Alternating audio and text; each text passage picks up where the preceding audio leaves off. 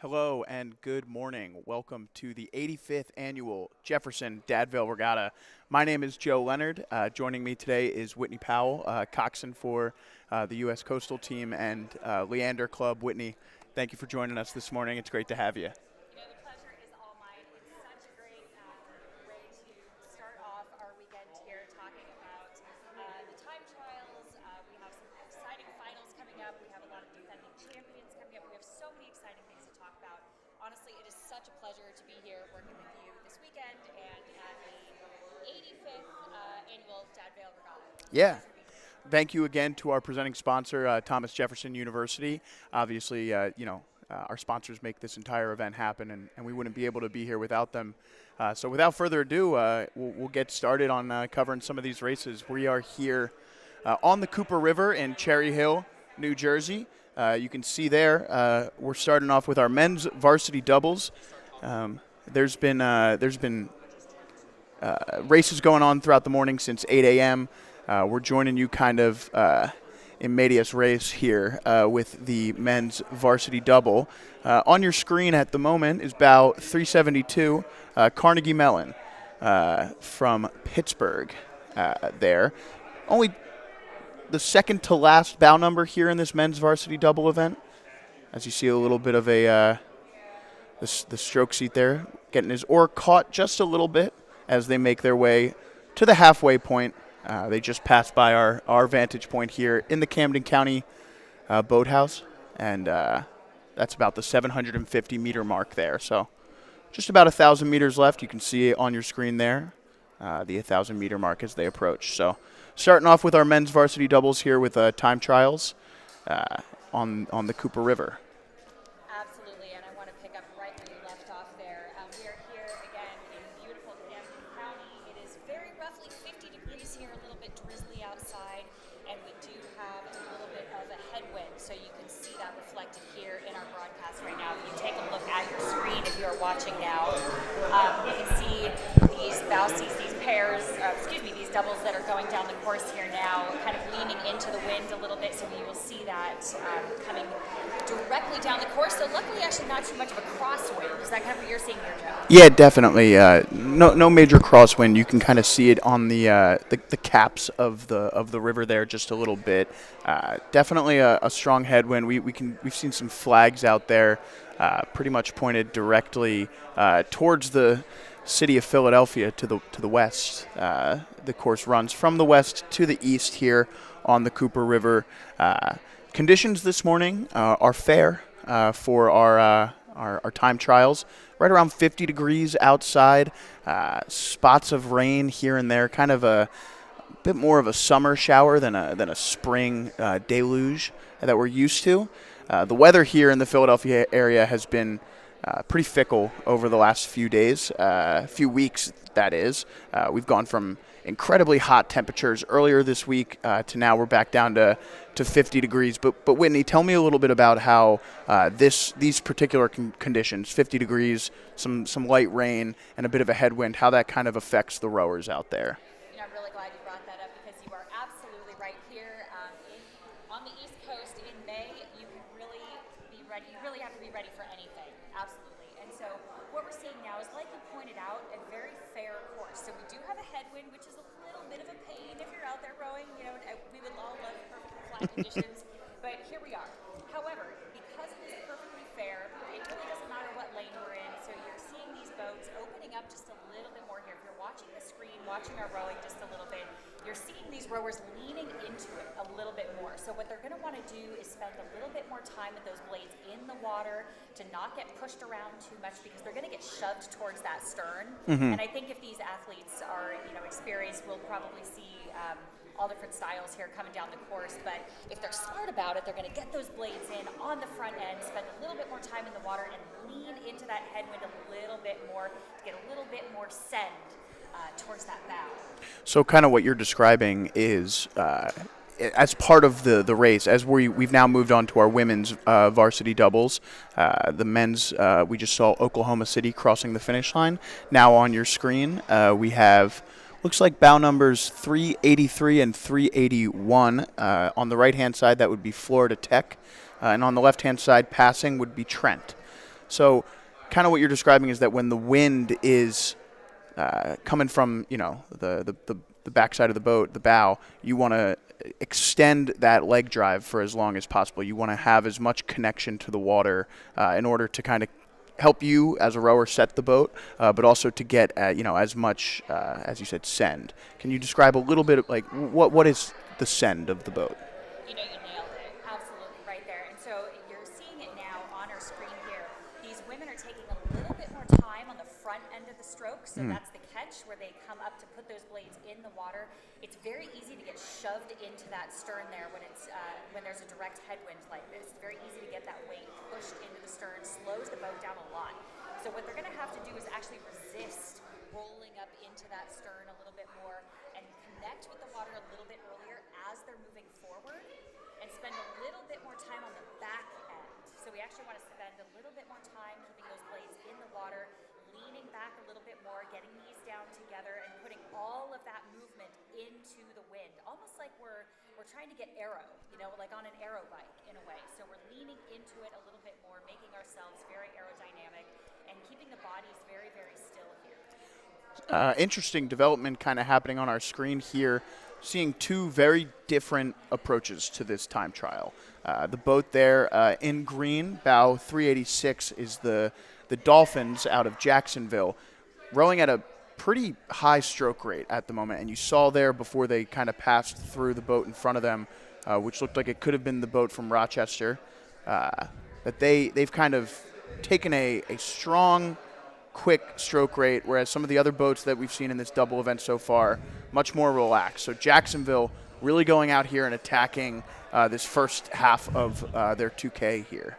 Now, I'm really glad you said that, because I have them clocked here at a 34. So when we're out here at a 34 doing a time trial, are we out here racing for lanes or conditions? Like, what would be an advantage of racing a little bit higher up, do you think, at a higher rate than a lower rate for a time trial on such a fair course? So it's interesting. As we look at it now, it does appear as though they have started to kind of settle back down. It may have just been the bow seat noticing that they were starting to overtake their opponent there and deciding to say, all right, we're just going to move past them and get through this. This specific race, the women's, this is the Varsity double event. They will be going, kind of give you an idea, the top 12 in this time trial will be going to the semifinals, and then the remainder will be going to final three. So it sounds like we have about 18 or so boats, somewhere around that number. So they definitely, at this point, are racing to make it to a semifinal. Obviously, lane assignment is important. You want to put the fastest race you can together in the time trial. But at the moment, there are certain boats that will not be able to make it to the semifinal and will advance direct to the third final tomorrow. And again, there you see that is, in fact, looks like 385, so it's Rochester, RIT there, making their way through the course. And that looks like our first bow number. That looks like MIT there crossing and finishing up their time trial here in the women's varsity double. And we're continuing to send these boats off at a decent clip. Looks like we've got bow number 390, Long Island, on our screen. Long Island.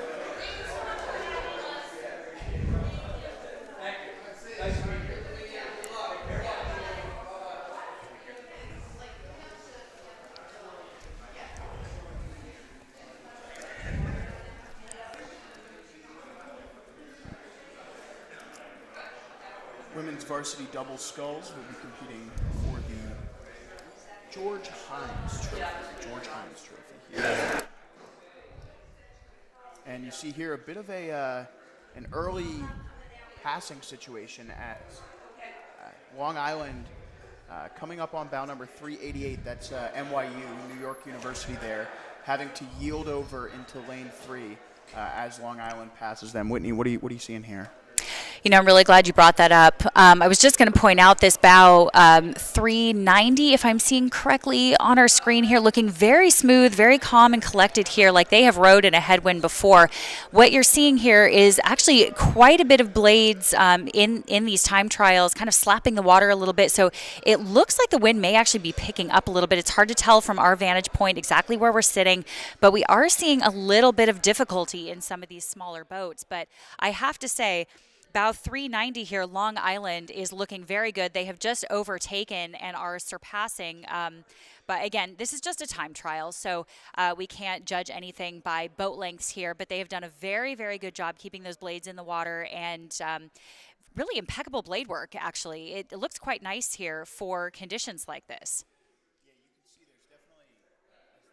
Down to the starboard side there's definitely some struggle happening here with the headwind. It's causing some issues. What you're seeing out of this Long Island crew is a boat that is kind of handling that adversity really well. So they might make a mistake for one stroke, but they're not allowing that to overcome them. And, in rowing, it's a lot like other sports where they say you have to, forget about the last stroke. Each stroke has to be considered with a strong, mental fortitude in order to put your best effort forward for each stroke. As another shot of our finishing line there, looked like one of our doubles took a nice sprint into the finish line there. So, Whitney, so for those that don't know at home, this race is a 2,000-meter race. Can you talk a little bit about the challenges of a 2,000-meter race, kind of what those advantages are as we see the boat from RIT here on our screen? Well, that is a great question here. Again, are you referring to specifically a time trial? Yeah. Let's talk about the time trials for right now. You're kind of out there on your own. Exactly. I think it's a very different mentality than doing 6 lanes across, and I would love to hear your opinion on this as a rower yourself.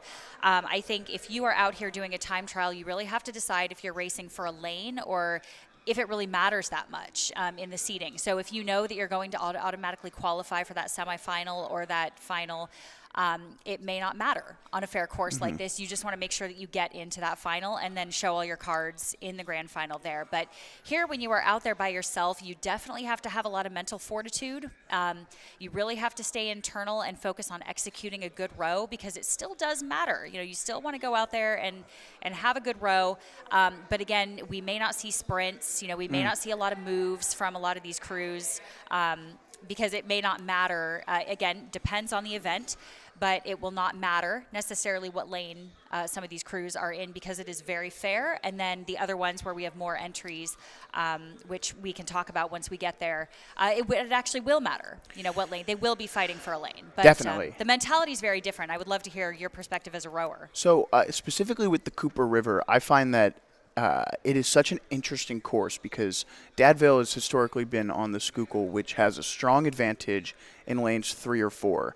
The Cooper is distinctly different, especially on a day like today, where a headwind can actually really disadvantage those lanes in lanes 3 and 4.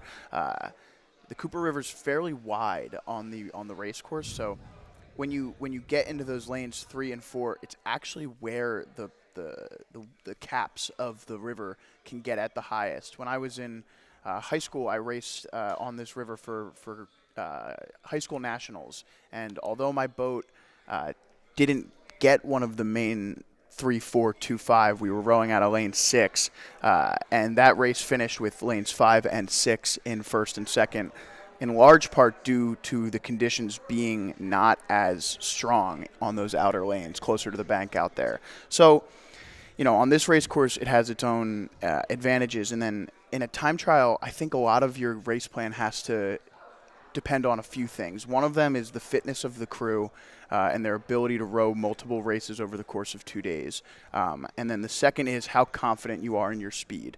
So if you're a crew that knows that, based on some of the results that you've seen across the season, that you're fast enough to place into that semifinal, specifically for this varsity double event, you might want to take it a little bit easier and not show all of your hands on the time trial. You don't want to take exactly all of your moves at once. But On the other hand, if you're confident in your boat's fitness level to be able to row multiple races over the course of a day at the same level, then I actually think it is to your benefit to row as fast as possible each time. But again, coaches have different perspectives on this. It's kind of what makes the multi-day race kind of interesting. It adds a level of gamesmanship that some of the crews can play. Exactly. And I think we will see it here again as the day starts to play out, and certainly much more tomorrow. We will see a lot of these athletes doubling up. Not sure about tripling up. We will see. But, some of these athletes could have 6 races, in a weekend. And so it's not always wise to, throw down your fastest sprint, of course, just for a time trial. So, right. That is what we are seeing here. Again, some of these crews will be trying to make it into a semifinal or a final just by their time. So it looks like for the next few races here, we will have teams that may actually be fighting for lanes. So we may actually be seeing a little bit more effort coming through in some of these time trials rather than just making it through, rowing at a 24, 26. For sure. So we will see maybe a little bit more pressure from some of these athletes. So next up on the course will be the men's second Varsity 4 race, which will be similarly to the double race that we just saw. Will be a top 12 going to the semifinals, with the remainder going to the final 3. So some of these boats will likely have a second race later today or early tomorrow. Others will just go to the afternoon tomorrow to the third final. So definitely some competition here as they go on. We should mention the seating today has been decided prior to the race by the organizing committee here at the Dad Vail Regatta. They've taken into account previous finishes throughout the year. Obviously, not all of these boats have seen each other, so there is some guesswork involved, which is why we will see, finishing times that don't necessarily reflect the bow numbers as they start the race. Absolutely. And you know what, watching the men's second Varsity 4s is always really fun. It's always fun to watch the second boats, I think, because it really speaks to the depth and the strength of a team, which is really, really interesting to see. So it's always fun, of course, to watch, the Varsity 8s, the Varsity 4s, and so on and so on. But when you start to look at the second boats is when you really start to see a lot of action where we never really know what's going to happen. And when it comes to novice, like some of the novice races, it should be very exciting. You never really know what these novices are going to pull out of a hat. But here we are looking at the second Varsity 4s right now. So again, these are typically athletes, 4 to 8 or, 8 to, I can't count today. Yeah. 8 to 12, but it's the second 8. So, you never really know what boat these teams are prioritizing. And you'll see some schools will prioritize the 4, others will prioritize their 8s, at least in the sweeping schools. So, another, to your point about depth, another thing to notice will be like, okay, we'll see Colgate here. Colgate's bow number 396. They've gotten things started here. We'll see Drexel. We'll see LaSalle as they begin to come down. How are they competing in the men's second Varsity 4, the men's second Varsity 8? And so on, the Varsity 4, the Varsity 8. So you'll see some schools will prioritize the 4. Their best 4 athletes will be in that 4. For other schools, it might be athletes 17 through 20 because their first and second 8 actually take, precedent over their 4s. So a lot of it comes down to team building, the depth of your organization in college, and, kind of how the coaches think it might make the most sense for their program to boat their crews. Exactly. And I love that you said that too, because in a lot of these 4s as well, more clubs can actually have better small boats because they can actually field that amount of athletes. So every club that you see here that will be in attendance this week may not have 8 strong enough athletes to go up against some of the bigger players that have much larger clubs, teams, programs. And the beauty of the Dad Vail Regatta here is the variety of programs that we see. And we see crews that are going to IRAs. We see crews that are going to ACRA. We see crews that are D1, 2, 3, club. We see across the board. And that's really the beauty of this race that makes it so exciting. It is kind of one of the main tenets of the Dad Vail Regatta is to make the sport a little bit more accessible, a little bit more inclusive.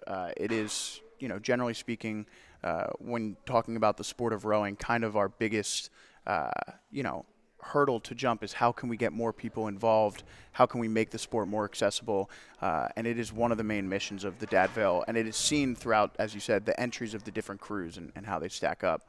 As on our screen, we're seeing the Drexel, the boys from Drexel there in the men's second varsity 4. Yeah, and Drexel really has been a formidable team. They've had quite a performance here historically at this race over many, many years, and I believe are the defending champions in many of these events. We'll be very excited to see them go up against other programs like LaSalle and some of these other local programs here, Marietta. I mean, so many. I could go on forever. I mean, yeah, it could go on forever. Drexel is the reigning champion in the Dr. Thomas Kerr Men's Point Trophy competition. They have won that award for the last 2 years, and they've won the overall trophy since 2013. They've won it every year outside of 2019 and 2023. So Drexel's women are here this year. So Drexel will be looking to claim the Bratton Galloway overall point trophy once again. So keep an eye on Drexel throughout our competition over the next 2 days. Absolutely, yeah, and that's really a testament to Coach Matt Weaver. He has built a very, very strong program down there. And then same just on the other side with the women as well. They won the Kerr Cup this year. They were first in the women's V8, so very formidable performances across the board here. But let's take a look at our screen again. Let's check in with some of these 4s again, still coming down the course with time trials. Who are we looking at now? Looks like Rutgers there, bow number 403. The Scarlet Knights from New Brunswick, New Jersey. Rutgers University, one of the oldest competitive schools in the Dad Vail Regatta. In fact, Rutgers is one of the original competitors when the race was first instituted in 1936 or 5, I believe. It was raced on the Schuylkill River, hosted by the University of Pennsylvania. It briefly left the Schuylkill and went to Marietta College for its second year, and then for a few years was only competed between Rutgers and Manhattan University on the Harlem River. Before 1939, the Dad Vail organizing committee was formed, and the race found its home here in the Philadelphia area. Obviously, for many years on the Schuylkill, the last 2 have been here in the Cooper River in Cherry Hill, New Jersey. Now, you are a Philly guy. Let's Yes. talk about the elephant in the room here. Sure. Coming from the Schuylkill to the Cooper River, what is the main difference in the shape of this course? You know, that's interesting. So the Schuylkill is notorious for the 2,000-meter course having a big dogleg turn right at the start. The Cooper is, and, you know, another one of the kind of interesting parts about the Schuylkill is the current of the river does give a strong advantage to the middle lanes. As on our screen at the moment, we have what looks to be the Pitt Panthers on our screen. So the Schuylkill has certain kind of quirks about it, intricacies that make it a really fun course, but maybe not necessarily the most fair and or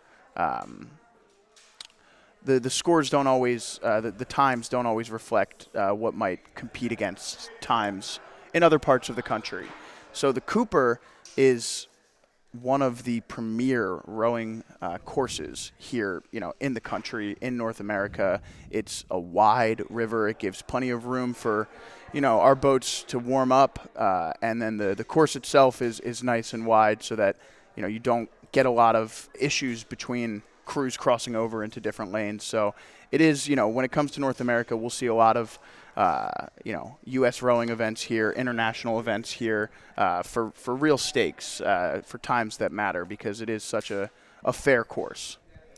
Exactly. And speaking of fair, I think, you know, tell me if I'm wrong here, but I'm seeing the wind pick up just a little bit here. I'm starting to see a little bit of caps here. And even in these bigger boats now, we're past the doubles into these 4s, and they're still starting to struggle just a little bit coming down this course here. You can see these coxswains all bundled up in the bow there, and we'll talk about that in just a minute.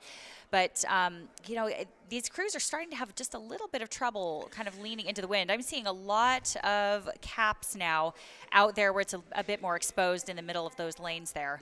And this kind of gives us, as we see the boat from Stockton University crossing through, for those who might have an eye for rowing technique, you're kind of seeing how this headwind is affecting these specific rowers here. Just trying to keep their hands up at the catch. It's not always as easy as your blade starts to kind of get taken up by that wind. You can see a bit of skying at the catch point, which can cause shake in the boat. You can see them drop to either side. So looks like they're starting to get things a little bit under control here, but for those at home who may not know, as you can see there, two-seat there, struggling to get his blade in at the catch a little bit. Rowing technique is really the end-all be-all of this sport at the end of the day. Your technique informs pretty much every other part of the sport, and making sure that you can row the same stroke over and over again over 2,000 meters is really kind of the at the end of the day what this sport is. Exactly. A lot can go on in the boat, but as long as you're getting your blades in and out of the water together, leaning out together just a little bit, like we're seeing these crews trying to do here into this headwind, you are absolutely right about that. And what we're seeing here, too, for those of you at home, is a coxswain stuffed in the bow there. A lot of these coxswains are actually sitting up right now. I don't know if you've noticed this, into the wind, which tells me one thing, that it's actually getting a little bit hard to see out there down in the cockpit. So as a coxswain, I can certainly relate to being in these boats, again, stuffed in the bow, when you have such a small field of view. And so when you're stuffed in the bow and you can't really see over the horizon very much and it's really windy, sometimes it's even hard to see the buoys of the lanes. So you see a lot of these coxswains right now, maybe they're getting splashed in the face here. They are going directly into the headwind, so my guess is they're getting a lot of wind, a lot of splash. Also, we'll see a little bit of backsplash, I think depends on the crew here, but So these coxswains doing a pretty good job steering straight down the course here for this for these kinds of conditions. So on our screen, this is the Milwaukee School of Engineering. On our screen, bow number 409 from Milwaukee. As we see another, the crew from Rutgers there finishing up. Looked like they had gotten a little hot on the heels of Fordham in front of them there. So we'll check in on some of those times. As a reminder to anyone watching at home, if you have a relative or if you're just interested to see how these time trials are shaking out, you can go to dadvail.org or download the app on your phone to get real-time results. I'm refreshing it right here, and it is very quickly populating real-time results. So please, go to dadvail.org or download the app to get real-time results. We'll try our best throughout the day to talk about those results, but for your own personal consumption, dadvail.org is the place to go. Absolutely. And again, this will be Milwaukee School of Engineering, the Raiders. This will be their final race of the year. So, you know what? We actually may have a correction, and my apologies for that. Looking all the way across the water here, we are actually short some cameras here today because of the weather. So our apologies if we do make a few corrections here, trying to see these bow numbers from all the way across the water. I believe we are actually looking at Wisconsin now. So yeah, the women's second varsity fours have gotten their way on. As the time trials go on today, the starters are just going to be sending boats off as they get there. It's kind of the nature of a time trial is once your bow number's there, the starters are going to send you off. And they're not really going to worry too much about start times. That will kind of sort itself out as the day goes on, boats getting up to the start line on time. But generally speaking, with a time trial, you want to just kind of send boats off as quickly as you can, as looks like we've got Drexel here now in this women's second varsity four. So for this event here, the women's second varsity four with Coxswain, this will be similarly to the last few races, top 12 to the semifinals, and then the remainder to the third final tomorrow.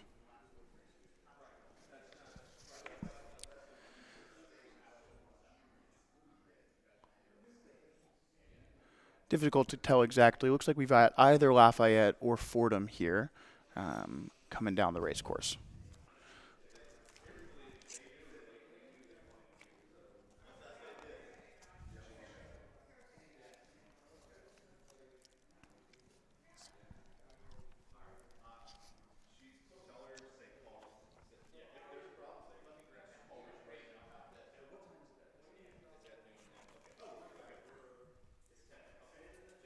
It is the girls from Lafayette there coming down the race course now. This looks to be about the 750-meter mark. So, Whitney, tell me a little bit. You mentioned briefly the bow-loaded coxswains here in these fours. Can you tell me a little bit about the advantages, the disadvantages of sitting in that bow in one of these fours as a coxswain? That's a great question, and a lot of it depends on the weather and how your crew is rowing. So if you have a boat that's really offset, or if you have weather kind of like this, I'm not going to lie, these poor coxswains sitting up there are going to get a little bit of splash. But you know what? That's just part of the sport, isn't it? We are in a water sport. So when you are down there, again, in the bow, you are tucked very, very tightly into that bow. You have a very, very small field of vision, field of view. So again, when you are 6 lanes across, you have to be really careful. We'll talk about this again tomorrow. We have so many races to go that are 6 lanes across, but right now, you really have to make sure that you can actually use your other senses as a coxswain. It's really, really important not just to use your eyes, but to listen and to feel to what's going on behind you, because you can't see everything. So when you're down a little bit lower into that bow, you're getting a lot of splash from the front, you're getting backsplash from your rowers, but again, it's really important to feel what's going on so you can actually make those calls. I think it actually makes you a better coxswain if you can actually sit down there and use some other senses. But disadvantages, you get wet sometimes. Women's second varsity 4 on the race course now. We'll take a brief message from our sponsors and be right back.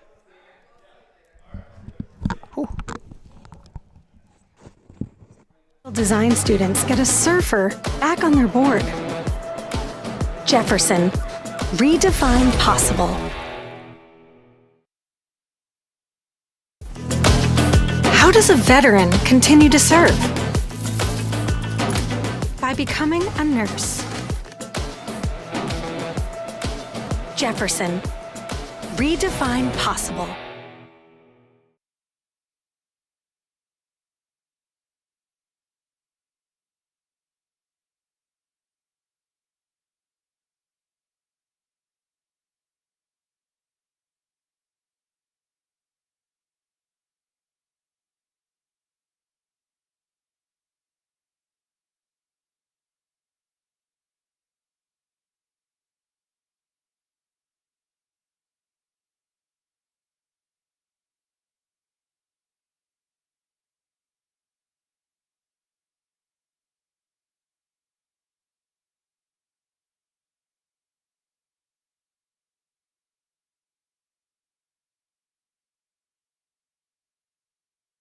And being bow loaded, one of the things that, as I'm primarily a 8 rower myself, one of the advantages that I always found with the coxswain sitting in the stern of the boat was that they had a pretty good idea of how the blade work of the boat was looking. The coxswain in these boats can't really turn around and see, so they're kind of flying blind a little bit in a lot of ways. What do you think about that? Well, you absolutely said it. And as we said before, the more time that you spend in the bow like this, the more you can kind of start to feel what's going on without actually seeing it. So are we going to be able to call impeccable blade work? Not necessarily, but we're going to be able to feel if somebody's a little bit early, if somebody's a little bit late. So if you are having a boat like, that's a little bit offset, we're going to be able to feel that and kind of be able to make those corrections. But it does kind of take some time in the boat to be able to feel that. Again, sitting in the stern, looking at an 8, back in the day, looking at a 4. So we don't see stern loaded 4s all the time anymore. We used to, but now we primarily see bow loader 4s because they are much lighter. So it's a much lighter shell. Feels a little bit more like a straight 4 for the athletes. Obviously, the stroke seat doesn't have to stare a coxswain in the face for the entire race, which could be an advantage or a disadvantage. It depends on how you feel about your coxswain. Exactly. So that yellow boat that we saw, that was the LaSalle Explorers heading down. Looks, I can't exactly tell the bow number here, but it certainly looks like the Georgetown Hoyas on the screen. That would be bow number 425. And again, these time trials today, a lot of feeling out going to be done by some of these crews. They're going to try and go out there, race a solid 2,000 meters for themselves. Some of them might be trying to row a little bit faster than others if they're worried about not making the semifinal. But for the most part, a lot of these boats, as we see Wisconsin crossing there, followed very quickly there by a boat from Georgetown. So multiple Georgetown crews here. We saw Wisconsin a little bit earlier in this race. Didn't seem like anyone was that close to them, so I wonder if Georgetown was able to make up some time from the start there. Well, and these are both IRA crews as well that have very formidable, very strong lightweight programs as well. So not only do we get to see a lot of heavyweights rowing, but we get to see some very, very strong lightweights with a lot of legacy, a lot of history showing up at a race like this right before they head off to IRAs in a few weeks, which is going to be very exciting for a lot of these programs who have had very strong seasons. So I know on the lightweight side, Georgetown and Wisconsin have been able to race quite a few times and have had some very, very strong races against not only lightweights but heavyweights as well. Wow. So that's why I love throwing lightweights into the mix and some of these smaller boats like the 4s and the 8s because you never know what a lightweight boat is going to do against a heavyweight boat. They have so much grit. So I'm hoping that we will see a lot of that from Georgetown and Wisconsin on both sides this weekend. So yeah. Very exciting there. Very formidable crews, Wisconsin and Georgetown. It's great to have them here at the Dad Vail Regatta. Keep an eye out on those women's teams, not just in those events, but, we'll see them. Looks like we're going to have some Georgetown boats throughout the day in a lot of events. So keep an eye on them and how they're finishing as we, try and throughout the day keep an eye on the overall points trophies.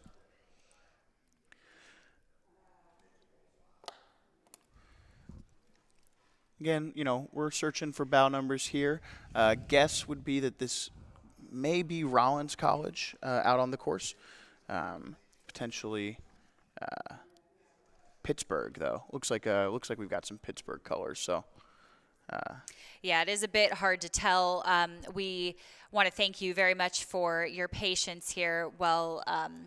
We manage the weather with our cameras and our viewing, so thank you very much again for bearing with us here as we try to see who is rowing all the way across there. It looks like we are approaching 750 there in that beautiful yellow boat. Again, like you said, Pittsburgh colors. We can only guess. I actually don't see their bow number at all here. I don't know if it's...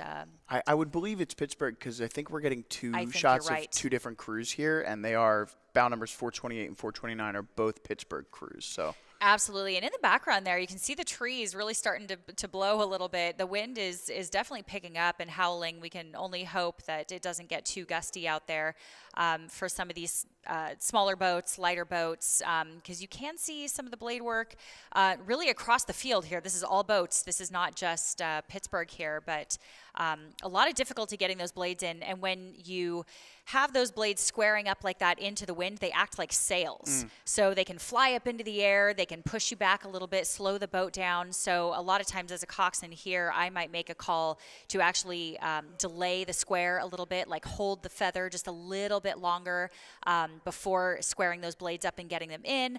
But again, we see all different strategies here from these different coxswains. Yeah, one of the things that, was a big challenge for me personally going from a high school crew to a college crew was that in high school, we had a strong emphasis on getting our hands out of the finish really quickly, which can help in a headwind like this. Coming from, this area, Philadelphia, you're dealing with a lot of wind a lot of the time, and with less experienced crews, getting those hands out quick can help get the boat set for that recovery pretty early on. A lot of college crews you'll see will delay that kind of release from the finish, getting the hands out over the knees a little bit longer. But in a headwind like this, it might help to kind of speed up that release out of the finish here to try and avoid some of that. You can see the oars there kind of bouncing on the water.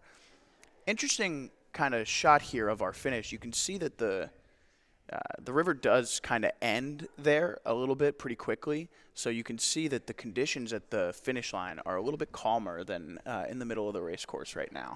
I'm really glad you pointed that out. I was seeing the same thing. And, I want to circle back just a little bit to what you were talking about with getting the hands out of bow quickly, too. I think that was a really good point to bring up.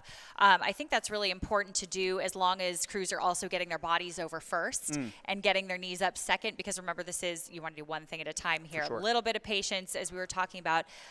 When those blades act like sails, they can shove you into the stern and slow the boat down. And what we don't want to do is put that boat at a dead stop every time we come up to the catch. So in order to kind of keep the finesse, we want to draw the boat underneath us by getting the body over first, then letting the knees come up together. But I think you're absolutely right. You made a good call there, getting the hands out of bow so we're not sitting there sinking that bow, plunging it into those white caps. Kind of to circle back even further to one of the things that you were saying, we'll get to this right after break, but I want to kind of talk a little bit further about the advantages of the wind when it comes to lightweight and heavyweight rowing. But for the moment, we'll take a quick break.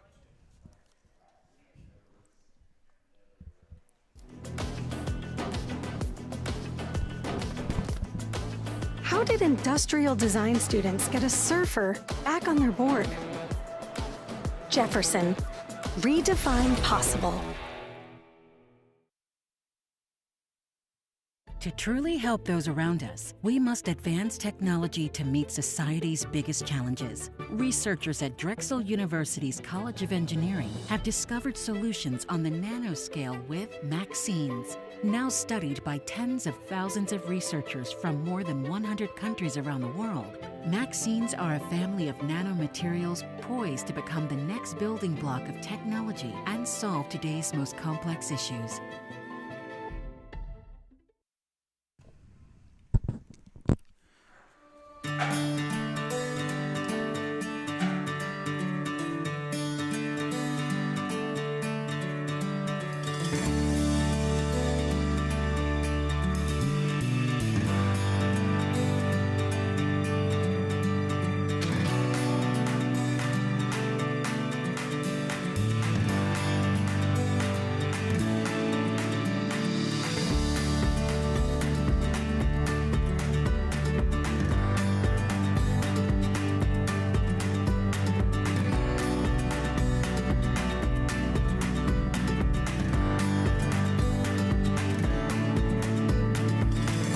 Where there's a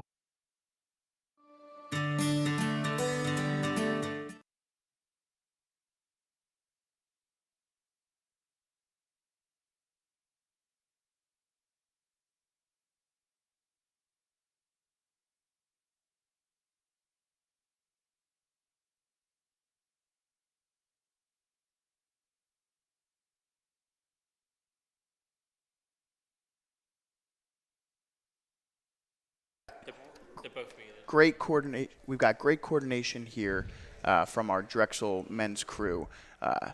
Everyone but four-seat there, what are you doing? They've all got bucket hats but one guy. It's things like that just, got to get it together, boys.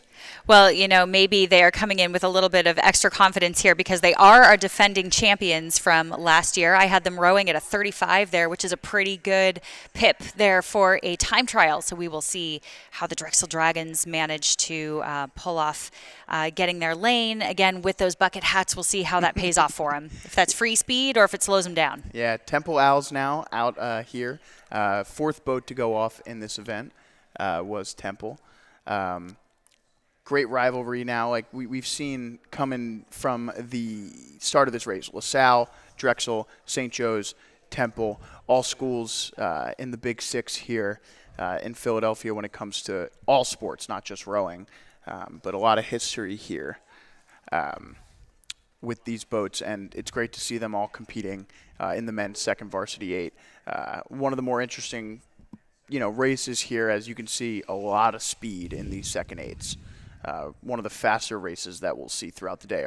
Any men's 8 event will be one of the faster races, but the second varsity 8's looking really strong to start. Well, and I think that's what we're seeing here. Temple is such a strong program with such an incredible, I mean, where would you even begin with the history of Temple here? Local team, they are obviously used to these kinds of conditions, but I have to say, looking at this now, this does not look like a second varsity 8, and I think that speaks volumes about the depth of their team and what we could potentially see in the first varsity 8, because Temple has been a formidable force for a very long time in that beautiful yellow M-Pocker there all the way across the water, but impeccable blade work there, especially into the wind here, so I will look forward to seeing them crossing the finish line, and then look forward to I guess it's a little preview for their varsity 8, so I'm excited to see what will come down the course next. Yeah, the Dolphins out of Jacksonville now coming down the race course. In the men's second varsity 8. Looked like we just saw a women's second varsity 4 finishing up, so looks like that race is starting to reach the finish line, and there you see one of the Pittsburgh crews now crossing the line. Again, go to dadvail.org to see all the results in that race. For this men's second varsity 8, interesting, a little bit different here because there's only looks like 11 or 12 boats in this race. All boats will be going to the semifinal. So this, as you said, Whitney, earlier, the difference between a time trial for making it to the semifinal versus lane assignment. This is going to be lane assignment here for these men's second varsity 8s. Exactly. For a lot of these crews, too, it will be, dare I say, a bit of a river cruise here. I don't want to say that they're not going to try, but you will probably not see any major moves here. They're going to get down the course, executing a good row, and seeing what lane they can possibly get here. Jacksonville, as we've seen, has a lot of points, trophies, a lot of history at this race, pretty big team. And again, this is just a tiny preview. We are probably seeing nothing that we are actually going to see in the grand final, except just a little bit of preview of how they're rowing, which actually looks quite good here. And who are they overtaking here? Let's try to see so if it looks like we've got Marietta 439 there with the white shirts, and it looks like they're overtaking Rutgers, and they're outstroking the Scarlet Knights at this point. That might have just changed. Looks like Rutgers is going to try and take a bit of a 10 here to try and hold off Marietta, but Marietta moving through Rutgers at a pretty good speed here. Marietta College, I would want to shout out is that their coach, Greg Meir, the winner of the Matt Ledwith Award here at the Dad Vail Regatta in 2024. The Matt Ledwith Award is presented annually to a Dad Vail coach who has distinguished a record of accomplishment, who has a distinguished record of accomplishment, and who personifies character traits worthy of emulation in a quest to encourage student athletes to uphold the highest traditions and practices. So congratulations to Marietta College and to Greg Meir for that achievement. Yeah, that was a really good point that you made a little bit earlier, too, about them trying to overtake Marietta, which is, I think, takes a little bit of maturity here to actually hold back on that because this is a time trial. There's no need to do that, but it's very tempting when you are two lanes next to each other, almost in a dual fashion, coming down the course. But again, it is, when you get next to a boat in a race like this where you're not necessarily supposed to be next to anybody, that adrenaline, that competitive nature kind of takes over. And you're right, it takes experience, and it takes, in a lot of ways, a calm coxswain to help the rowers navigate that. Because when you're rowing, you kind of go into autopilot in a lot of ways. Your mind is like one-track minded with the goal that you need to accomplish, and it can take a really good coxswain to help organize the boat's energy in a way. Exactly. That's so true. And I think a lot of maturity in the crew, too. When you see these novice crews, they're going to be a little bit more excited about racing somebody next to them, almost as a pride thing, just a little bit of pride as we, squeeze into whatever lane they're going to end up with. Again, they're populating very quickly as these time trials are finishing up, so we'll keep an eye on that. Yeah, we just saw a quick finish there between St. Joe's and Temple. Looked like Temple had kind of nipped at the heels of St. Joe's there towards the end of that time trial. Meanwhile, 4:44, that's Fairfield, the final boat in this men's second varsity 8 time trial. Well underway here, approaching what appears to be the 750, or potentially still the first 500. Yeah, again, we do want to thank you guys for being very patient here. We have a few of our cameras out of commission because of the weather and the wind, but hopefully tomorrow we will have beautiful weather. I think we're supposed to have sunshine and a little bit less wind and less rain. So for the finals, that's when it really matters, right? Yeah. So here's Drexel making their way through this course. Interesting to see. I wonder if Drexel didn't get leapfrogged by a few bound numbers, as we've already seen St. Joe's and Temple finish. Drexel with the 4:34, potentially finishing up a little bit after, as Jacksonville now crosses. So it'll be interesting. I wonder if anything happened with that Drexel boat, or if they just got a later start than normal. Yeah, it's very hard for us to say here. They could have started a bit later. And I believe I figured it out. That is the men's third Varsity 8 from Drexel there, the first boat to go off in that third Varsity 8 event. So that would be bow number 448. Yes.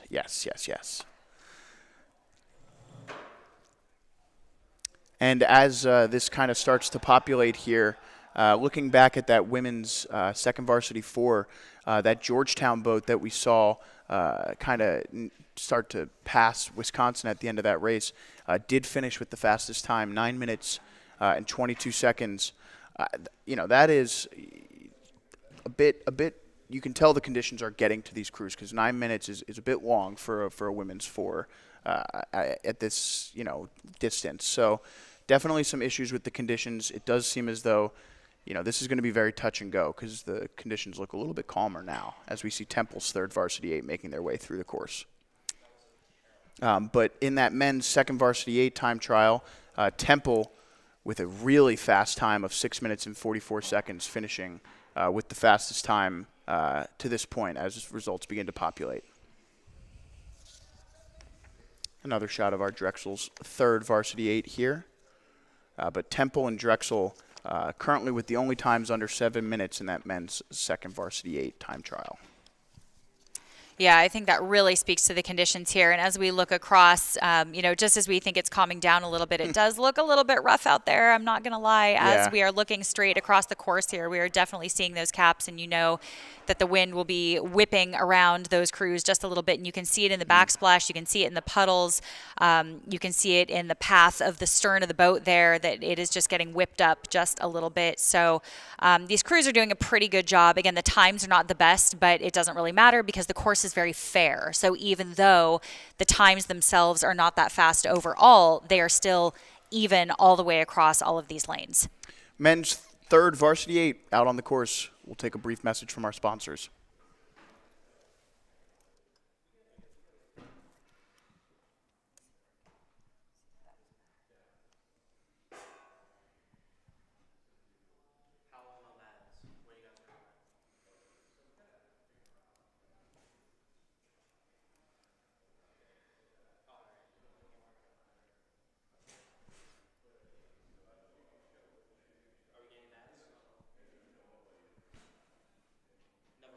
All right, no ads. Working through some things here, folks, as we see the men's third Varsity 8 from Rutgers making their way down the course now. One of the interesting things that we can talk about here in these 8 boats, they're the largest boats that we'll see here today. And folks at home who are not familiar with the sport, may not know much about boat composition. But in an 8, you can actually get a wide variety of athletes, and the different seats can signify different types of athletes. Whitney, do you have any perspective on the different types of athletes it takes to row all 8 seats in an 8? Well, that is a huge question. Sure. Of course, I absolutely do. We could talk about this again for ages, but very, very basically, the coxswain is going to be facing the stroke seat, and that is the person that is basically in communication constantly with the coxswain. So they're the translator between the coxswain and the rest of the crew, and you want to make sure that you have a very good relationship with that stroke seat. who is going to be able to translate your instruction, again, to the rest of the crew, and is also somebody who's very consistent, who's very level-headed, and also has a little bit of an X factor, a little bit of a competitive edge, because you want that stroke seat to sometimes be able to kind of look over and say, like, you know what, I need to take the rate up just a little bit. So again, that's where it comes, that's where the trust comes in between a coxswain and a stroke seat. It's a very special relationship that gets passed back to the rest of the crew. So the rest of the crew really has to have a lot of trust in that stroke seat, and that coxswain and stroke seat are going to be working together to execute the best race possible. So following the stroke seat here, we have the 7 seat, which is the translator on the other side. So again, depends on if you are a port or starboard stroked 8. We'll talk about that in just a moment, but the 7 seat will be translating the other side. So they better be a darn good follower for that stroke seat, and also kind of hear what that coxswain has to say and listen, but also be a good follower. Yeah, we'll continue with kind of a breakdown of the different types of 8s as we currently see the women's second varsity 8s, the girls from Fordham making their way down the course. We'll take a brief message from our sponsors.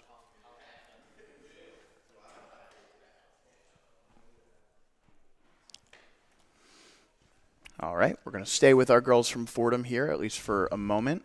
So as you talked about, the stern pair, the 8 seat and the 7 seat, the two sitting at the front of this boat, kind of, leaders in a way on the team. You need certain personalities that are strong enough, but also highly technical rowers in order for the boat to, set a good pace, but also to set an example for the rowers behind them on timing.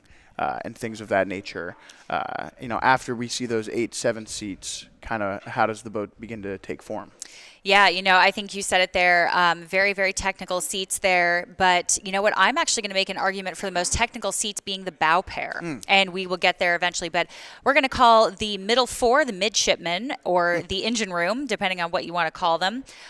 Seats 3, 4, 5, and 6 there. In the middle are typically, again, not always, some of the larger athletes. So we put the larger athletes in the middle there that have a lot of strength and can just be really good followers. So they can just do the same thing, a lot of deadlifts over and over and over and over again, all the way down a 2K course. And then sitting right behind them is going to be the bow pair. That is seats 1 and 2. And I'm going to make an argument for them being the most technical, because they oftentimes feel like they're left behind. So all the way in the back there, they have to make sure that they're not actually rushing the rest of the crew. They have to have a lot of patience and intuition with the speed of the boat and not getting pulled into that stern with the rest of the weight that's being thrown into the stern there. So they have to actually resist a little bit coming up to that catch position to get their blade in the water and be able to set the boat pretty well, actually, from the back. So it's very, very important that they have very, very good blade work. They're very sharp, they're very patient, and they're very intuitive with the rest of the crew. So I actually give a lot of credit to that front wheel drive in the bow pair. Yeah, so it's fascinating, really, like in an 8. And this takes form in other smaller boats as well on a lesser degree, but the 8s are really kind of the pinnacle in a certain way of the sport, in the sense, and that's not to take anything away from the other events, but in terms of the team aspect of the sport of rowing, the 8 is really kind of the ultimate endeavor, because it is so difficult in a lot of ways to row an 8, but when you do it correctly, it is incredibly fun. And can really, you can go pretty fast. Exactly. And it's really interesting that you say that, because in a lot of ways that's a very American view of us. So in a lot of the rest of the world, it's actually the smaller sculling boats that they use to develop these athletes, and they actually prioritize a lot of the sculling in smaller boats. And it is often said too that if you can scull a boat, if you can row a single, if you can row a double, you can probably move an 8. Yeah, I mean, it makes a lot of sense. Interesting though, because in a lot of American high schools and youth clubs, they teach you how to sweep first. It's not, that's not for every school, but they teach you how to sweep first, and there are differences in the stroke. People may not notice. Obviously, one of the main differences is the 1 oar versus 2 oars, but you can kind of see here as we watch the men's varsity 4, it looks like. We've got our men's varsity 4 out onto the race course now, the men from Drexel coming down the race course. one of the interesting things about sweeping is that outside shoulder. So you have port and starboard. Let's take a look at our bow rower. He's rowing port at the moment. His outside shoulder kind of dips over and leans over a little bit to get a full extension. For a sculling athlete, you kind of want your chest to be leading you up into the catch rather than your outside shoulder. So it is a bit of a different stroke. And also, a lot of rowers who are taught how to sweep initially are one-sided. We call them crooked. Yes. And you can see it from behind, too. You can always tell what side somebody rows, right? Yes. I mean, it is kind of comical in the sense that, that left shoulder for a port rower is just going to have a much larger lateral lat muscle, much larger trap muscle, and can create a bit of a lopsided person. Right, exactly. And I think that's why a lot of the rest of the world really starts in these smaller boats too. So you row a little bit more evenly. You come up straight. You've got 2 oars, 1 in each hand, and that is sculling. But here we are looking at sweep rowing out on the Cooper River again, just above 50 degrees here. So pretty good conditions, pretty good temperature for racing actually. But that wind is a little bit pesky. And again, I'm hoping that starts to die down a little bit cleaner at the finish. I also want to point out, too, that we have a men's Varsity 4 with Coxswain. Now, we also have straight 4s. So in case you have not seen, there are, I know you have, I'm not speaking to you, of course, but there are straight 4s, too, without a Coxswain. So can you tell me as an athlete, what do you think the difference is rowing in a straight 4 versus with a Coxswain? So initially, generally, the main difference is weight, right? The weight of the boat. Having a person like a coxswain, who are generally smaller people, they don't weigh too much, but it does add a bit of an extra challenge to the rowers to carry the weight of another person. So in a straight 4, you have the advantage of kind of rowing a little lighter, being able to slam down a little bit harder, as it looks as though we've got the Milwaukee School of Engineering out on our camera at the moment, bow 471. The other difficulty, so that's kind of the advantage of rowing a straight 4.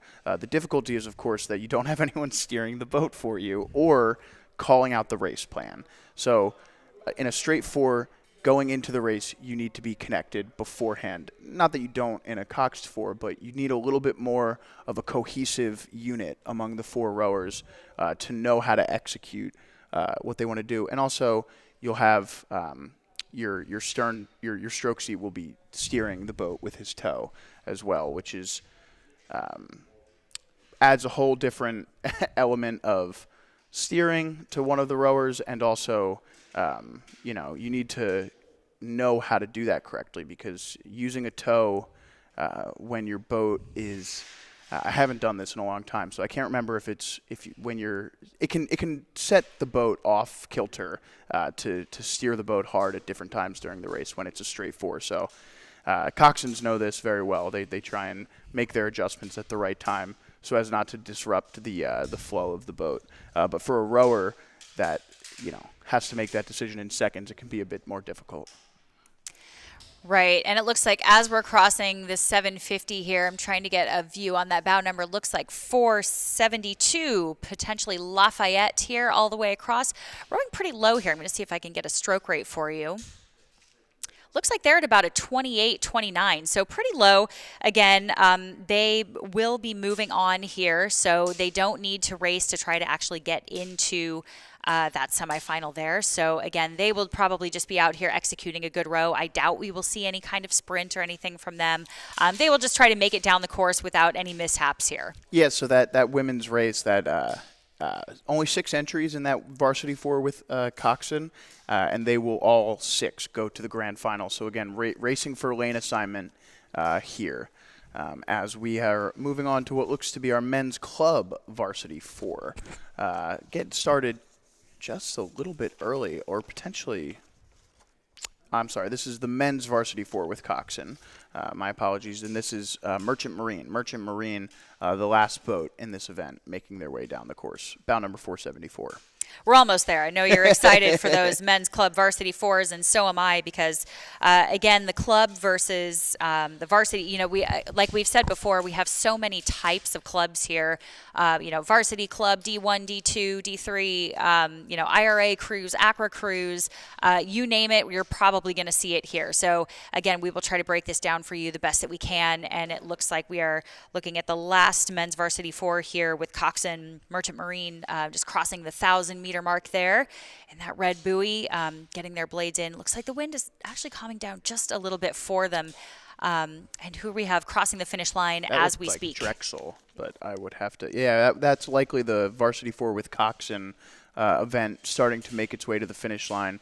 Really strong finish there from Drexel. Looked like they had a lot of speed through the finish line. So nice race from their varsity four. Again, Drexel, a team that we'll probably be shouting out through most of the next few days, as they are entered in a lot of events and are also one of the mainstays here at the Dad Vail Regatta. But again, the men's club varsity four now looking to make its way down the race course. Looks like we've got some Florida Gators out there. Florida Gators and some the Texas Longhorns. Hard to miss that orange, isn't it? Yes. Obviously, these two teams very famous for their success in other sports. Great to have them here racing in the club events at the Dad Vail Regatta. Absolutely. You always know when those Longhorns are in town because you've got those hands up in the air. They have a very, very passionate fan base. Yes, you know, it's caused some controversy in other sports over the last few years as they've gotten some hand signals banned at certain events. We won't say that here on this broadcast, but, you know.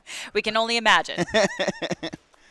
But here it looks like we have the Gators coming across our screen right now. Is that right? Is that what you're seeing here? Yeah, Check out this definitely bow the number Florida here. Gators. You can see that logo on their back there, and obviously the colors. It is bow 479. Again, we want to kind of emphasize here that with the time trials, although Florida is out in front of Texas, and Texas had a faster bow number, we didn't see the start, so we don't have a good idea exactly of how these boats are shaping up in terms of their time. And it looks like we've got some drone coverage now as the rain has started to ease up. Try and figure out exactly which boat this is, but here's a really cinematic shot of the sport of rowing as you know, as it comes down to, I believe this is the Texas Longhorns here. But absolutely. And look, I mean, this is a beautiful shot here. We're looking at these pedals being pushed all the way past their stern. So they are actually getting quite a bit of run here. It looks like their hands are coming out of the bow together, knees coming up together. So actually, this is a really nice shot. They look really, they're rowing quite well here. This is really nice. And again, I'm always looking at these other coxswains and how they're steering, judging very kindly, of course, myself as a coxswain who has to thread a needle down a lane like this. So this coxswain is doing a really phenomenal job keeping his crew right down the center of that lane. So very well done here. And it looks like we're looking at the boys from West Point here. Boys from West Point here. This is bow 480. Yeah, so Army making their way down the race course now.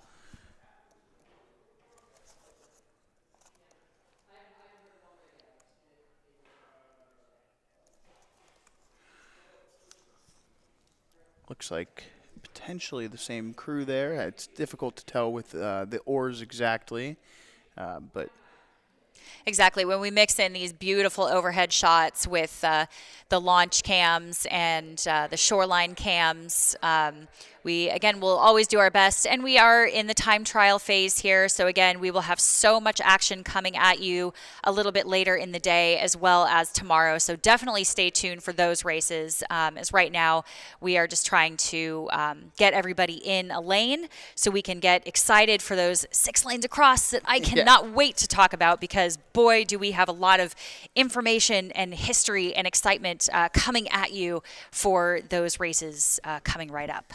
Yes, speaking a little bit about the history of this race, we'll talk a little bit about who was Dad Vail. So Harry Emerson Vail was a former rower and assistant coach at Harvard before he was hired at Wisconsin. And this is where things kind of start to get interesting, he was a larger-than-life figure for a lot of Wisconsin rowers. And in the late 1920s, late 1910s, there was actually some debate among health officials as to whether or not rowing was healthy. And Wisconsin, the university, actually banned the sport because they thought that the enlarged heart that rowers naturally gained from the sport was dangerous for their health. So for years, the sport was not actually part of the Wisconsin athletic program, but Dad Vail kept the sport alive in Wisconsin. And of course, modern medicine now tells us that the enlarged heart that rowing causes is not a health problem, and is in fact, many rowers live a longer lifespan than non-athletes. So. Exactly. And in addition to that, he also really embodied, I think, what the purpose of this race was. He built this program out of nothing. He had very limited resources, less than adequate workout space, no indoor rowing tanks, which, as you know, can be very difficult for some of these programs in the winter. You would know this better than I. I am from Southern California, so we row year round. Not to brag, but when you nice. Don't have it is. Yeah. It is. Yes, exactly. He built this program basically out of nothing and wanted to provide an opportunity for programs like his to be able to keep racing despite not having a lot of resources. Just because you're not going to one of the top tier championships doesn't mean that you can't race at all.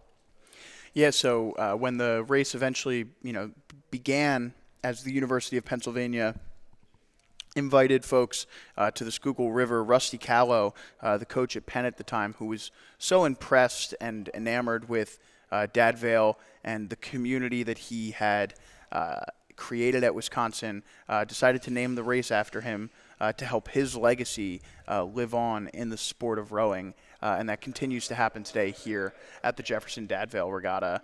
We remember Harry Emerson Vail. Exactly. And just to point out who Rusty Callow was, Sure. Very important character here. The one who basically started it all was a rowing coach who did coach at the highest level here, 5 years at the University of Washington. We've all heard of the Huskies up there. Sure. Of course, up at Montlake Cut, 23 years at the University of Pennsylvania, and 9 years at the U.S. Naval Academy, where he coached the 1952 Olympic gold medal 8. So no big deal. Yeah, pretty good. Pretty good. As getting back to some of the racing here, looks like we've still got these. Looks like the varsity lightweight fours now. That was Mercyhurst. Mercyhurst was making their way down the course. We'll be switching back and forth between some of the drone and the stationary coverage, but this looks like our club fours once again out onto the race course. Potentially the boat from Pittsburgh there, based on the colors, but again, not certain. Yeah, it's very hard to tell. So while we try to figure out which bow numbers these are, just enjoy some beautiful rowing here with these drone shots. Actually, the cloud cover is providing a really nice shot. We're not getting too much direct sun here, so it's not ruining our beautiful cinematic shots. And as we kind of pull along to the side, we'll see if we can grab some bow numbers, doing the best that we can in that bright yellow boat with the Pittsburgh colors flashing down the course here. It is the Pitt Panthers there, bow number 487. The last boat to go off in the club event, and they look really strong here. It's difficult to tell exactly their speed, but not too much check in the boat. Looks like all the rowers are rowing together. You're seeing, as Whitney pointed out earlier, the puddles that they're creating on each stroke are extending past the stern as they begin to take a bit of a 10 here. You saw there the rate rise just a little bit. I do love seeing some of these puddles in 4K. It is very nice as a coxswain to sit here and judge other people on the screen when I don't have to be out there in the wind. But we are getting some absolutely beautiful shots from our drones, so I really hope you guys enjoy those, through the time trials here. And again, when we start to get these 6 lanes across, it's going to be so exciting. Who are we seeing here coming across our bow now in this beautiful black boat? Is that 493? Yes, it looks like Gordon College here, making their way down the race course. One of the, as the conditions obviously start to easing up a little bit here, we've been able to get our drones in the air, looking at some of the tree lines across the race course. It looks like the wind has calmed down just a little bit. So, Whitney, tell me from your experience, 50 degrees outside, cloud coverage, the sun's not peeking through. As a rower or as an athlete, how do these conditions, help or hurt your race, kind of getting up to the start line and then, going 2,000 meters down the race course in this type of weather? Well, that's a really great question. And we never want wind. So wind is never favorable, really, no matter what direction it's coming from. You can deal with it. It's a little bit easier if it's a direct tail or a direct headwind, but of course, never preferable. But it actually, you mentioned the cloud cover, and that's actually a really big deal here as a coxswain in a bow-loaded boat, because a lot of times when you have the sun out directly, and again, depends on the time of day, you get extreme glare on the water. And sometimes those little tiny buoys that you see out there that are real easy to see from this angle disappear when you're out there on the water. And so a lot of times when you're stuffed down there in the bow and your view is about 3 inches, just over the cockpit of that bow-loaded four, it can become very difficult to see the lane. So it really takes, a good coxswain to know how to keep that steering mechanism, whether it's a lever or a stick, depending on the type of shell that you are in, keeping it straight so they can thread the needle down the lane. But that cloud cover does make a big difference. It makes it so much easier to see the lanes and to be able to steer straight. So it does help a lot. Yeah, and in terms of the temperature as an athlete, there is a long row up the race course to the start line. So coxswains and the rowers themselves have to kind of devise a plan to, a lot of these crews will be on the rowing machine, the erg, before they get out into the boat to get themselves loose and warm. And then as it is a little bit chilly today, you'll see drills up and down the race course to try and keep their bodies warm. Try and make sure that when they start the race, they're not making up for a lack of looseness or body warmth. 50 degrees is pretty cold, but once your body starts moving, it actually is pretty great temperature for an outdoor race. I was going to say that's really ideal. Actually, it is a little bit chilly, of course, but you can always wear a layer, wear a long sleeve. But that 50 to about 65 or so, 63, 65 is really, really ideal. Actually, for your biology too, just being able to cool yourself at max effort, which obviously we know that rowing does. It looks beautiful and looks easy, but the easier it looks, the harder a crew is working to make it look easy. So again, coming across our screen now, it's looking like, let's see if we can grab. I think it's the Milwaukee School of Engineering here. I think 500. you're right. I think you're right. Just starting to get used to those oars, those red and white oars. We've seen them quite a few times today. As this looks like 5:02, that'll be Rollins College making their way down, and we'll see one of the more interesting things, and we'll see this a lot in some of the fours, that Rollins boat had a bucket rig in their middle two. So essentially the bucket rig, for those who might not be aware, you can see in this boat specifically, this is bow number 501, that was Cabrini. So, and back to Rollins now.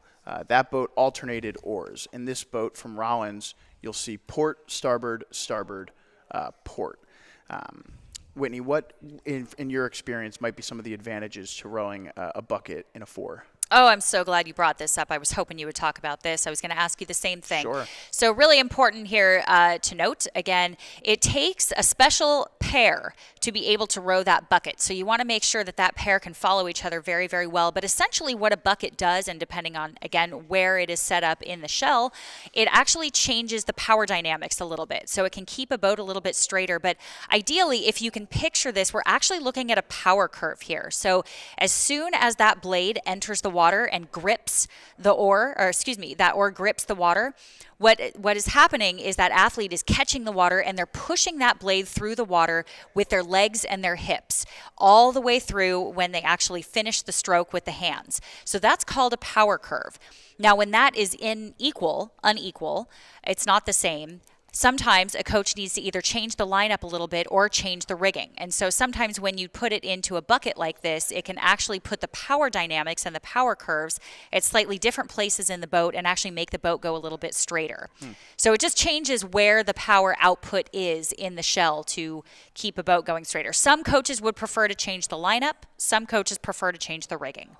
Yeah, and another kind of we can see the rain has started to fall again here. Another interesting thing is that it might just be a matter of convenience in a lot of instances.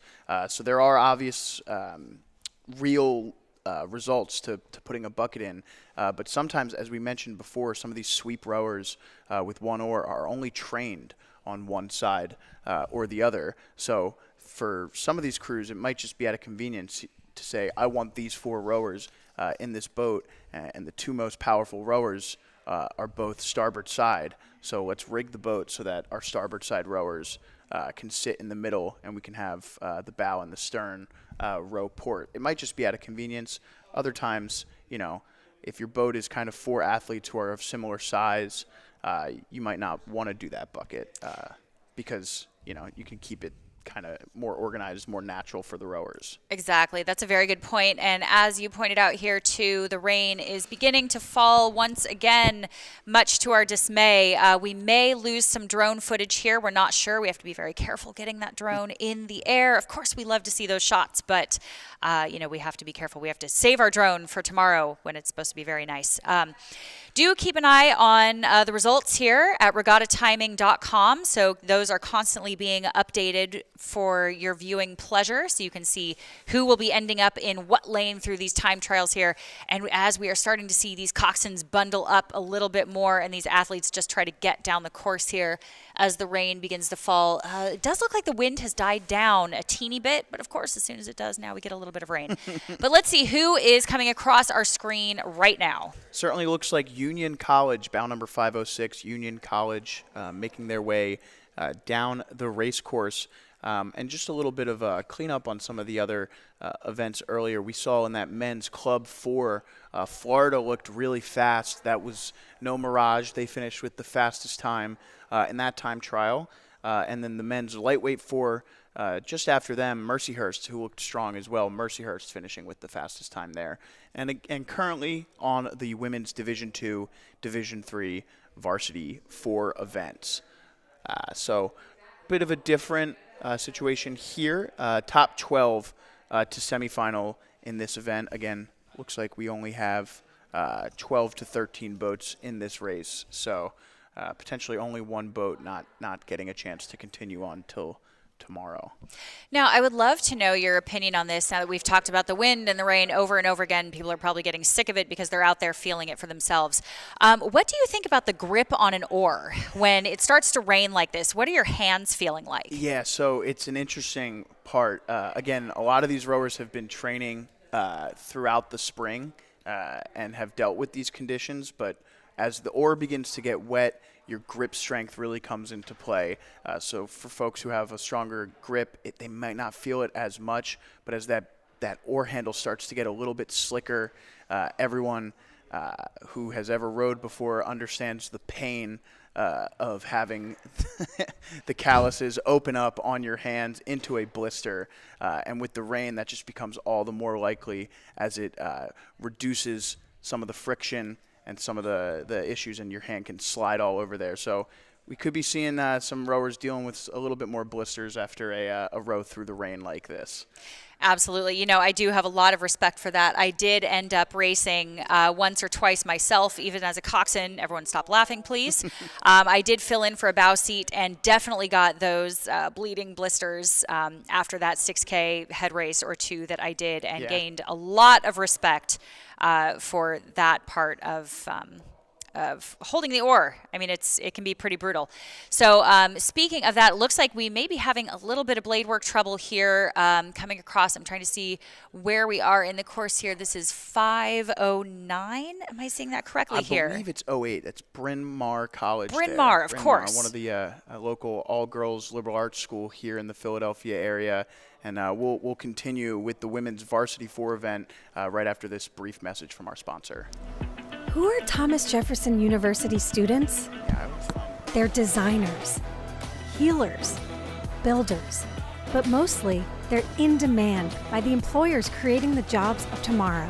When you're trained to never settle, but to keep asking why, and your education crosses disciplines, these different perspectives ignite new ideas and make the impossible possible. Jefferson, redefine possible.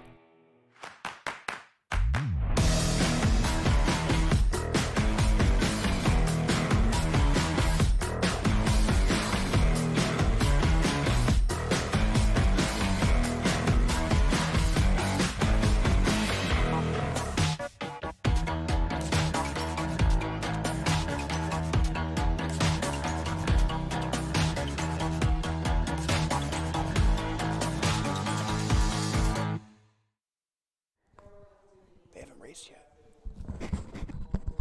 All right, and we are back in action here at the 85th Annual Jefferson Dad Vail Regatta. Once again, my name is Joe Leonard. Joining me is Whitney Powell, talking through our slate of time trials this morning. We're going to be going till about 11:30 with these time trials before we take a break to give our volunteers out on the race course a chance to get some lunch. And as we mentioned that this regatta would not be possible without all of the countless hours donated by people, their time, their energy to make this happen. This race means a lot to not only the rowing community, but the rowing community in Philadelphia, and it really rallies people together here to help put this event on. So we just wanted to thank everybody from our officials to our volunteers for helping make this race possible.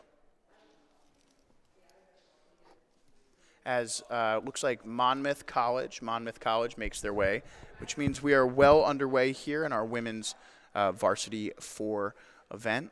And it looks like Florida Tech there on the screen. Florida Tech always shows up here at the Dad Vail Regatta. And just doing a bit of cleanup on that women's Division II, Division III Varsity 4.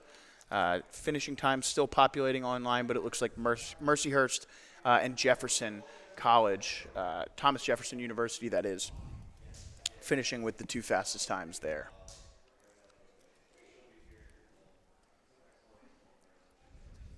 And just based on colors, I believe this may be George Mason making their way down the race course now in this women's Varsity 4 event.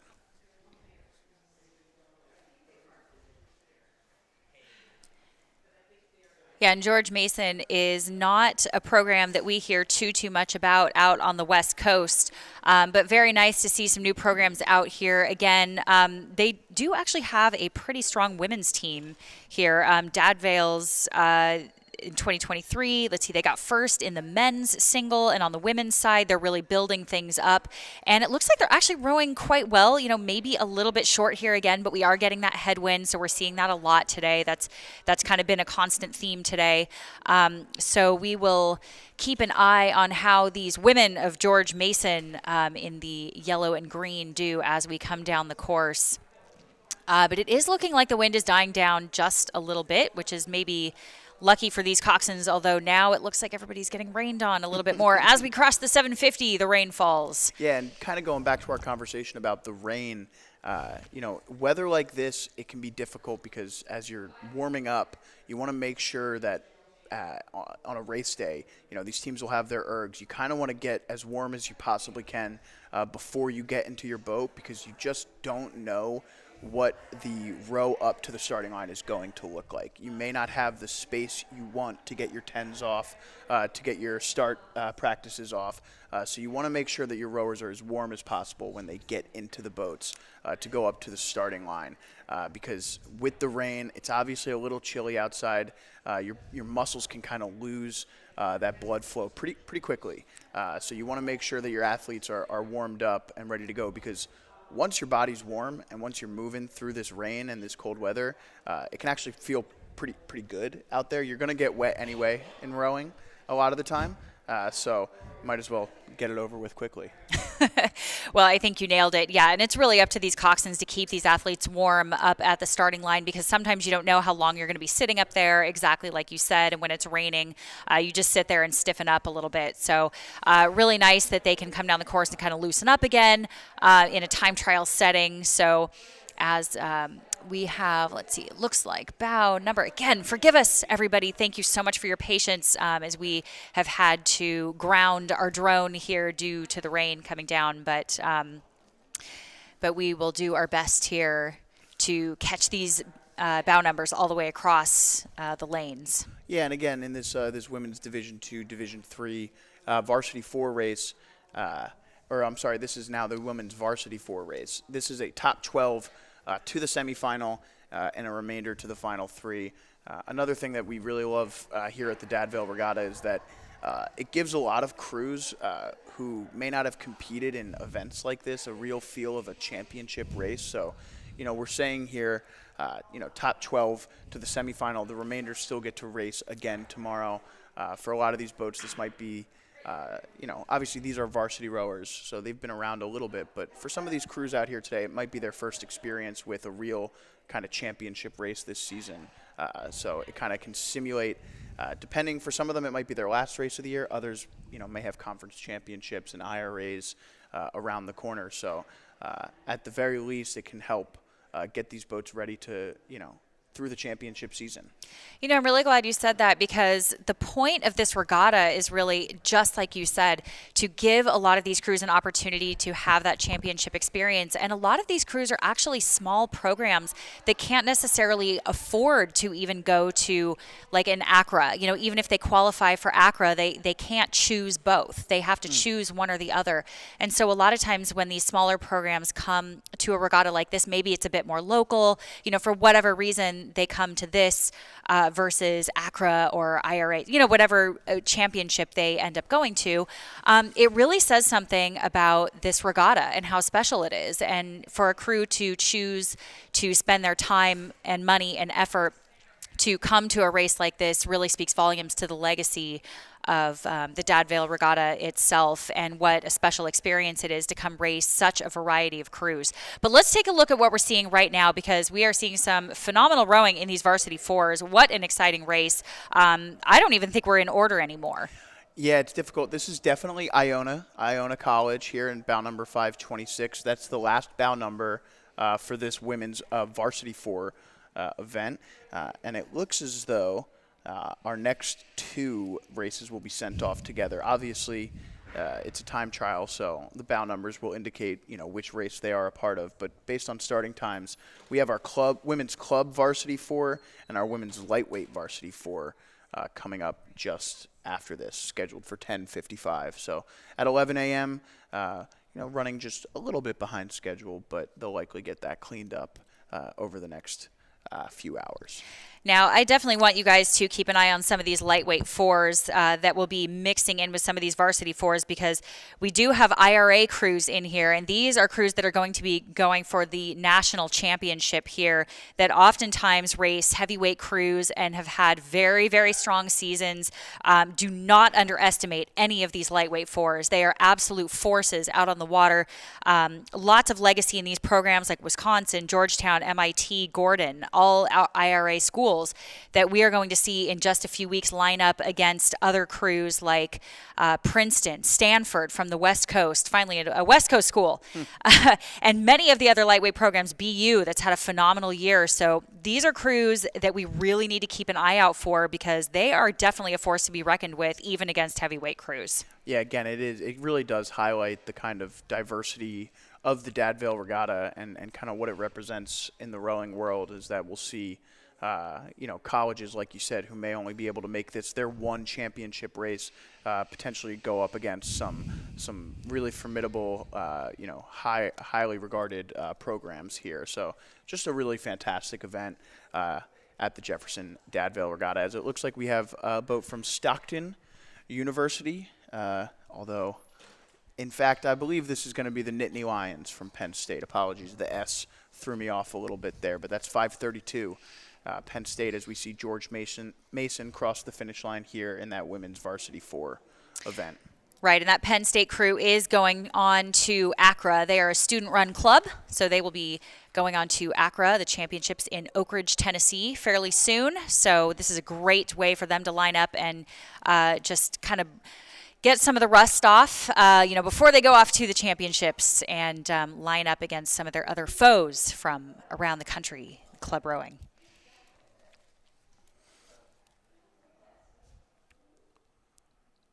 So it looks as though we may have the boat from Georgia Tech here. And I believe that is a 534 Georgia Tech.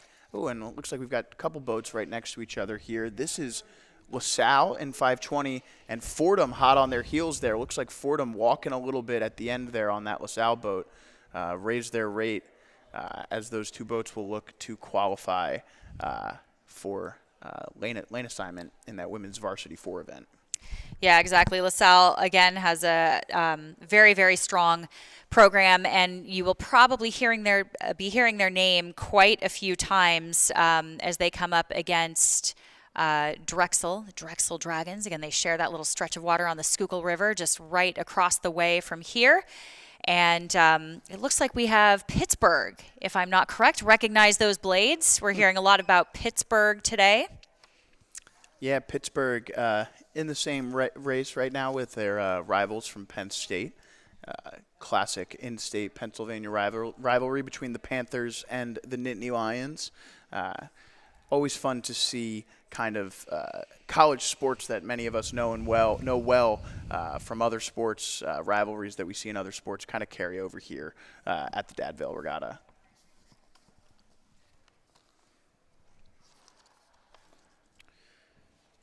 Few more races on our agenda this morning as we watch looks like the boat from Bryant there crossing the finish line.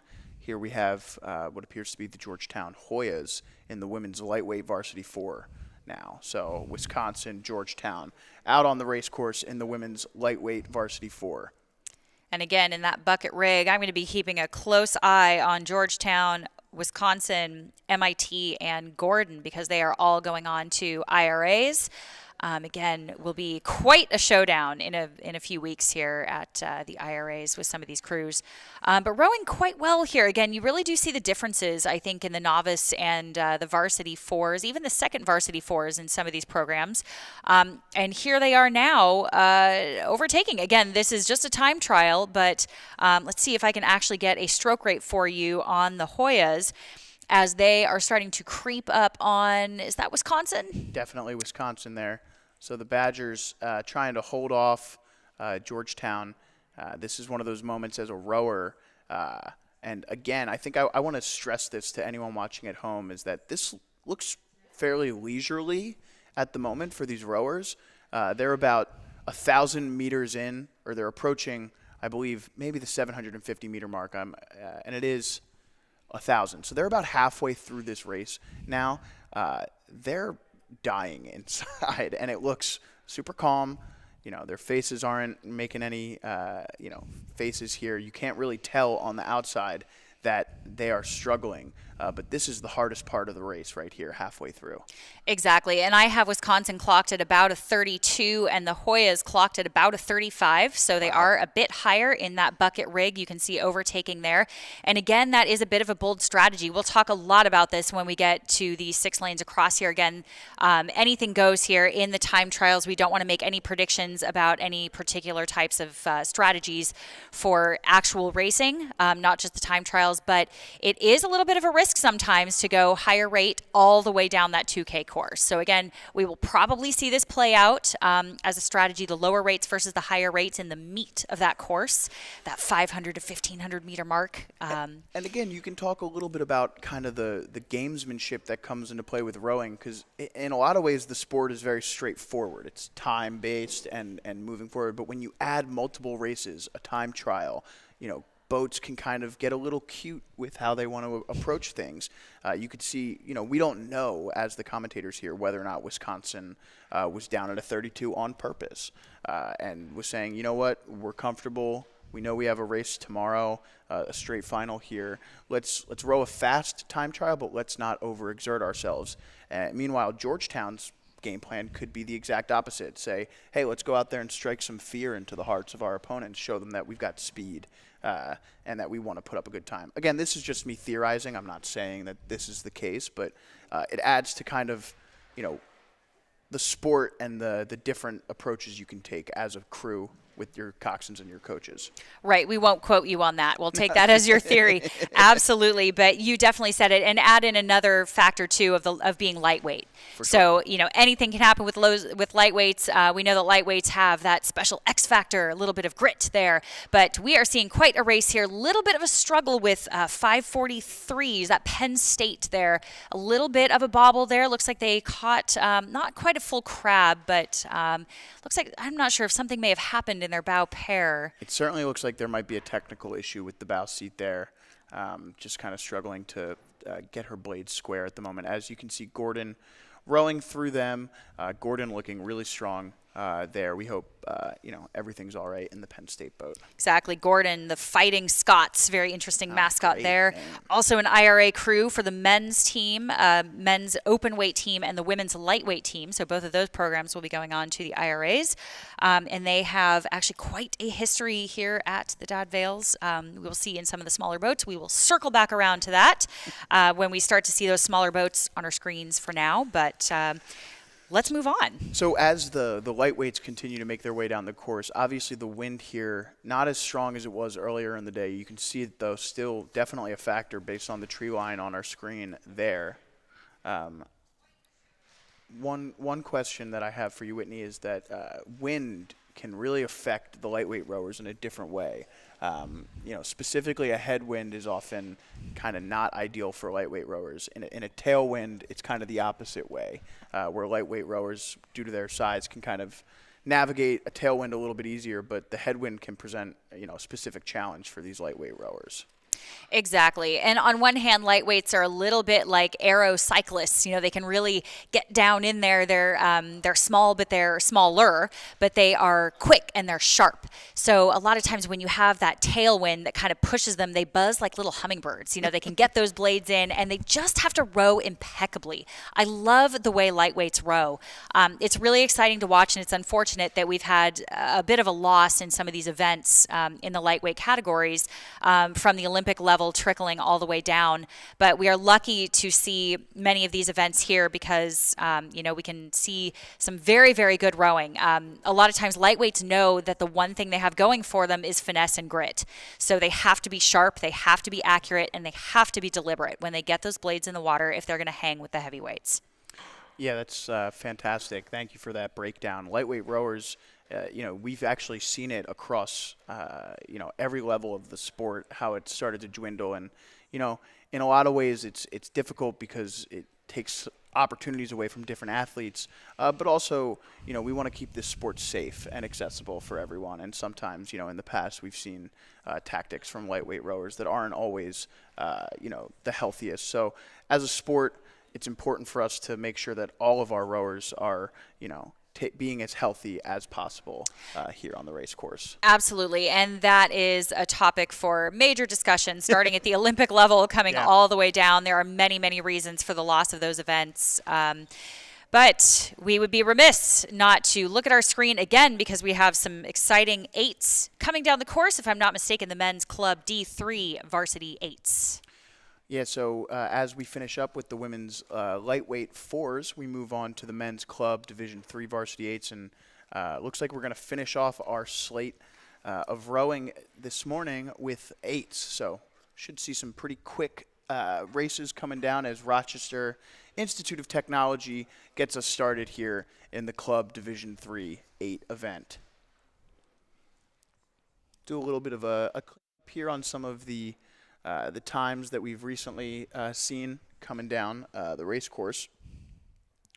In that women's lightweight 4 event that we just saw, MIT, with a time of 8 minutes and 23 seconds.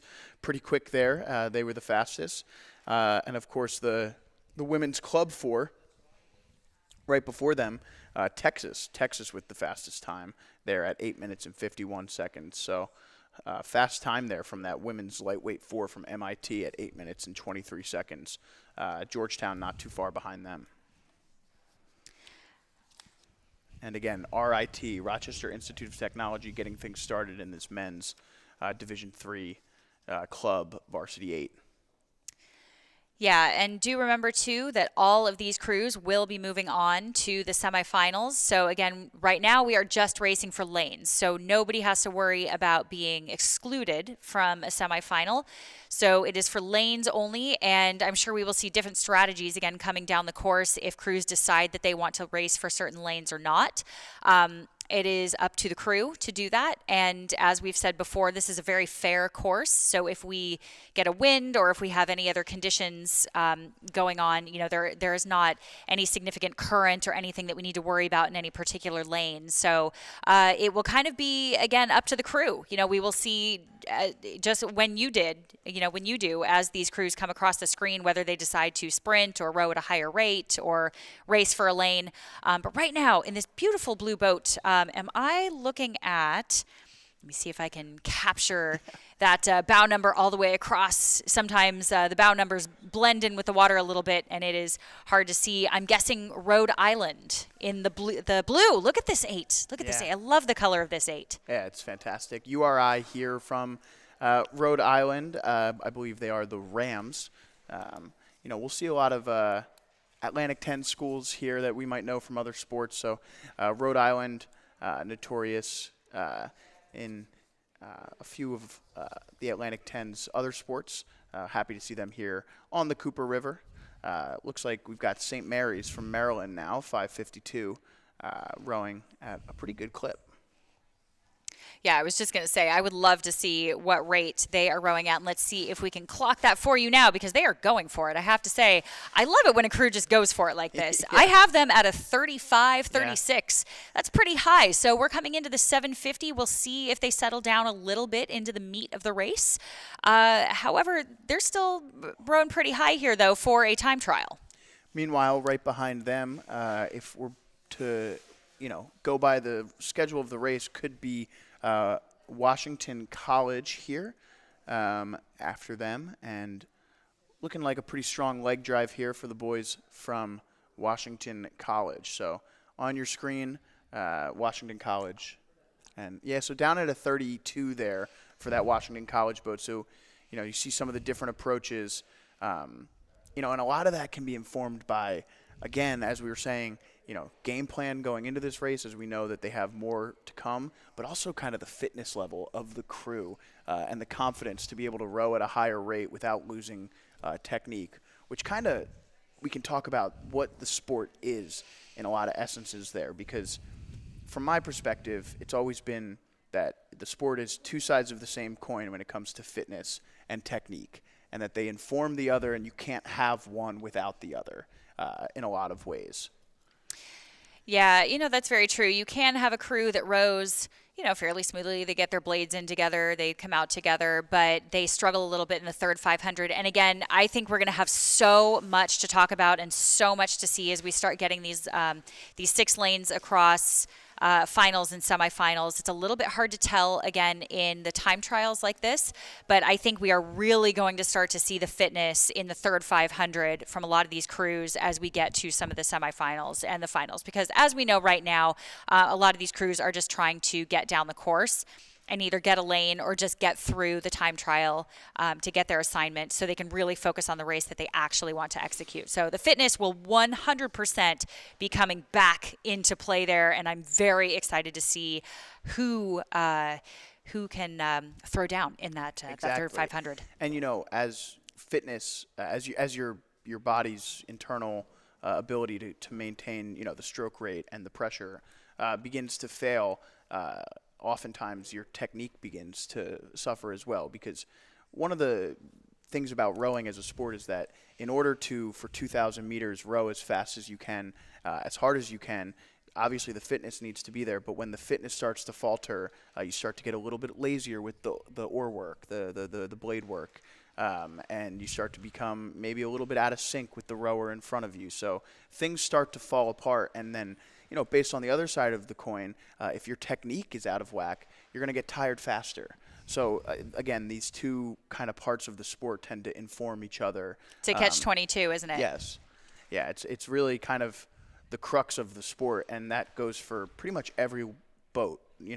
8s, obviously there's the teamwork aspect of it that, can't be overlooked, but that, that balance between, making sure your technique is on, making sure your fitness is at the highest possible level. It exists at every level, every boat that we'll see here in this race. Again, the men's club Division III Varsity 8s making their way down the race course now. Looks like Stockton. I think this is Stockton here, 5-5-7. Coxswain bundled up there. Yeah, in you're the starting stern. to see some of these crews coming down with, the rain definitely making an issue here, as you're seeing more rain jackets up now. The Coxswain's starting to bundle up. It can get pretty cold out there for the Coxswains, that's for sure, especially in temperatures like this when they're not, active like the rowers are. Their bodies aren't, keeping them warm. Absolutely. You are right about that. And again, we're seeing that rain coming down just a little bit and seeing if we can get a number on this. Is this West Point here? I think our final boat for the men's club D3 Varsity 8-time trial coming down here. Really nice to see West Point out here with an 8. Those beautiful blades with the chevrons, black boat, black uniforms, really very slick, very sharp-looking crew. No surprise there. Yeah, definitely. You got to leave it to the Black Knights from Army to get some coordination going on today. We've got each one of those rowers in the same rain jacket. You'll love to see it. Absolutely. And, you know, I can only guess because obviously I am not in the armed services myself, but I can only imagine that those West Point boys are comfortable being uncomfortable and would actually make phenomenal rowers. It's really, really great to see them out here, and anyone can send us messages, correct me if I am wrong, but I would put my money on the toughness of the West Point crew for sure. So now on the race course, our men's varsity 8. So this is the 1V from Drexel on our screen right now. The defending champions here in the men's varsity 8 event, as it looks like now LaSalle following closely behind them. Our two favorites here based on the seeding.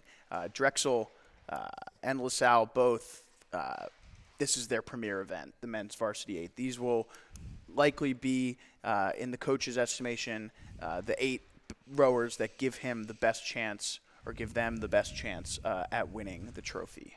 You are right about that, but I do not want to overlook Jacksonville, who should be coming up next, because at SIRA here, the Southern Intercollegiate Rowing Association Championships, they have been overall points winners. They have been, they got third in the men's varsity 8, and with some very formidable opponents in that race down there in that championships, but they got the second overall points in that, and they have not only a large team, they have quite a few entries. They're also an IRA crew for the men's heavyweight side, but definitely a force to be reckoned with. So keep your eye out on Drexel, LaSalle, and Jacksonville, and not far behind them, Temple.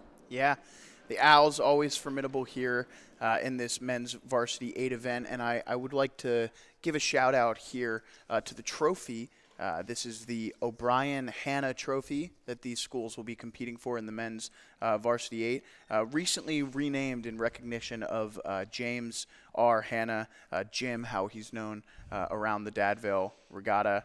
Jim has been working with the Dad Vail Regatta since 1975, where he started as a finish line tower official and was, of course, the president of the Dad Vail Regatta Organization Committee from 2003 until he stepped down last year in 2024. So big shout out to Jim Hanna and, of course, these rowers on our screen for Temple competing in the O'Brien Hanna Trophy. Yeah, exactly. And we see Temple here seated 4th because they got 4th in the men's varsity 8 last year. So they are in their starting position for their finishing position for last year. So we will see if they can dig the well maybe a little bit deeper in a final to see if they can move up a spot or two against the formidable LaSalle and Drexel. And another Philadelphia school on our screen now, the boys from St. Joe's, the Hawks from West Philadelphia, also rowing out of the Schuylkill River from the Gillen Boathouse. A little bit removed from Boathouse Row there on the Schuylkill, but as someone who rowed out of that boathouse for much of my rowing career, it is a second home. Exactly. And of course, as we said with Temple, they got 5th in the men's V8 last year. So again, starting 5th here. So a lot of these crews back for round 2 or 3 or 50. And we will see if they can actually move up again spots. I love that you just never really know. It's always a toss-up when you can see these very, very strong crews that have had really strong seasons. St. Joe's has had a pretty strong season again. So let's see, most recently the Kelly Cup, I think the women against Temple. So on the men's and women's side, very, very strong season this year. Maybe they can inch up a spot or two. Looks like Rutgers now on our screen. We saw, I believe, those uniforms there right in front of them, potentially FIT, Florida Tech there in the red and white, and Rutgers not far behind them. Could this be interesting? Stetson potentially making their way down now. We'll confirm when we get a shot of this bow number here. Exactly. Stetson has had quite a good season in small boats as well. And it is Stetson. That is the Stetson crew right there with the white and green oars. Absolutely. And we have more information coming on them, but they are also an IRA crew on the men's heavyweight side. Sierra, they have done quite well. They're first in the men's pair and second in the single. A lot of good small boat strength there. They're in DeLand, Florida. Established in 1988 by 2 students, so still a student-run club. It's great to see Stetson out here rowing really beautifully, actually. So looks like, not to cause any confusion for anyone, as we just saw a finish there, the Drexel men's 8 overtook that club 8 from Army or West Point there at the end. So that was not LaSalle nipping at Drexel's heels there, as we see LaSalle finish now. There you go. I'm really glad you said that too, because we have our cameras in different positions here. We sometimes miss an overtake, so we have to catch you up. Again, these are just time trials, so we will see just one boat coming down at a time, and maybe 2, and sometimes they switch positions on us without us noticing. So it is great. They're very sneaky. As soon as the cameras turn away, they overtake another spot. And trying to figure this one out for you, potentially Marietta College now, 572. Again, Marietta, one of the original schools from the Dad Vail, and all results updating in real time at results.regattatiming.com. Please go check that out. If you have a vested interest in any of these specific races, that is where you want to head. Exactly. Marietta, also an IRA crew. Stern 3 is called the Nick Trifecta, I'm told. Phantom sources tell me the Nick Trifecta. So a lot of Nick power in that Marietta 8. We will be seeing them come down the course again. Look forward to that. I would assume that means that they're all named Nick. Otherwise, I'm at a loss, folks. Here we go. A couple schools right next to each other. Looks like we might have Delaware here on the bottom of your screen, the right-hand side of your screen, 573, which means that is potentially the Marietta school. It's difficult. That is 571. I think that's Western Ontario. So we saw Marietta seemingly out in front of these 2 schools. Does it look like Delaware is gaining on Western Ontario? It really is, and it has to be really tempting to try to overtake these boats and not actually race each other. So that's going to take a very patient coxswain to kind of reel that crew in and tell them, like, okay, guys, just remember, this is a time trial. We're not actually racing the boat next to us.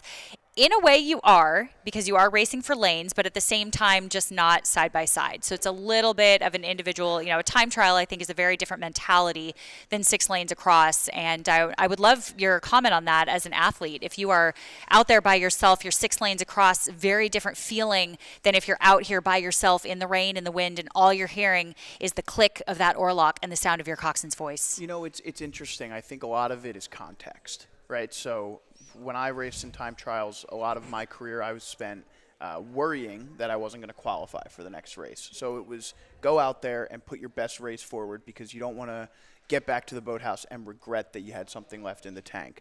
This is a different ball game, because a lot of these crews know that even if they don't put their best foot forward here, they have a chance in the semifinals to put forward a really strong race. So it's difficult. The competitor in you, once you're out there in the midst of that race, it's really difficult to say, no, I don't want to go as fast as I possibly can. So you're right. It takes a maturity level. It takes a coxswain who knows what the boat feels like at full speed, knows what the boat feels like at 80% speed, to try and, thread that needle to keep the crew calm, but also row a race that makes you feel good about moving on. So as a rower in that situation, when there's a boat next to you, yeah, you're going. Yeah, so what I'm hearing you say is it takes a bit of restraint in a way, a bit of strategy and restraint. I mean, adrenaline is real, right? And when you're out there on your own, it's just like practice in a lot of ways. You're just rowing a race, a piece that you might row, on your home course in preparation for this race. When there's a boat right next to you, that thrill of competition, it's undeniable for an athlete, a competitor. Anybody in any sport knows that feeling.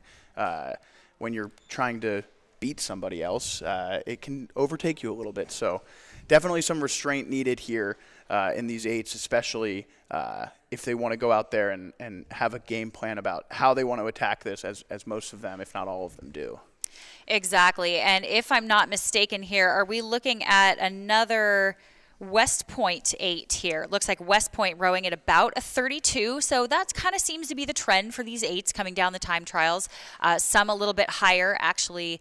Let me see if I can get looks like Fairfield here. Rating on Fairfield. Yes, I have them at a 34, 35. So going down the course with a little bit more gusto here as they come across the 750. We'll see if that pays off for them.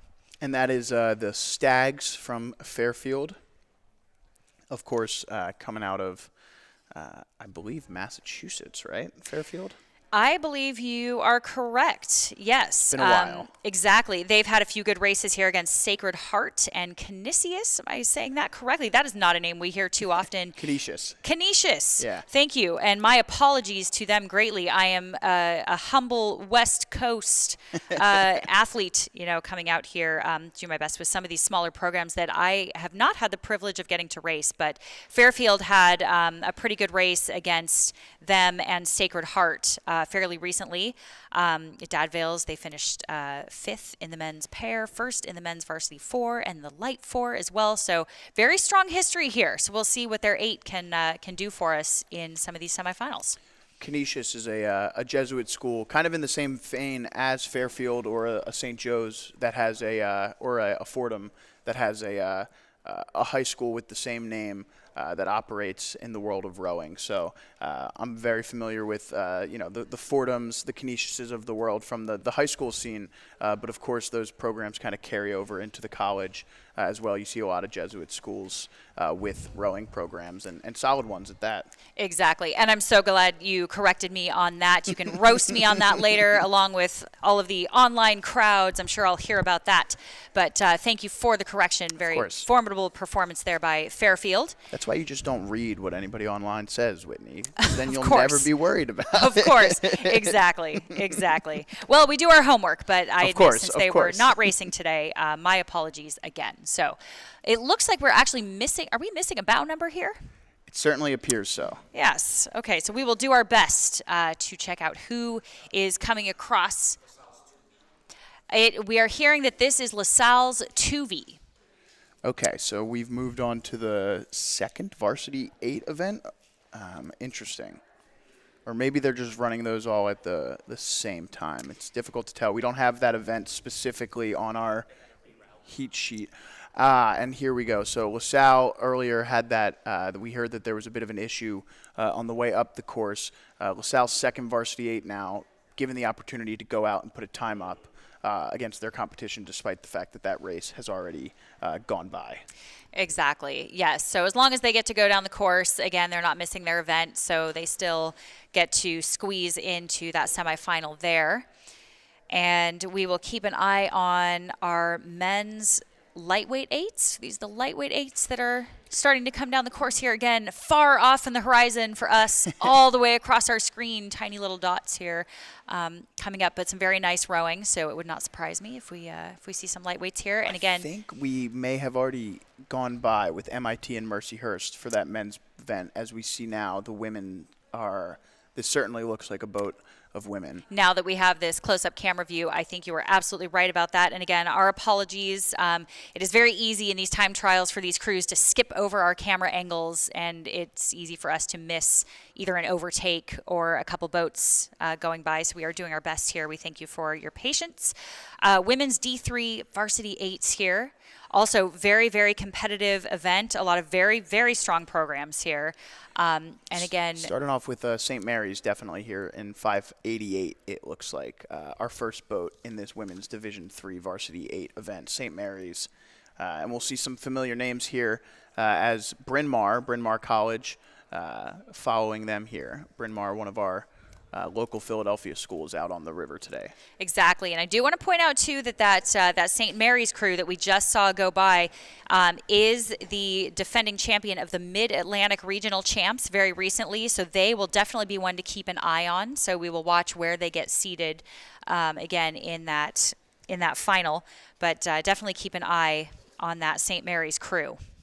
And Stockton following Bryn Mawr now, so it looks like we're sending these crews off at a decent interval at the moment. And you can see there the Coxswain bundled up, sitting up. So we talked a lot earlier today about the Coxswain in the fours, the bow-loaded Coxswain kind of lying down. Talk to me a little bit about what it's like to Coxswain in 8, and you can see a little bit more straight up and down here from these 8 Coxswains. Well, that is a huge question for sure. I have been a men's coxswain primarily for a very long time, and I think it's really a privilege to be able to sit in an 8 and be at the helm of 8 guys just exerting max power, as we say, max watts. When you get an 8 up to full speed with a group of guys, and women too, it's very different. My experience is primarily with men, but it's the same way. It's an undeniable force. There are no words to describe what it feels like being in an 8 at full power. And I have to say that women in general have a little bit more finesse, and I don't want to say body control, but women are very, very good at staying very balanced and very centered in an 8 and tend to have very, very strong technical skills. So again, very different. A lot of the men kind of go hunting. It's all about the brawn. It's getting those blades in, getting the grip under the water, and push, push, push. But you know what? Before I go on, I do not want to miss what we are looking at right now. It looks like we've had an issue with the stern pair. Is this Marietta? I'm trying to see We did just see RIT. So based on kind of the way they're starting this out, it would be Marietta. And potentially it's difficult to tell, but potentially an issue with one of their slides there, just sitting and not rowing, because it didn't look like their oars were out of the oar locks or anything like that, any rigger problems. So right, either a foot stretcher, potentially something like that. We'll see if we can get the news for you, but either way, we have a Marietta stroke pair sitting out, so that 6th seat will be leading the rest of her crew there. Always unfortunate to see that happen in a time trial. And I think we were right about that being Marietta, just based on this now is Simmons making their way down the course, and also kind of the oars that I've been seeing throughout the day. The colors seem to match. So Simmons now out on the race course here in the women's Division III Varsity 8. So for those at home who might be kind of starting to notice a bit of a trend with the men's versus the women's events, definitely a lot more Division II, Division III kind of club events for the women.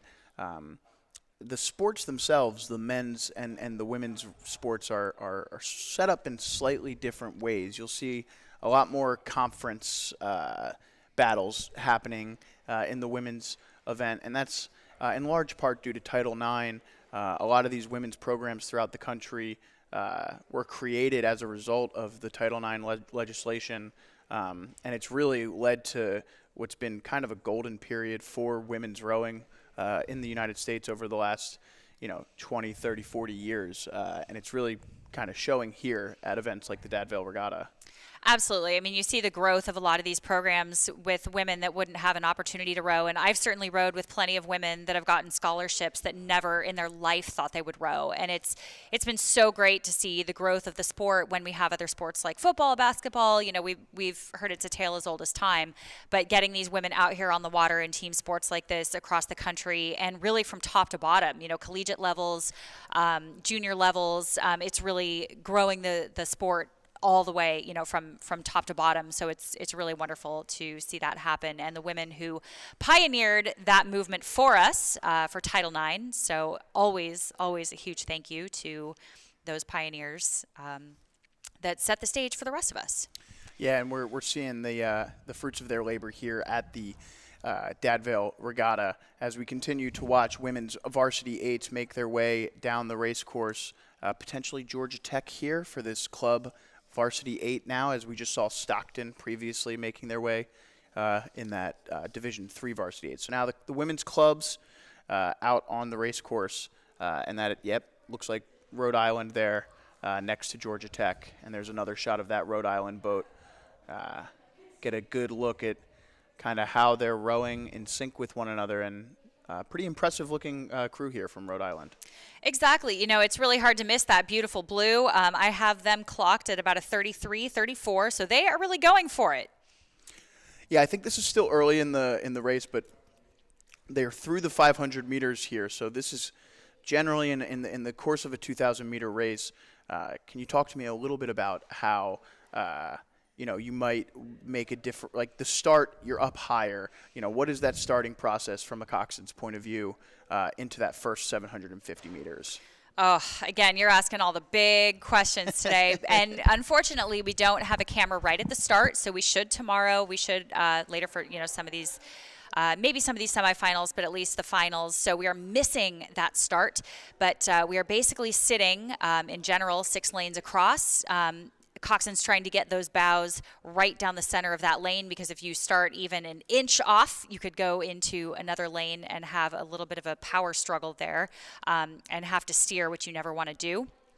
And we try to make it through the first 100 meters. That's called the breakage point. So what we want to do is get through those first 100 meters without any breakage. And that means, broken seats, broken foot stretchers, oarlocks, whatever it is. However, a jumped seat does not always count as breakage, so you want to be very careful getting to max power here when you get those heels down and pushing off the seats, because you are not always exempt. So if you come off your seat, then it's kind of too bad. So you do want to get cleanly through those 100 meters and stay at those higher rates for 15 to 20 strokes or so before settling into the meat of it. And we'll get into all of that a little bit later. Let's see what we're looking at now. Yeah, so in a time trial setting, it can be a little bit different, but we're watching a Georgetown boat that is rowing at a really high clip, and Drexel now on our screen as well. A little bit more of a relaxed rate here, but definitely still looking fast. But that Georgetown crew was up really high, and I thought it was interesting. While you were talking, we got a nice shot of the Florida boat and then the Georgetown boat. Both crews looked really good, but attacking the race in very different ways. The Florida boat was low, potentially down at like a 30 or 31, but they were a lot of power in that boat, as we see this Drexel boat at around 32, 33 here. A solid, middle of the road kind of stroke rating here for a 2,000 meter race. But that Georgetown boat going out really high, Florida settling down early and trying to, really slam on that boat, as we have now moved into our women's Varsity 8. So that kind of informs this a little bit. That Georgetown boat was the first boat to go off in the women's Varsity 8 event, and they looked really good. Drexel following them, and we'll try and see exactly who this is. Tough to tell from that vantage point, but another one of these Varsity 8s making their way down. Right. It is not the Delaware Blue, but again, we will keep an eye on it. Really hard to see some of these bow numbers, so apologies. I think this is the same boat here, just based on what I'm thinking, and that would make this LaSalle, the Explorers from LaSalle, which makes sense. We just saw Georgetown, Drexel going in order. LaSalle here, 608. Exactly. We've been fooled before, so we always want to double check our work. Some of these bow numbers blend right in with the color of the water there, so it is tough for us to catch that all the way across, but we're doing our best here. And again, hopefully with better weather tomorrow, we'll have our drones and other cameras out there to see the sweat coming off of their brow as they come down the course here. But it's looking like Delaware here, 609. Again, hard to miss that blue, but in a black boat this time. Yeah, rowing in the big letters of one of our sponsors here at the Dad Vail Regatta, a Vespoli boat.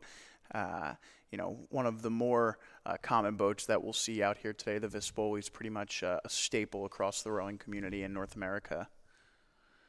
As now coming down the course, potentially Fordham, the Fordham Rams.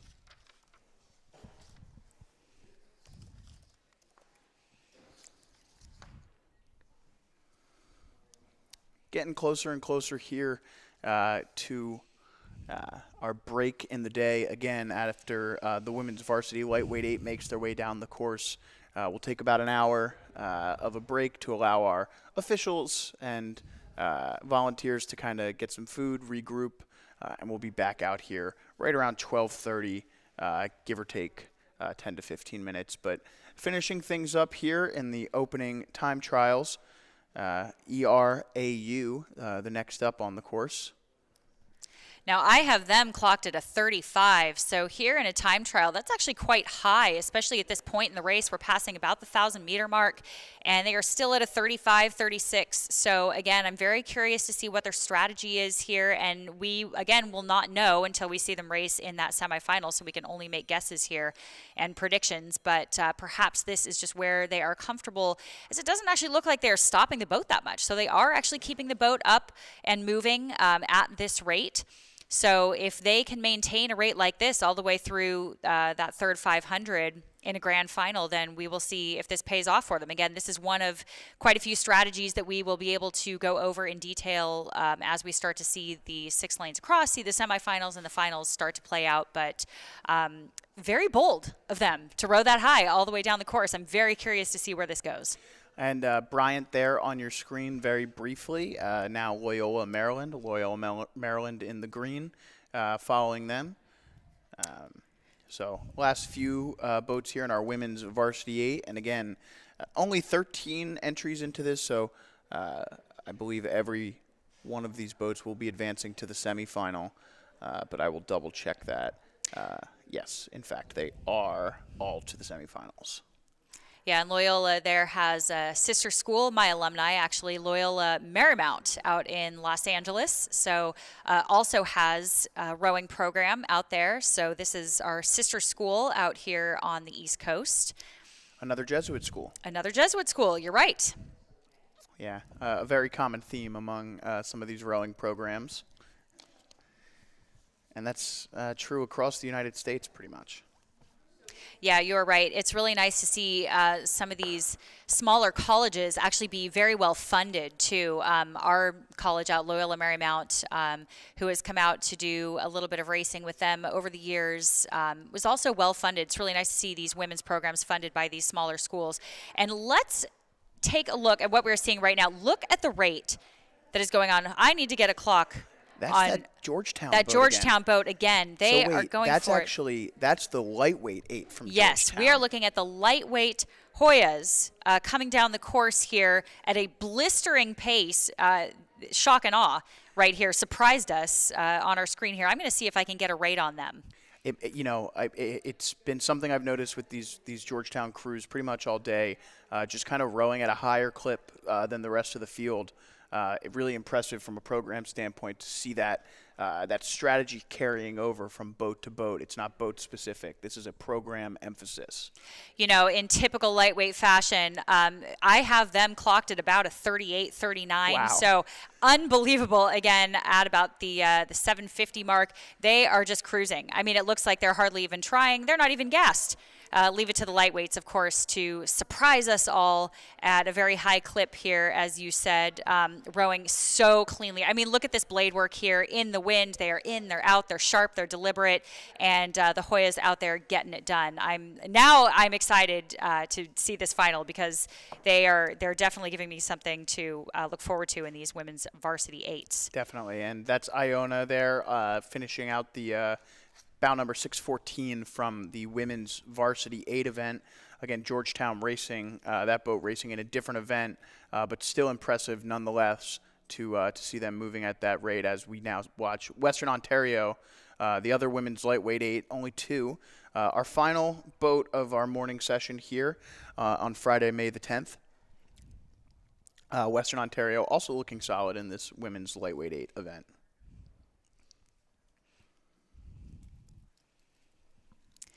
Yeah, and you're right. We see this Western Ontario crew rowing a bit lower here, a bit more patient. Again, very different strategy than the Hoyas, who just went for it all the way down the course there. Let me see if I can get a stroke rate for you here. I have them about a 35, 36. So again, looks can be deceiving, which means that they are rowing very cleanly and very well if they are making that high rate look like a low rate. So all the way across the river here, it's really beautiful to see. Always fun to see these lightweight 8s going at it, and very well done to Western Ontario for wrapping it up for us. in the women's eights. So always great to see, and we have a lot to look forward to coming up in these semifinals and finals for the women's eights. Yeah, so just a little bit of a peek ahead after our break. Scheduled for 12:30 is the women's Division II Varsity 8 heat. So that'll be kind of our final time trial-esque of the day. Obviously, that is not a time trial. It'll be a heat, but it will function essentially the same. But as we move into our second half of the day, they'll get the stake boats set up for some of our starts, and then we'll be moving on to semifinals, starting with our men's varsity single sculls. So 1,000 meters left for Western Ontario here in the women's lightweight 8 event. Again, we'll be back scheduled for 12:30, give or take some time, as we have to allow our folks here a chance to get some lunch, get off the river, get dry, as we move into our second half of the day.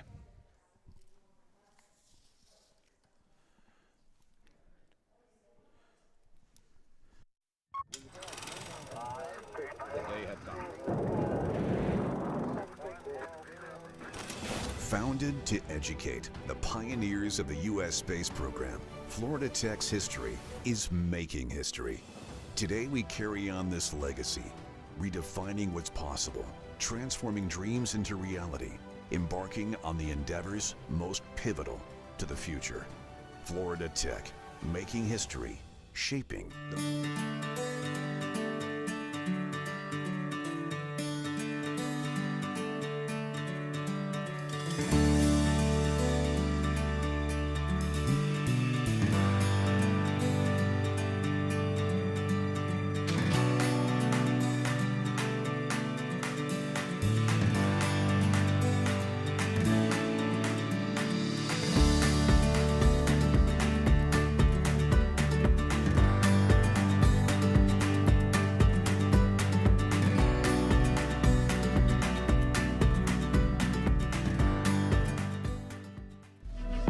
Who are Thomas Jefferson University students?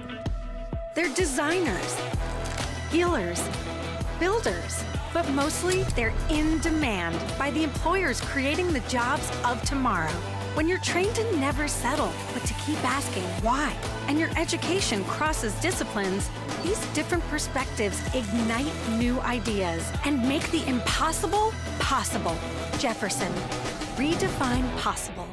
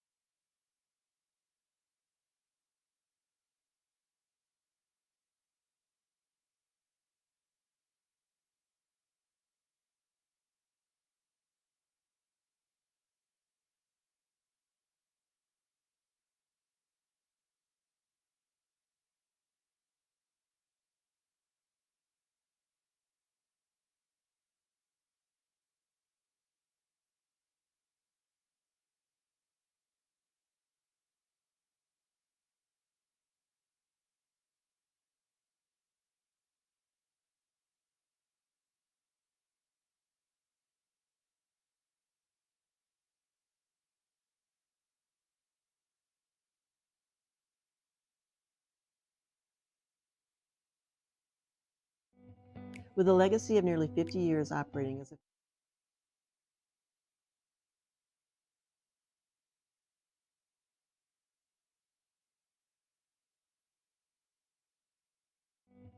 With a legacy of nearly 50 years operating as a family-owned commercial construction company serving New Jersey, Philadelphia, and beyond, the Baumgartner Group's mission is clear: to deliver safe, top-quality, and efficient subcontracting services while prioritizing lasting relationships with clients by earning their trust as their go-to building partners while enriching our communities. The Baumgartner Group subsidiary companies collaborate seamlessly together in the glazing, flooring, and masonry trades, along with our administrative support team.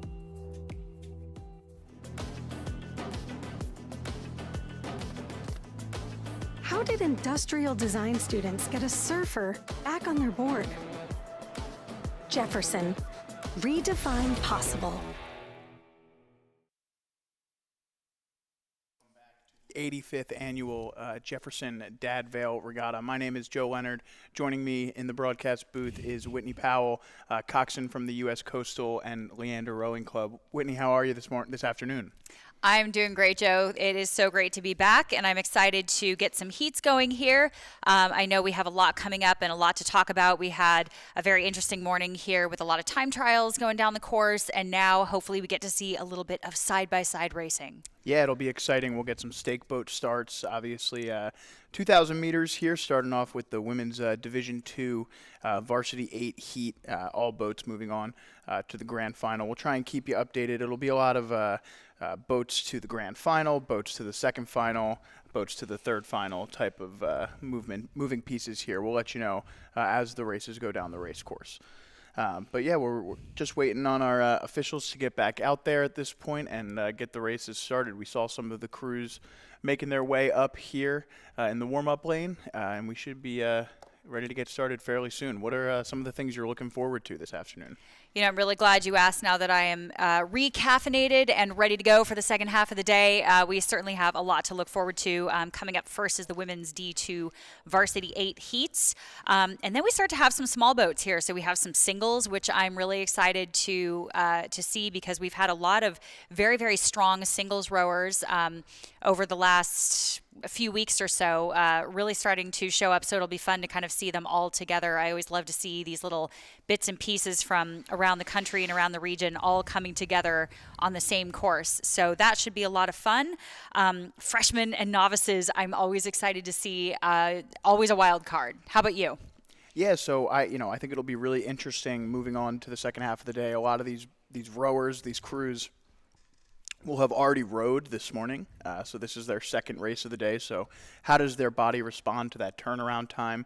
Obviously, in this sport, it's not uncommon to kind of have a big race and then a layoff and then race again within the same day. But how do you manage that recovery time? How does each boat look in this second race of the day? Those are some of the things that I really like to key in on because it shows just kind of how well prepared you are for this championship weekend. The better you look. Yeah, absolutely. And I know you have to count on that coming into a race like this. You plan on racing 2, 3, sometimes 6 times in a weekend. So that will come down to fitness. And again, only time will tell. We have a lot of racing to do still. So very excited to see where that goes. We've also had a few little mishaps. We had the Marietta crew, I believe, lose a stroke pair, and we still aren't quite sure what happened there, but hopefully they are back on the water. Hopefully it was just a small technical issue, but unfortunately, in a time trial, that's too bad. You do hate to see that happen. But other than that, we've seen all different strategies coming down the course. We've seen the high rates, the low rates, where a lot of these crews are just going straight to the final. They already know that they've made it, or they're just fighting for lanes. So we're going to see how those strategies played out in the next few hours. Yeah, and with these semifinals, we'll start to get a real look at how these boats are competing with one another. When you have 6 boats or 5 boats across that all start at the same time, that adrenaline is really pumping at the beginning of the race, and then that middle 1,000 will be really interesting to watch to see how these boats, respond to having some competition on either side of them after seeing them in a time trial setting this morning, which, as we discussed at length, is just a very different experience as a rower, as a coxswain, than actually lining up next to boats and seeing how you compare. Absolutely. It really is a different mentality getting out there and just doing a time trial. It's very internal. And it's also very internal, of course, going down the course with, 6 lanes across, a little bit more chaos, a lot of noise, organized chaos, as we'll say. But it definitely is a different mentality when you are actually hunting those boats, those crews on both sides of you. So it's very exciting to be in the thick of it. I know even watching these races makes me want to go out there and race myself. It's very hard to sit here and not be able to do anything except talk about it. Yeah. So, this afternoon will be mostly filled with semifinals from some novice events, some sculling events. It looks like later on in the day we'll have some of the women's and men's boats that we saw towards the end of the morning getting back out there. And then, of course, tomorrow morning we'll be back here to recap some of the further semifinals before we get into our grand finals at the Jefferson Dad Vail Regatta. It's exciting times right now as we wait just to get started here. Again, the conditions outside right around 50 degrees. The rain has been coming in spurts. Right now things look to be pretty calm. It was very windy earlier this morning. That seems to have really calmed down in the middle of the day, which is really great for these scullers, these small boat scullers, not having to deal with that strong headwind that we saw this morning anymore. Absolutely. Yeah, you nailed it. And just looking outside here, this beautiful view, we are at about the 1,000-meter mark on the Cooper River of the beautiful Camden County Boathouse. And we are so lucky to have the view that we do. Luckily, the wind, as you said, has died down just a little bit, which is just in time for these small boats. It's so great. So lucky for them. I'm sure they're getting out there going, oh, whew. Yeah. Thank you. So lucky to have that. And the rain also dying down just a little bit. So it looks like we still have a little bit of a breeze. The wind isn't completely gone yet, but really ideal temperatures for racing. So, it's not too hot, not too cold. So I have to say this is pretty nice. I don't know that we're going to have a lot of excuses to see poor rowing. Yeah. Because we have some good no water. No bailouts here. So I did want to make a quick announcement to everyone that the Dad Vail organizing committee is looking for volunteers. So please, if you have some time over the next 2 days, if you're hanging out, please, go to dadvail.org. There's a button on the website where you can see all of the open positions, and there's still many to be filled. So we really appreciate everyone coming out here, and this regatta doesn't happen without our volunteers. So please, if you have the time, please consider donating it to the regatta this weekend.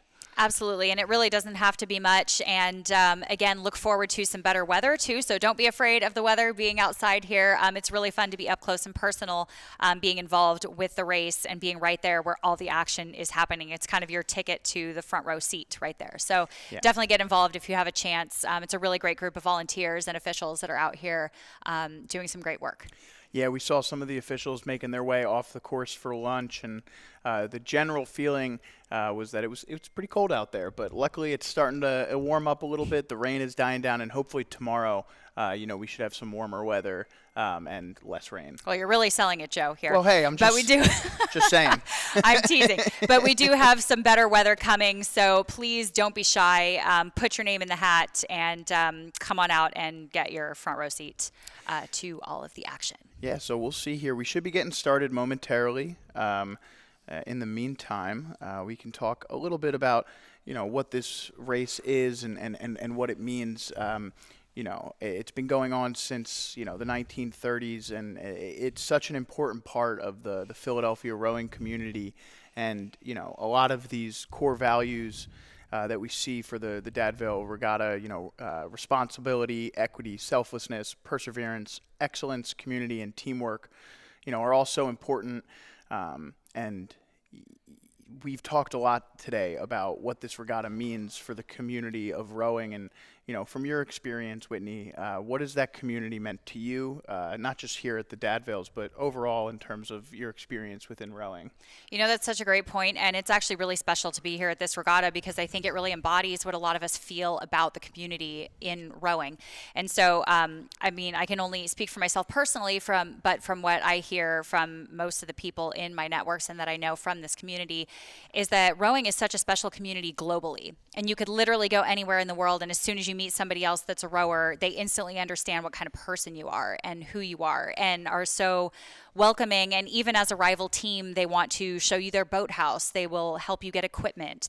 So I just think in general, it's a very special, very passionate group of people that sort of go through a similar experience together globally. No matter what club you're part of, you know what it feels like to sit down on an erg. You know what it feels like to do a 2K. You know what it feels like to do a 6K. And so you have these very relatable experiences across very different people. And I think that brings the community together and sort of makes it a little bit of a, brings the world together a little bit, if I may sound so sappy. Is that similar to your experience? Yeah, definitely. I mean, I think, most of my experience is based here, specifically in Philadelphia, and, rowing is it's built into the fabric of the city.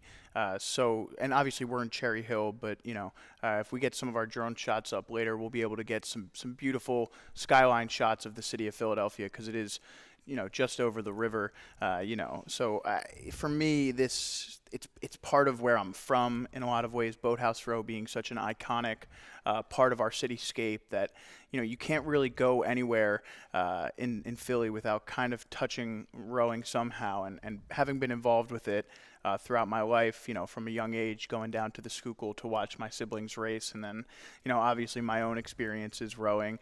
It's just such a fun atmosphere, really. At the end of the day, these are long days.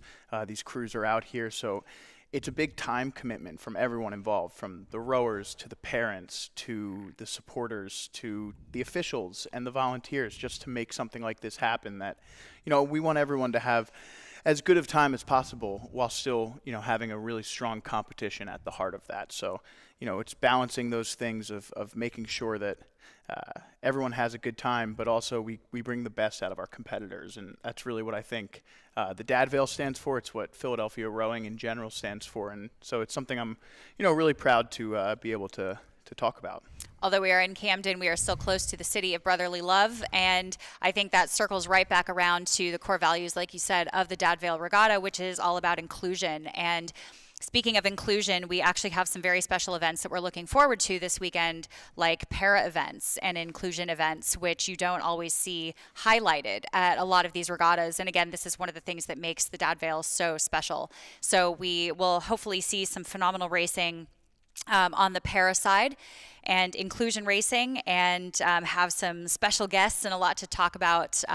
Also some teams coming out of Philadelphia on the Schuylkill that are known very well globally on the para side. And that is a side of rowing that if I may add my personal 2 cents, should be a bigger part of the sport and be more included from top to bottom, really. And so I'm really excited to see them adding events here at the Dad Vail. And again, we're being a little bit elusive. I know we have so much coming on that front, though, on the para front, and some of these teams and guests that are coming out to race with us, and some of the special events that we have going on there. But is there anything else that you're looking forward to seeing? Well, just in general, kind of talking a little bit more about the volunteer aspect, I wanted to highlight something from our program this year, and that's the John A. Seitz Award this year, which is presented annually to the Dad Vail Regatta, at the Dad Vail Regatta, to an individual whose service to the Dad Vail is exemplary.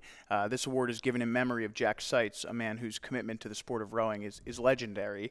And this year's recipient is Ed Holland. And Ed has been a long-time volunteer here at the Dad Vail Regatta, pretty much willing to do anything that is needed for the regatta to take place. It's a familiar face for any crews looking to land their launch or their boats, and he keeps everything running tightly. He'll pretty much do whatever is asked of him, and he's a very well-known figure here at the Dad Vail Regatta. So just wanted to give a quick highlight to Ed Holland, this year's recipient of the John A. Seitz Award. So congratulations to Ed. And what I'm hearing too, the common theme in a lot of these awards and the founders of Dad Vail are these awards, and the cups are not only named after, but the Dad Vail Regatta itself is named after people who have really dedicated so much to the sport for the passion of the sport. It's not for money, it's not for recognition, it's not for anything else other than to get people involved in rowing and to keep programs going and to get new programs off the ground and to get people on the water, no matter what their background is or where they're from. And I think that's one thing that we want to keep reminding people is that this is not just a regatta for fame and fortune. This is a regatta about passion and people and these small programs. That's why we see so many of these small programs from the tiny corners of the country coming out here to race against crews that are going to IRAs. And I think that's, again, what makes it so, so special. Yeah, so again, a big thank you to our sponsors, Thomas Jefferson University, for allowing this regatta to, among others, to move forward. And interestingly enough, we're going to get one of our first looks here in this women's Division II Varsity 8 event. That's supposed to be our first event coming up shortly here. We'll get the Thomas Jefferson University rowers out there, so we'll be able to see our presenting sponsor represented in the race, which will be exciting. Absolutely. So we have that women's D2 Varsity 8 heat coming up, and all will go to the grand finals, which is always kind of exciting to see. So again, fairly similar to a time trial here. Again, it will be a race for lanes. So it looks like we have 3 entries there. And they don't always start in lane 1. So we will just be mindful that while you're watching on the screen, as well as from the shoreline, whatever side you are on, do keep in mind that we are not always starting in lane 1. Sometimes we have, an open lane or something like that. So we will do our best to bring those to your attention if you are standing on the shoreline there. Yeah, so we should, have a pretty exciting, day moving forward. Obviously, we'll get to see some single sculls, which is kind of, a premier event here at this regatta. It's such a specific event, the single scull. It is, when you think about the sport of rowing, it is kind of the iconic image is the single sculler rowing, down whatever river. I think of Thomas Eakins, a Philadelphia painter. I think of his work is the classic shot of both the single scull, and then right after we'll get the single sculls, we'll see the pair. And the pair is such a fantastic race that is so unique, I think, in the world of rowing in a lot of ways, being just two sweep rowers, no coxswain, probably anymore. Yeah, not anymore. If you ask a lot of the most talented rowers in the world, they'll tell you it is the hardest boat to row, the pair. I would tend to agree, and we will definitely talk about that. I have a lot to say about the pair. I love the pair. Okay. I love the pair's events. Very exciting. Also, lots of novice events. I don't know about you. I love watching novice events because you never know what's going to happen.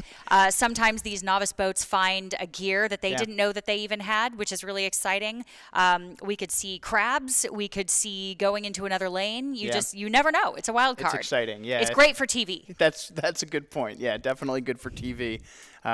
It's always fun to see novice events out here. So for those who may be wondering, a lot of these freshman novice events that are coming up, essentially what that means is that, most of these rowers will be freshmen in their first year at college or university.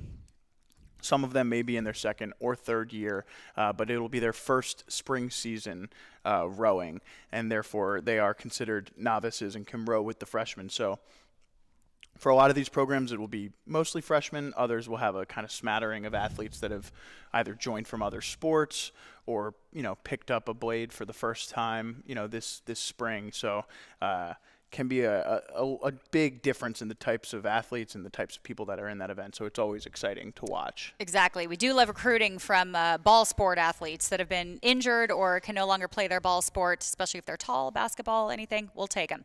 Yeah. You pointed out a really smart thing here. We want to make the distinction between novice and freshman rowing. So like you started to say there, very good distinction. Novice rowing can be anyone in their first year. So you could have a sophomore, you could have a junior, but as long as it's their first year, they can be rowing in a novice boat. However, a freshman, as you said, must actually be a freshman. So just for the distinction there, as we move forward, we will have different classifications there, sometimes both. So like fresh novice 4 with coxswain, we'll see that can be anyone, but just so you know, there is a distinction. I know you know this, but yeah, no, there's definitely a distinction. So just kind of looking at the events we have for today, it is going to be a lot of sculling events, a lot of singles, doubles. We'll see some 4s later on. The 4 it's interesting. Something I've noticed over the last few years is as we talked a little bit about how lightweight rowing has diminished. I think one of the, and this has probably always been the case, but one of the most popular entries that I've seen, and pretty much from the high school events to the college events, is that the fours have become a really large point of entry for a lot of schools. It seems like it's easy to boat a four, but also still be competitive. So the four events, you've just seen a large influx of competition. So lots of different four events coming up in the afternoon today. I think I see at least 8 or 7 here. So yeah, and that's really exciting too. Like you said, a lot of these smaller clubs can field stronger fours, so you don't need to have a program the size of Drexel or Texas, or some of these larger programs that can field multiple 8s or multiple 4s or whatever. You can have a smaller program or club that can field a very strong 4 and still dominate. You could still have a winner come out of a small club. So that makes it kind of special and kind of throws a lot of the rules out the window. So it makes it very exciting to watch there. Yeah, definitely. As we wait for this to get started, we're going to be bringing you this race really quickly. In the meantime, I'd like to throw it to a quick advertisement break, and we'll be right back after that with the start of these races, if possible.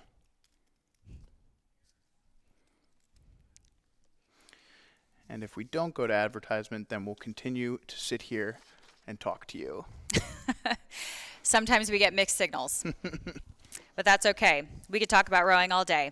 But we do have a lot to look forward to. That is definitely true. So we have, like we said, the 4s. We have some different categories of 8s. And it looks like we are going to get all the way up to some of the semifinals. So we will end with the men's varsity 8 semifinal today.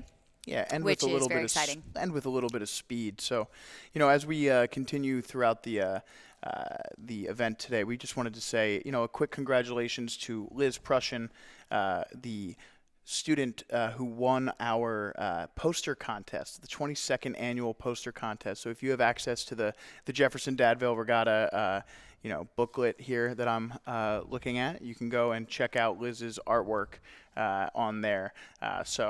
Just something, we're trying to keep the community involved here. So, every year the high school locals have an opportunity to enter this drawing contest with a cash prize. So pretty exciting. There was a press conference here in the boathouse this morning to announce, the start of the event, but also to announce the winners. And so the Dad Vail is just a really nice event that tends to bring folks together kind of from all corners of the city and the rowing community at large. Absolutely. And as we speak, it looks like we are being completely interrupted. Forget our ad break because we have much more exciting news to report coming in. What's looking like it's going to be about the 500 to 700 meter mark. We're going to try to see where we're actually picking you up with these 8s here in the women's D2 Varsity 8 Heat 1. Yeah, so looking at as the rowers as they come by, it looks like out in first there, coming out of lane 3 is Mercyhurst. But across in lane 2, the first boat you see there on your screen is Thomas Jefferson. Lane 3, Mercyhurst. And it looks like we have a crab in the 4-seat of our Rollins crew. 4-seat trying to get her oar out of the water. Hate to see that. That was a boat stopping. I mean, they are boat lengths behind now. Unfortunately, we'll see if they can even get back into this race. But they do go on to the grand final. We only have 3 boats in this race, so all will move forward. But that is always so unfortunate to see. And it looks like lane 2, Mercyhurst, is running away with it right now, about a boat length of open water. Yeah, we saw some really competitive Mercyhurst boats in some of the men's lightweights earlier today. So interesting to see Mercyhurst competing in a few different events. Three quarters of the way through this one. Really nice shot here of our leaders from Mercyhurst. Looks like a boat that's really in sync at the moment. Yeah, absolutely. And they will be no stranger to this kind of weather. This is probably balmy for them. They have some serious winters up there in Michigan. I know a lot of their facilities freeze over, and they are very accustomed to very icy cold conditions, dark, when they go out there in the dead of winter. So when they get out here in the spring, it is very nice that they get to come out here, all the way from Erie, Pennsylvania. So welcome Mercyhurst to the front of the pack right here. Yeah, just about 1,000 meters left to go now for our leaders from Mercyhurst. You see Thomas Jefferson putting up a good fight still. So, again, all three of these boats will race again tomorrow. But right now, just kind of getting a chance to feel each other out here in this heat event. Jefferson now crossing the 1,000 meter mark. Looks like Jefferson there slightly outstroking the boat from Mercyhurst, which is interesting to see the Mercyhurst boat maintaining such a strong pace at a lower rate, as maybe they now have brought it up just a tick here into the second 1,000. Looks as though our boat from Rollins has gotten back into the swing of things and hasn't, despite pretty much a full stop there for a good 5 seconds, hasn't fallen behind too far. And is now within the final 1,000 meters of this race.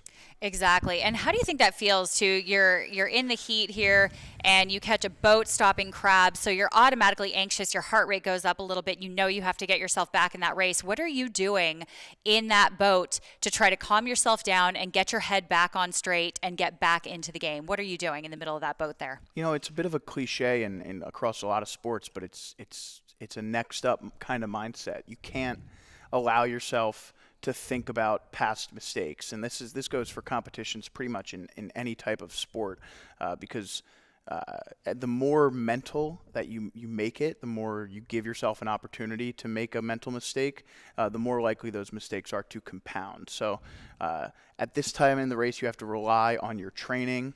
After a crab like that, you need to rely on your training to know that you have the skill and you have the fitness to get yourself back into this race, and you don't need to go crazy, especially considering that this is just a heat. If this was a final tomorrow, there'd be a little bit more panic, but you'd need to just kind of focus on your breathing, focus on the rower in front of you, the blades on your side of the boat, and just make sure you're trying to row without mistakes. Because again, like, the more you think about your mistakes, the more likely they are to compound. So it's just a move on kind of mentality. Absolutely. And too, if I'm the coxswain in that boat, I'm probably asking for a 10 or a 20 for rhythm or, focus, kind of getting back into that lane, get back into that mindset, because she also has to get her point again. So she has to get pointed straight. And in case we didn't mention this before, I don't know if you know, but I know you know, again, of course, but for the people on the shore, these boats are about 60 feet long. And when you're steering with a rudder the size of a credit card, it takes a little bit of time to respond. So when these coxswains have to get back on track and get back down the center of those lanes, it takes a few seconds for these eights to respond. It takes a couple strokes for that, probably about 3 strokes or so for an 8 that is 60 to 63 feet long to actually respond to the tiny little movements that you are using with the little ropes, the little toggles. In that rudder there. So we see Rollins there hopefully taking a 10, a 20 something to just kind of get their rhythm back, get their focus back, so they can get themselves back in the game here. And just based on kind of, they're within the last 300 meters here now, that Rollins boat, and just based on kind of the rhythm of their oars, it does look like they are going to take a sprint here. Whether or not they plan to do that beforehand, I don't know, but it does look as though they've gone up to a sprint speed to try and maybe get some confidence back, see if they can't get back even with Jefferson here, as Mercyhurst looks to put the finishing touches on a really great race. Exactly. And we will see again if they sprint within moments. Rowing with a pause here from Mercyhurst. That is... is that a mercy row? I don't know. They're stunting on them right now. Absolutely. Yeah, we are clearly in the red zone here in the final strokes of their race here, and it looks like they will definitely not be sprinting here. They are just cruising across this line. The opposite of sprinting there. They were cruising as we see them cross the finish line here for that Division II Varsity 8 heat. We'll see them again tomorrow for the final. Exactly. The crew from Erie, Pennsylvania, taking it there with a pause across the finish line. Not another 8 in sight, except for here comes Jefferson, also very calmly just rowing across. I think all these boats know that they're going to move forward. There's no reason to throw the aces on the table yet. And as Rollins finishes up in that Division II Varsity 8, we're going to move on to semifinal number 1 for the men's varsity single sculls. So out on the course now, semifinal number 1. In lane 1 is RIT. Lane 2, Temple. In lane 3, Dominican. In lane 4, Oklahoma City. In lane 5 is Dominican. and that's the 5 boats here for the men's scull. And briefly on our screen there were the results from that women's Division II Varsity 8 heat, finishing Mercyhurst, Jefferson, Rollins. Meanwhile, attention back to this men's varsity single sculls as the results there populate on the screen. There was a time trial this morning in this men's single before we went on air. The fastest time in qualifying was the boat out of Dominican. Dominican had the fastest time in this event. And with bow number 2 there, depending on exactly how this is shaking out, but I believe that is the rower from Temple in lane 2. And then in lane 4 is Oklahoma City. Yeah, again, without our drone, we will do our very best here to give you a layout of the entire field as we are focused, it looks like, on our leaders now with some open water here. So it's, I think you're right. I think it is that Temple boat in the lead there. Again, we will see Oklahoma City on the far side in that blue boat, if I'm not mistaken, lane 4. So I think this might be either I'm misreading the bow number or a mistaken bow number, but that is in fact Dominican, lane 3, the young man who had the fastest time in qualifying this morning, because Temple, bow number 2, I can see there with the T oars. So that is true. As they come into our screen now, it does become a bit more clear. Again, we really appreciate your patience as we try to see all the way across the river here with our cameras. Again, keeping our drone grounded just for a bit, but hopefully we will be back in business tomorrow. Dominican bringing only small boats to this regatta. They have no larger boats, no 4s and 8s. They are small boats only. A small program that has really shown up at this regatta, and we are seeing them again here seated in lane 3 and lane 5. So 2 entries just in the first heat here. I'm really excited to see where they go with lane 3. I know their coach has felt that they have some very promising speed in their smaller boats. Yeah, so again, for this semifinal, the top 3 will move on to the grand final, and then the remaining 2 in this event, and then the 3 in the next heat will go to the second final. So Dominican is looking good, along with Oklahoma City and Temple, currently in position to move on to the final tomorrow at just about 750 meters in there. Yeah, and again, we are still quite far away from all of the action here, and as we say in rowing, it's not over until it's over, so we can certainly call it now the way that we see it best from afar, but barring no disasters, it looks like we still have Dominican A in lane 3 there as our current leader. Yeah, and when we saw them pass the camera, it was Dominican, Oklahoma City, Temple. As we see at this angle, it does look like the boat out of lane 1, RIT, has fallen back just a bit, but the other Dominican rower in lane 5 looks like he's still connected to the Temple boat within striking distance. So definitely not a foregone conclusion that the 3 boats currently in the lead. Yeah, exactly. We'll move on. Exactly. You are right. Yes, and they race RIT. The Tigers race in the Liberty League. They are also an IRA crew. So we will see some of these athletes hopefully racing again in a few weeks at the IRAs. They do have returning seniors. They do have returning members and are still trying to build their program. I know their coaches are quite excited about where their program is going. They keep getting more and more resources and coverage and just building up that program at RIT. It's really great to see. And we're going to go double box here with our second semifinal for the men's varsity single sculls. This one will be in lane 1, Lafayette. In lane 2, Union. Lane 3 is Brock. Looks like Brock currently down to Stetson in lane 4. You see those 3 on your screen. Drexel in lane 5 in the yellow uni out there. Next to him is a rower from American, currently off the screen. Looks like that race has just gotten started as we're about 1,000 meters in to the first semifinal. So as we noted at the top of our coverage here in the afternoon, seemed like we were a bit behind schedule after the lunch. So don't be surprised to see some of these races going off in quick succession at the start of the afternoon session here today. And looking at our first semifinal, it looks like the rower from Dominican continues to sit in front, but the rower from Oklahoma City has made a nice push here into the final stretch of this one. Exactly. And as you said, it looks like Stetson, that is Gary Ruft in lane 4, has gotten second in Sierra in the singles. So he recently has some very strong results and is a very strong racer. He has been around for a little while, has a lot of experience in this boat, and I think right now it's showing. So this is where we kind of start to see the strategy come into play as these singles try to qualify for lanes, because as we are speaking now, look at the sprint that's happening now. These guys are very experienced in this small boat, and they know that if they are patient, they have the slow burn, which is all about fitness and confidence in this race plan, because now it's showing. We're seeing a great sprint here walking through Oklahoma City in this Heat 1, if I'm not mistaken.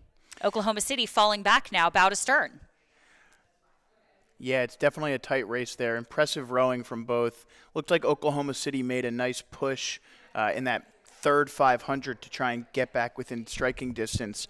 The rower from Dominican with a really strong race plan, though, waited until kind of the right moment to execute his own sprint, and looked like at the end there he was, in fact, pushing away from the Oklahoma City rower. So a really interesting first semifinal there. Kind of time trial results holding true. However, the opposite can currently be said for this. Obviously, there's a lot of race left here, but in the time trial this morning, the rower from Brock finished with a time of 8 minutes and 48 seconds.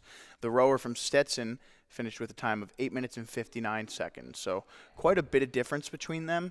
However, I do want to point this out, as we're seeing some struggle here as some of these boats are dealing with a bit of a wake from our officials there. We from Dominican, obviously finishing there with 9:01. Their time this morning was 8:36. Oklahoma City's time this morning, 9:26. So about 50 seconds of difference, taken down to about 3.5 seconds there. Actually, you nailed it there. I also, too, want to just remind everybody that this is still a heat, or excuse me, a semifinal, so the top 3 are going to move on. So we are still not going to see all of the cards from all of these crews. As long as they can squeeze into those top 3 spots, they will probably be okay, because as we've mentioned before, this is a very fair course.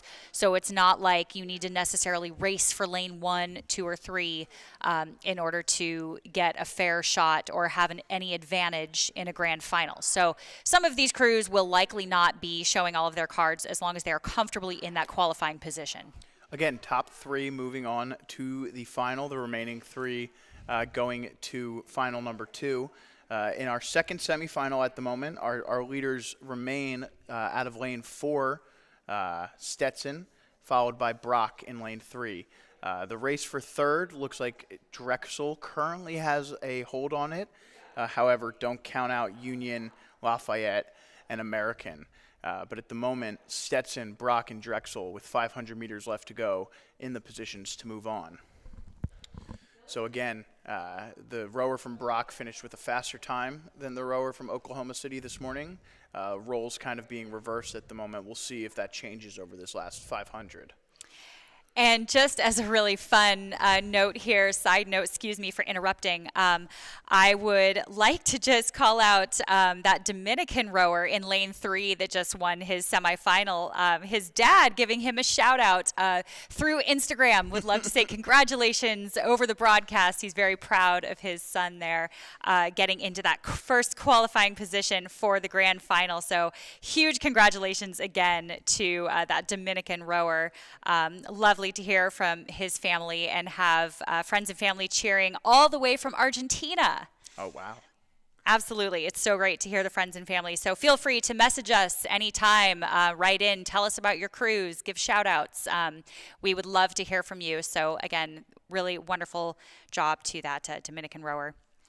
Yeah, so as we finish up here in this second semifinal, again, 3 boats moving on to the grand final, we are underway in our women's varsity single sculls. So in the bottom right hand of our screen here, we have semifinal number 1, consisting of in lane 1, Penn State, In lane 2, Carnegie Mellon. 3, Oklahoma City. In lane 4, MIT. And in lane 5, Lafayette. So as the men make their way to the finish line here in the order of what appears to be Stetson, Brock, and Drexel, we'll keep an eye on the bottom right of our screen on the women's varsity sculls and the rower from Oklahoma City who looks pretty incredible. We'll get back to that in just a moment as we watch these boys finish up here. And the Oklahoma City rower on the men's side, or I'm sorry, the Stetson rower here on the men's side looking really strong. Final 10 strokes, decides to sprint. I think Gary's experience is really starting to show here. He has spent a lot of time in this boat. He's put a lot of work into it, and he's had some great results this spring. So it is really great to see him, again, with a very confident finish there, coming in first. Again, top 3 will move on. So we have a lot of racing to do still in the singles, which is very exciting. But congratulations there. Yeah, I'm excited to see how that final shapes up. Exactly. It should be fun. Back to the women. It did look as though Drexel was in position to finish 3rd in that event, but we will get confirmation on that in a moment. Meanwhile, semifinal number 1, just about 1,000 meters into it for the women's single sculls.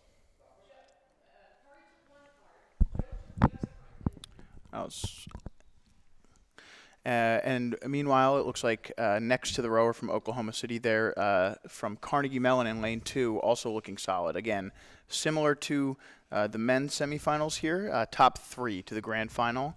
The remaining boats will go to final number 2.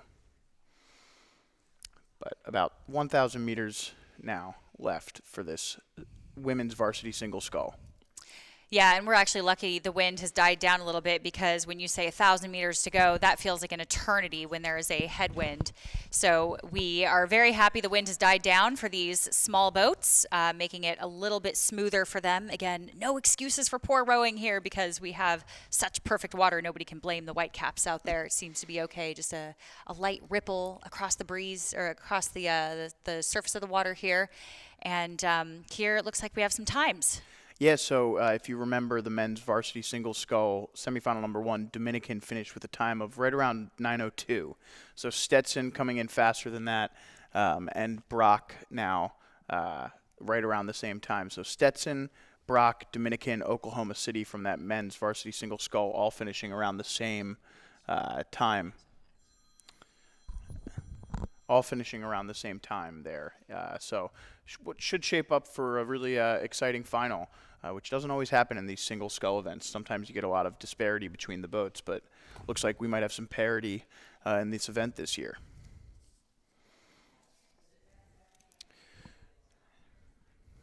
Meanwhile, we wait on the women's varsity single sculls to repopulate, and there they are, and we have a good image now of how this is shaping up. It looks like Oklahoma City, Carnegie Mellon, MIT in the top 3 positions at the moment.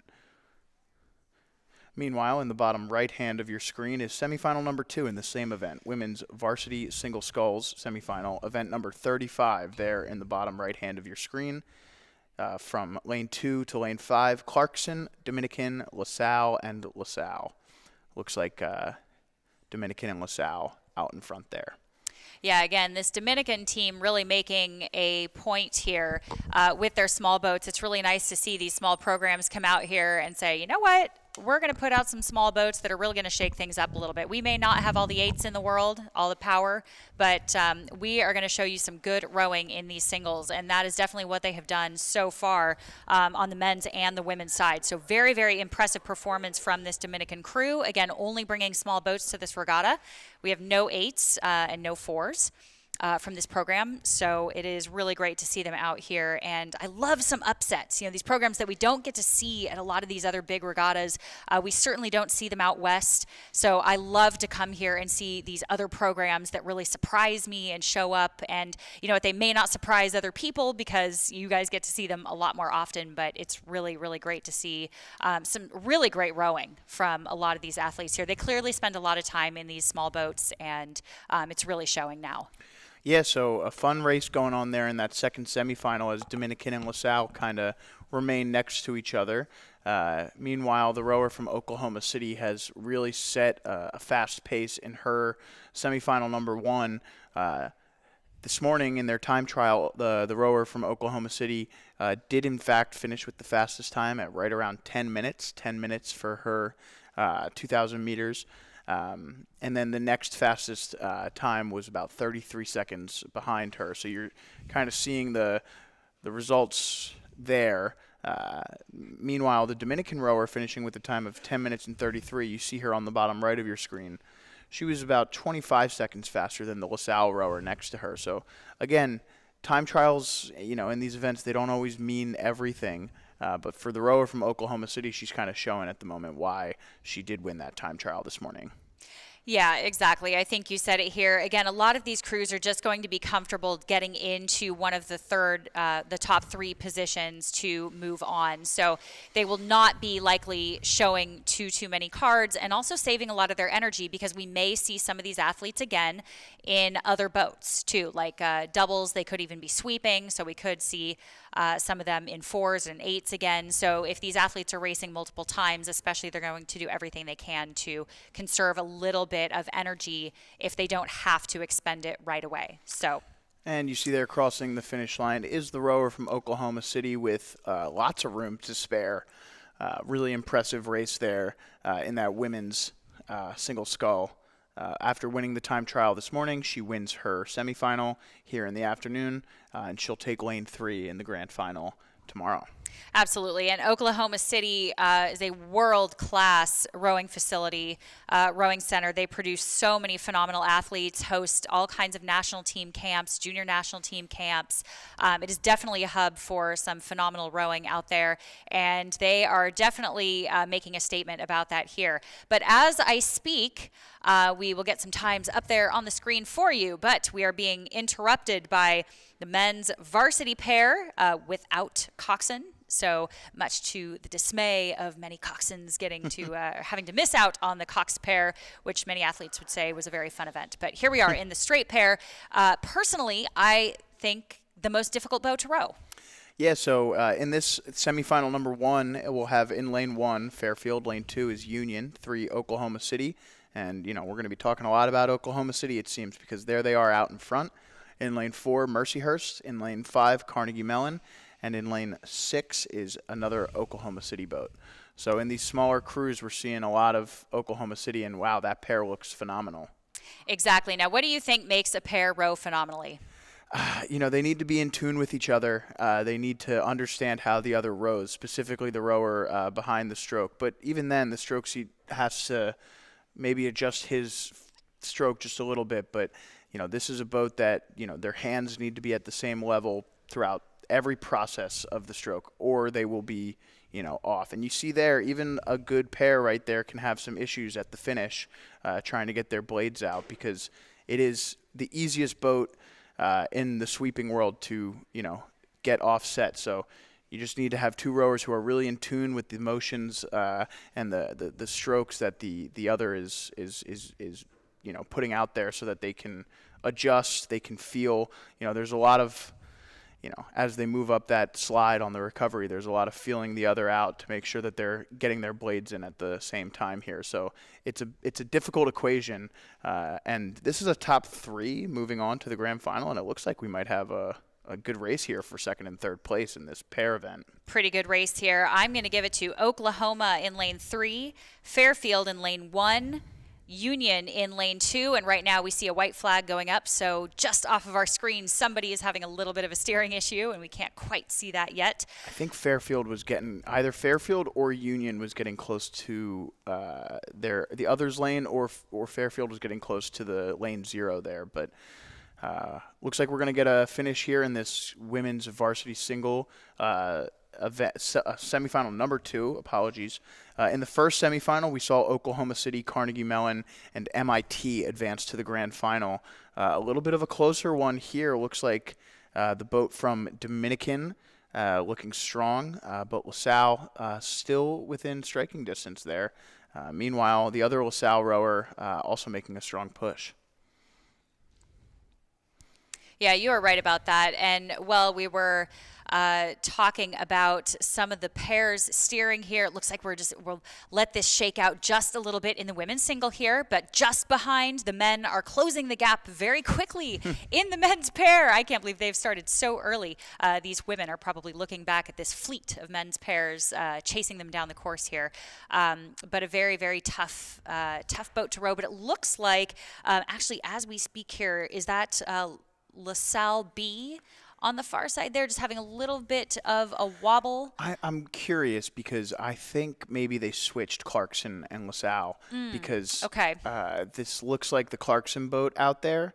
And it looked like there were LaSalle oars coming out of lane 2, but I was unsure exactly. So okay, well, you know what? We will clarify that. We will see that when we get our official timing. Again, we thank you for being very patient with us. Without our drone, it really puts us at a disadvantage. We get so spoiled with those beautiful drone shots. But right now, we are looking at lane 3, cruising across the line here again. Not even a sprint. No, the rower from Dominican here out of lane 3. Looking good. She looks really calm. She just looked around.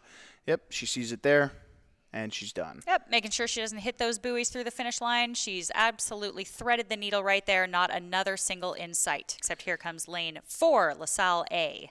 Yeah, so then it does seem as though it looked like the LaSalle B boat there, if they were in lane 5, it looked like they were in place to finish 3rd, with lane 1, or lane 2 rather, finishing in 4th. Meanwhile, here's semifinal number 2 for our men's pair without Cox. In lane 1, Drexel, and here are the results from that women's varsity single scull semifinal number 2. So it was, in fact, LaSalle B out there in lane 5, finishing a really close race there with Clarkson. So in this one, this men's varsity pair, we have in lane 1, Drexel, and that's Drexel there on your screen. In lane 2, RIT. In lane 3 is Stetson, 4 Clarkson, 5 Lafayette, and in lane 6 is Rollins, the men's varsity pair semifinal number 2. Yeah, and as we were talking about before, the pair is a very, very difficult boat to row. We were talking a little bit about power curves before, and you talked about being in sync with one another, being in tune with one another, and that really comes down to power application from catch to finish. Because if one guy is off, or one woman, if one athlete is off just a little bit, one person pushes off on the toes, one person pushes off on the heels, you can throw off the entire power curve and actually turn the boat sideways. So you have to be very, very in tune, like you said, with your pair partner, applying that pressure from catch to finish. Once you get that grip under the water and push all the way through that release, then you can have a nice straight power curve. And a lot of times these athletes are also steering with a tow again, so they do not have a coxswain. They actually have to use their tow to steer these pairs, which can be very tough. If you get your toe caught in one direction, your skeg goes, and there goes your steering. So really takes a lot of dexterity and focus here to keep these pairs moving forward. And a lot of times they're very large athletes. You put the very strong athletes in these pairs. Can also be used for selections. So a lot of these pairs are used for selections for some of the other boats like 4s and 8s at the larger programs. So it looked like that semifinal number 1 finished up quickly, and here are the results now. Oklahoma City finished with a blistering time of 7:59. Mercyhurst taking 2nd, Union 3rd, those 3 moving on to the grand final. Carnegie Mellon, Fairfield, Oklahoma City B failing to qualify for the grand final will race in the second final tomorrow. Exactly. We had that Oklahoma City pair quite above and beyond. I don't want to make any predictions now because, again, a lot of these crews are just trying to squeeze into those top 3 qualifying positions. But when you have a crew that runs away with it by that much, you can only hope for good things in a grand final. So we will see if that Oklahoma City crew can deliver, again, a performance of a lifetime in that grand final. We will hope for all the action. We will expect great things from Oklahoma City. But let's take a look back on the course at what we are looking at about for 1,000 meters, semi-2. just past the 1,000-meter mark there in that second semifinal. Currently looks as though we've got lane 4 Clarkson. Is it lane 4 or lane? It looks like, okay, so lane 3 is Clarkson. They're kind of running away with it a little bit, but then after them, it looked a little bit tighter. And I may be wrong here. It looks as though potentially lane 1, that's Drexel. So we've got, I believe, Stetson and Drexel in positions 1 and 2. And then the race for third is 3 boats across right now, RIT, Clarkson, Lafayette. So Drexel, Stetson out in front, 3 boats competing for that third spot at the moment. So a little bit more drama here as they approach 500 meters left to go. And I do love a little bit of drama here. It is very hard to see from this angle exactly who is in first. It can be very deceiving. And of course, as we say again and again, it is not over until it's over. Any little steering mishap can take a boat out of a race. And that is why we are always very excited to see what happens here in the last 500. So as we approach that last 500, it looks like we are actually seeing a little bit of a steering issue right now. It's looking like lane 2, is that RIT trying to get back into their lane there. They have steered a little bit over to that port side.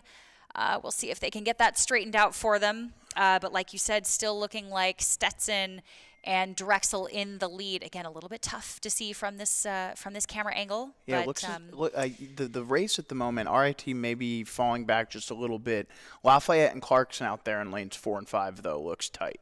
And you can't tell exactly where Drexel is in relation to them, although Drexel does appear to be slightly, if not open water, out in front of them. And if I had to call it, I'd say give the edge to Lafayette right now out of lane 5 for that third position, as the women's pair is underway in the bottom right-hand part of your screen. But we're going to stick with our commentary on this top left one as it comes down for what should be an exciting finish. Looks like Lafayette is making a push here out of lane 5 to secure that spot in the grand final.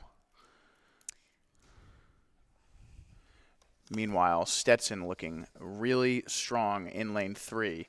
In the bottom right, that lineup will go 4 boats from lanes 2 through 5, Tampa, William and Mary, Pittsburgh, and George Mason.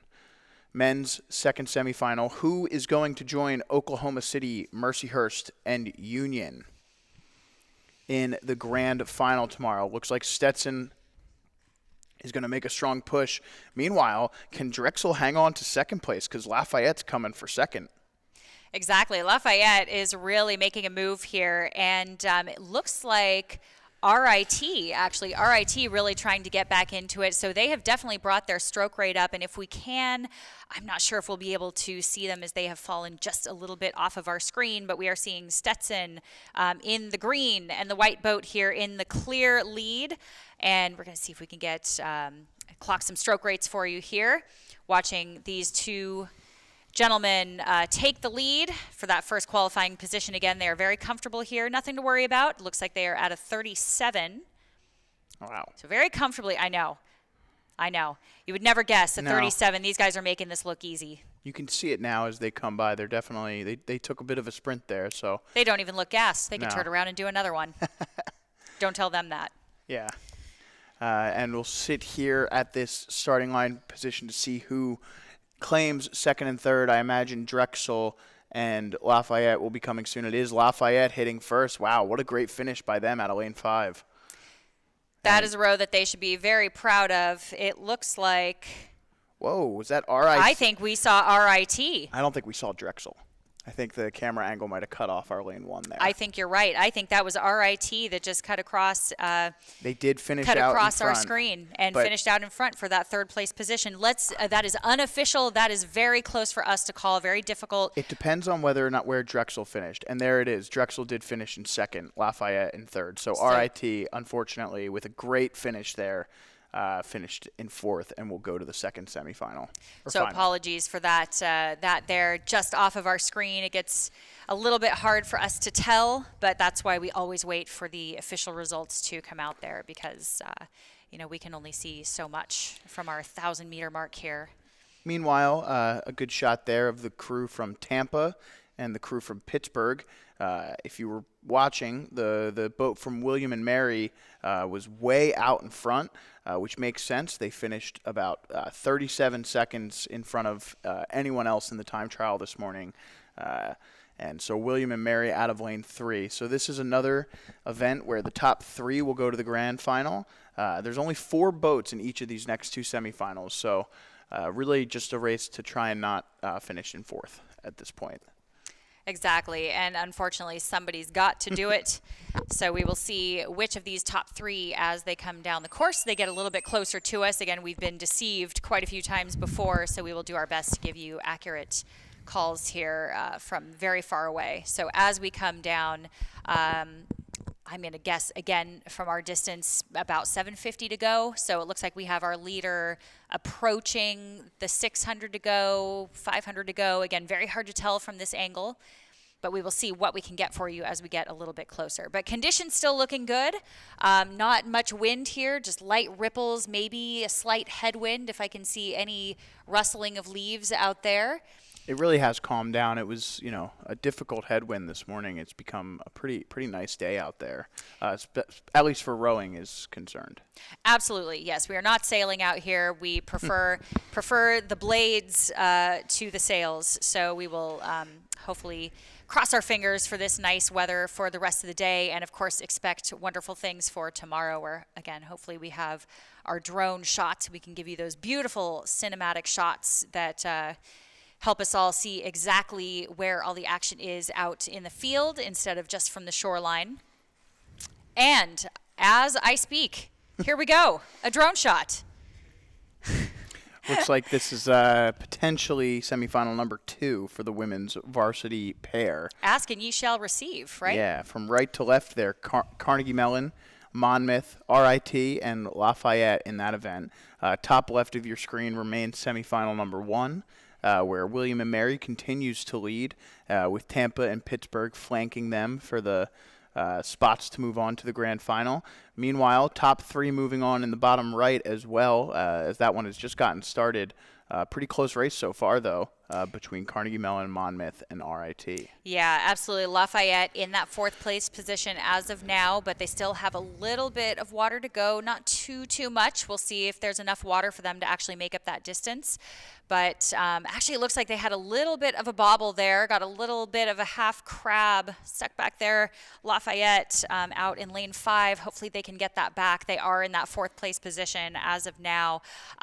It's looking like it is RIT and then Carnegie Mellon and then Monmouth, if I'm seeing this correctly. And what a performance here from this RIT crew. I mean, look at how these women are rowing. This is really beautiful blade work. This is a confident crew. Yeah, you can see it as they come out of the finish there. Just, slow hands, but a really strong movement back. You can see as their bodies swing back into that finish, they're getting a lot of send on that boat. You can almost just see it with their body movements. You don't even have to look at the boat. You can just kind of look at them and tell, oh, yeah, they're moving a little bit. But as you see there from the overhead, not as exaggerated as our sideline camera would like you to believe. This race is very much up for grabs. Meanwhile, in the top left, the semifinal number 1, William and Mary, continuing to run away with that one, and they can kind of shut it down here, but doesn't look like they have. Yeah, I have this RIT crew clocked at a 28, and if they can hold that kind of power at that rate, they don't need to do anything else. They're going to go through the final, barring any disasters. So we will see who trails them for that 2nd and 3rd place position in just a moment. Meanwhile, William and Mary here with their final few strokes, and they will continue their dominant run here in this event after winning the time trial this morning by a solid margin. They have gone on to win their semifinal by an even more impressive margin. So William and Mary looking good. RIT going to try and put up a solid time to show them that they can compete with them. But in the meantime, we wait on the rest of the crews here to finish. Looking for potentially Tampa and Pittsburgh. And it is Pittsburgh crossing the line in 2nd. And they will move on. And there's Tampa. And those will be our 3 schools.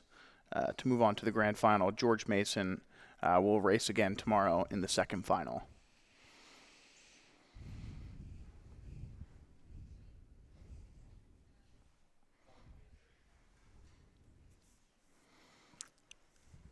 In the meantime, we wait for our varsity pair for the women, semifinal number 2, to get closer. Looks like just about 750 left to go here for them, and still 3 boats looking in good position to move on. RIT looks as though they have the lead there still. With, once again, it looks like Lafayette currently off the pace just a little bit to move on. But anyone's race really still between these three boats vying for lane assignments in tomorrow's grand final.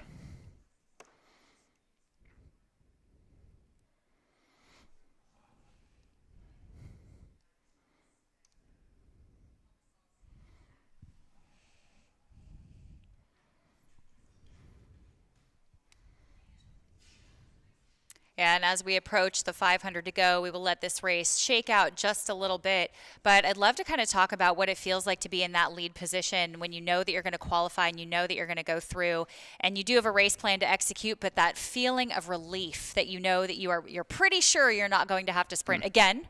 You always want to be ready because you never know who's going to sneak up behind you. But let's say that you are RIT in this position and you are sitting out front and you can see the rest of your competition and exactly what they're doing, and you are ahead. What are you thinking for the last 500? What's your approach to the sprint and qualifying and just getting through to that next race? Yeah, as we watch the fours, the not freshman novice fours in the men's event are underway.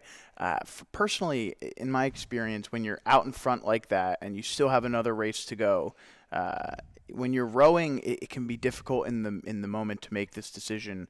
It's why coxed boats are often a lot easier as an athlete because you can kind of just turn your brain on autopilot and just do whatever the coxswain tells you to do. In these straight events without the coxswain, the rowers need to make kind of game time decisions about how they want to execute that plan. So, if I were RIT there, I would probably sit on this lead and not sprint.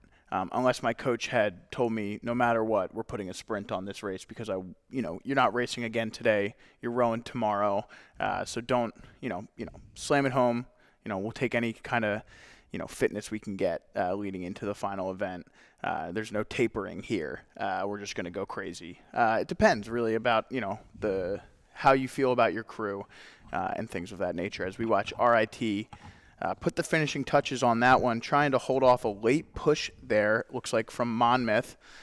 Meanwhile, at the bottom right of your screen, the men's freshman novice 4 with Coxswain semifinal. Number 1, that looks like a good race so far. From the right to the left, we have Union, Rutgers, Oklahoma City, Western Ontario, Lehigh, and West Point B. So, looked like from that overhead angle, Oklahoma City continuing their good turn of form from their this early afternoon slate of rowing. Every Oklahoma City boat has looked really impressive so far as we finish up in the women's pair semifinal number 2 with RIT heading into the final 100 meters here with just, as you said earlier, a really calm, collected race. Exactly. They are just dotting their I's and crossing their T's here, just getting across the line, making sure it's a nice, clean row. No sprint from them here. The ladies in orange, so looking very good in this pair. Clearly, they spend some time. I mean, they are going right down the center of this lane, too, so it looks like they have spent a good amount of time in this boat and working together, too, because as we've said before, it's very important to know your pair partner very, very well. So as we wait for, let's see, lane 2, coming across here, if I'm... Looked like Monmouth there out of lane 3. Monmouth there out of lane 3, our second boat there, but in lane 3. So let's get that right. Again, this is where we said... I think Carnegie Mellon was in line to finish 3rd there, as we have another shot here of our men's freshman 4. Oklahoma City now striking out well in front of the rest of the crews. Obviously, there's an angle at play here as they cross in front of our vantage point. Oklahoma City approaching the halfway point, and here we go. You can see a good 4 lengths of open water for Oklahoma City over the Union boat out of lane 1. The top 3 here will be moving on to the grand final, and this is going to be a good race for 3rd place. Yeah, it really is. And I want to remind everyone, too, that the top 3 will go to the grand final, and the remainder will go to the B final, the petite final. So, again, we are looking at top 3. And right now, this is a very tough race to call. Aside from our very, very clear leaders, Oklahoma, it looks like I'm going to give the edge to Union in lane 1, and then...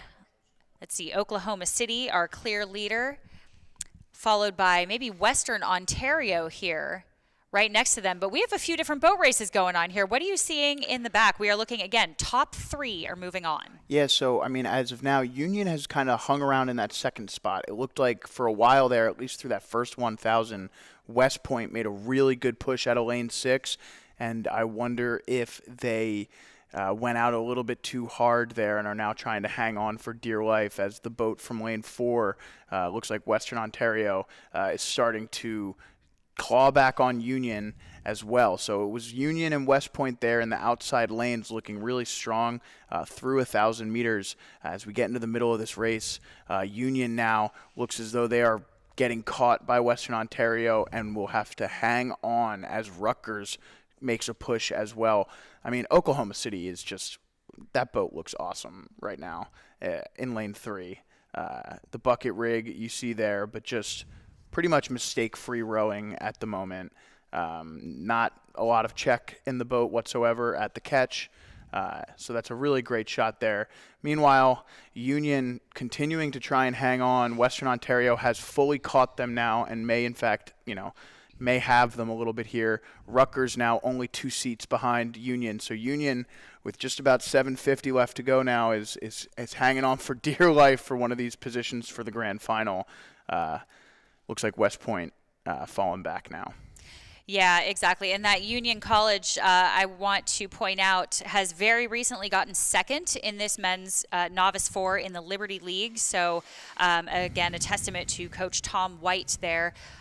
So very recent strong results here in this 4. So definitely one to watch out for. I'm sure will really be vying for a spot in that grand final because they will certainly feel like they deserve it after a very strong spring season. So we have a very, very strong race here, a very exciting race going on between Union and Rutgers here, that Oklahoma City boat in lane 3 still very, very commanding lead. I don't know, again, unless some disaster strikes here, I think we can comfortably say Oklahoma will come down that finisher chute with some serious confidence that they have secured that first place position and punched their ticket to the grand final. But Union and Rutgers and Western Ontario in a very tight race here for that third place position. Yeah, it looks like West Point hasn't given up just yet either. It looked like in that third 500 they were definitely falling back a little bit, but as we get closer to the finish line here, they're definitely going to try and sprint and make a push here. It's just on the other crews to kind of hold them off. Oklahoma City looks like they did take at least a small sprint there to try and put up a really impressive time here. Their stroke rate definitely a bit higher than the rest of the boats throughout the race, just showing a different kind of level to this boat here from Oklahoma City. Meanwhile, we are underway in the second semifinal as well. This is kind of a great shot of the first 20 to 30 strokes of the race where these boats are still kind of prying, trying to get the boat up to speed, trying to make it so that they can take full strokes and get the boat moving. Looks like we're going to have another really great race there as Oklahoma City finishes in first. We'll wait to give you guys the results on second and third here as it comes in close, knowing that lane 1 might be slightly out of view. Exactly. And I would love to give you guys some lane assignments here for this second semifinal for the men's Fresh Soft Novice 4. That will be lane 1, Stockton. Lane 2, Lafayette. Lane 3, Texas. Lane 4, Temple. Lane 5, Merchant Marines. And lane 6, West Point. And we have all boats free of the breakage point, so we are off and running into that second 500, I believe, if I'm seeing correctly here. Again, looking at this race from afar, judging some of the steering here. We've had a few little steering issues, but it looks like we are back on track. You can see those beautiful streaks, those little trails behind the sterns there in this gorgeous drone shot that we have. And it is looking right now like our Temple boat is in the lead, if I'm not mistaken. Is that what you're seeing here, Joe? We have quite a race going on. I am, and we will be bringing you full coverage of this race right after, and results from the previous semifinal right after this message. At Marietta College, we believe if something is worth doing, you should do it with every ounce of your being. Our students are pioneers and they're committed to getting the most out of their college experience. They seek experiences beyond their classes or their major, and we have more than 50. A Marietta College student wants to write and direct a campus play, score the game-winning basket, and complete a serious research project with their professor. We know Marietta College isn't for everyone, but it might be the perfect fit for you. Learn more today at marietta.edu. Who are Thomas Jefferson University students? They're designers, healers, builders, but mostly they're in demand by the employers creating the jobs of tomorrow. When you're trained to never settle, but to keep asking why, and your education crosses disciplines, these different perspectives ignite new ideas and make the impossible possible. Jefferson, redefine possible. All right, and we're back here with semifinal number 2 in the men's freshman novice 4 event. A great race going on here. Right before break, Whitney mentioned Temple out of lane 4 out in front. It looks like they are hanging on to that lead, but not without a challenge from Texas and Lafayette in lanes 2 and 3. Again, that's a top 3 moving on to the grand final. So all 3 boats looking in solid position to move on, but still a lot of race left as they hit the halfway point there. Meanwhile, trying to get results from that previous semifinal because we know it finished pretty tight there. And what a finish by the Scarlet Knights out of Rutgers there to finish out in front of West Point and Union. Union through right around 1,500 meters looked as though they were in third place. Rutgers reeled them in and qualified for the grand final. So great race out of Western Ontario and Rutgers. That race ended up finishing Oklahoma City, Western Ontario, Rutgers, West Point, Union, Lehigh. Great race in that first semifinal. Second semifinal on your screen now, Temple out in front.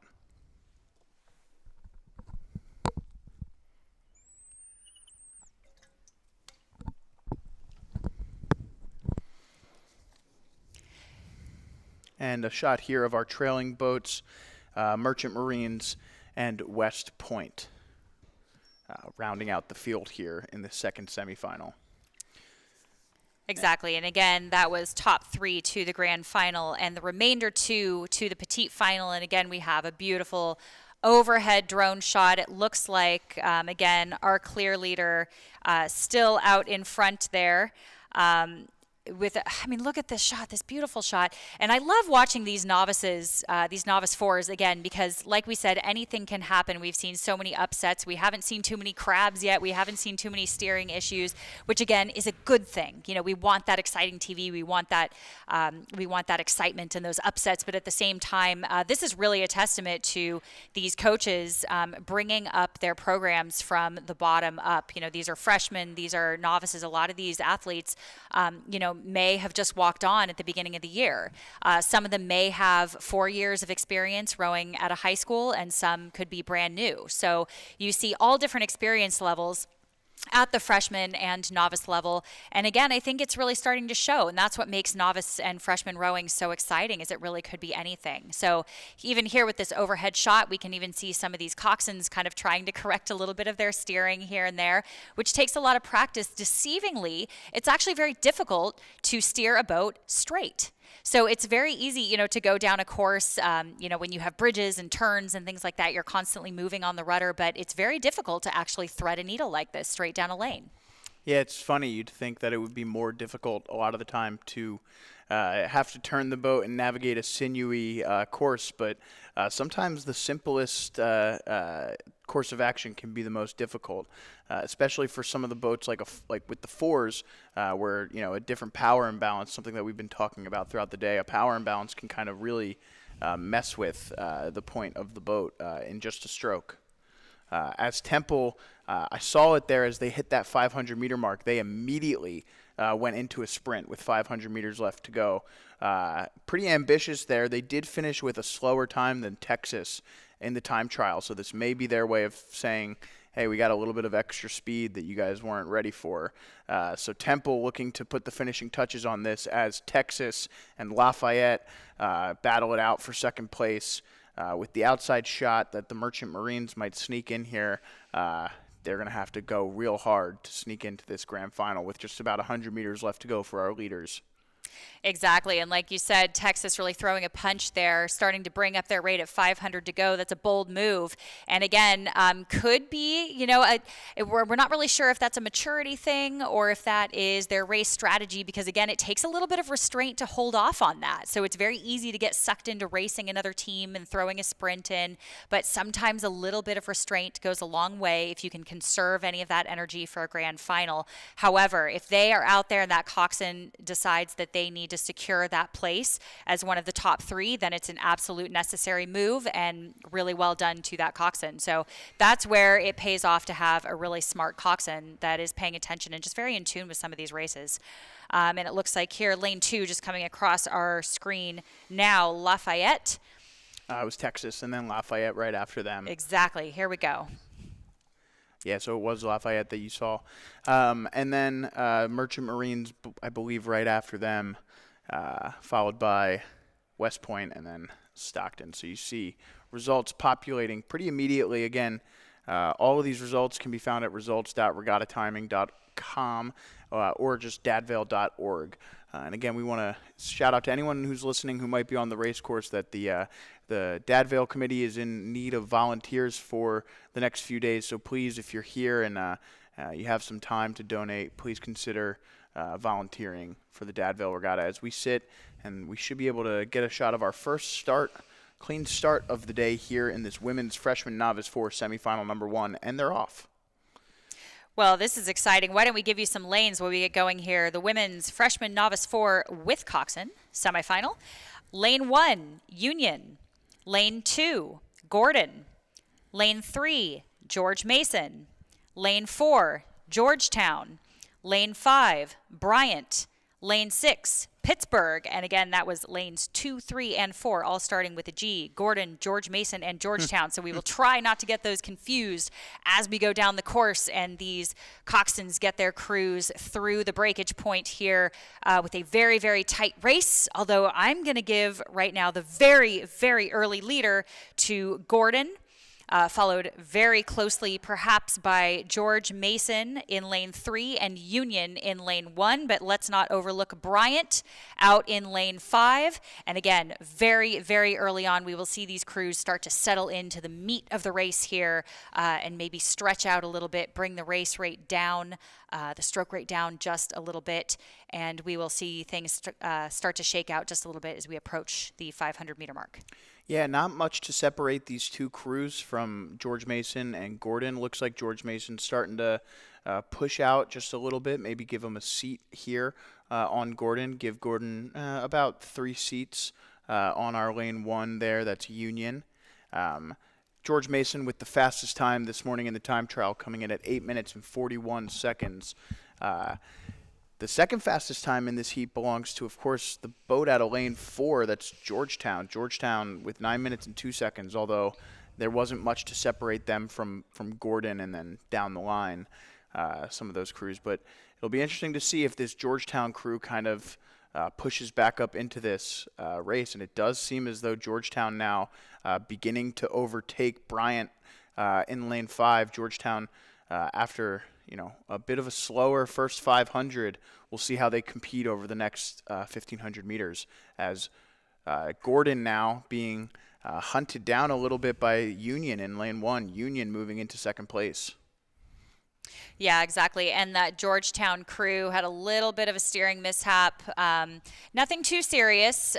We call that bumper bowling. So just going back and forth a little bit close to those buoys, but it looks like she got her crew back into the center of the lane there. And they're clearly a strong enough crew. So hopefully as soon as they get settled again, they can start to make a move on Bryant on the outside. It looks like they already have, but you can see that trail where they've just made a couple little steering corrections there, which does affect the speed of the boat. Every time you steer that rudder, you're putting the brakes on a little bit, so it does make a difference. Yeah, here comes Georgetown. They've got a lot of speed right now. They're definitely still, you can see it in their line. They're definitely still moving across that lane a little bit more than you would like to, but they maybe a little bit more power on that starboard side, causing them to move over. But man, they've got some speed now, and watch out, they might just come back and win this thing with the speed that they've got. But you can see Gordon now has, after that push there, it looked like that early part of the middle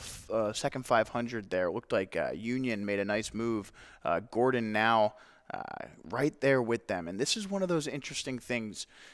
Georgetown, obviously, with a lot of speed, pushing up on Gordon and Union. If you're the coxswain of either of those boats in lanes 1 or 2, you might not see Georgetown coming up on you yet and are just trying to keep pace with the boat to your left or your right because you think, okay, this is the boat that I need to stay with in order to finish in second and third, and we move to the grand final.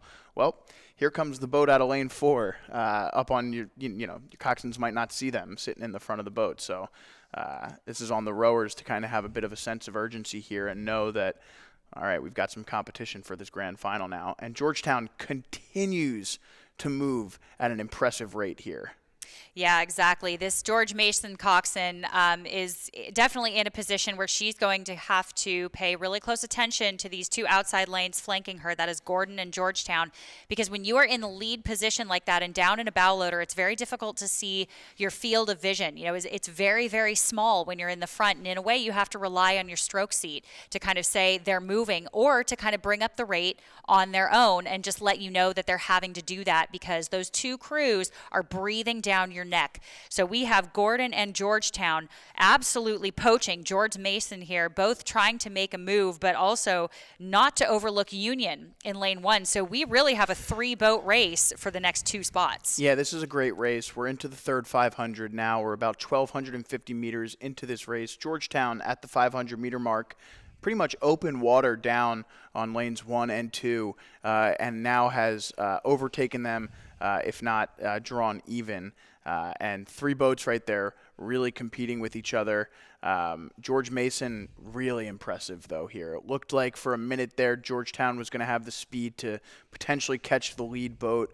George Mason maintaining about a length of open water and a lot of speed from those boats in the second, third, fourth position. George Mason continuing to lead from the front.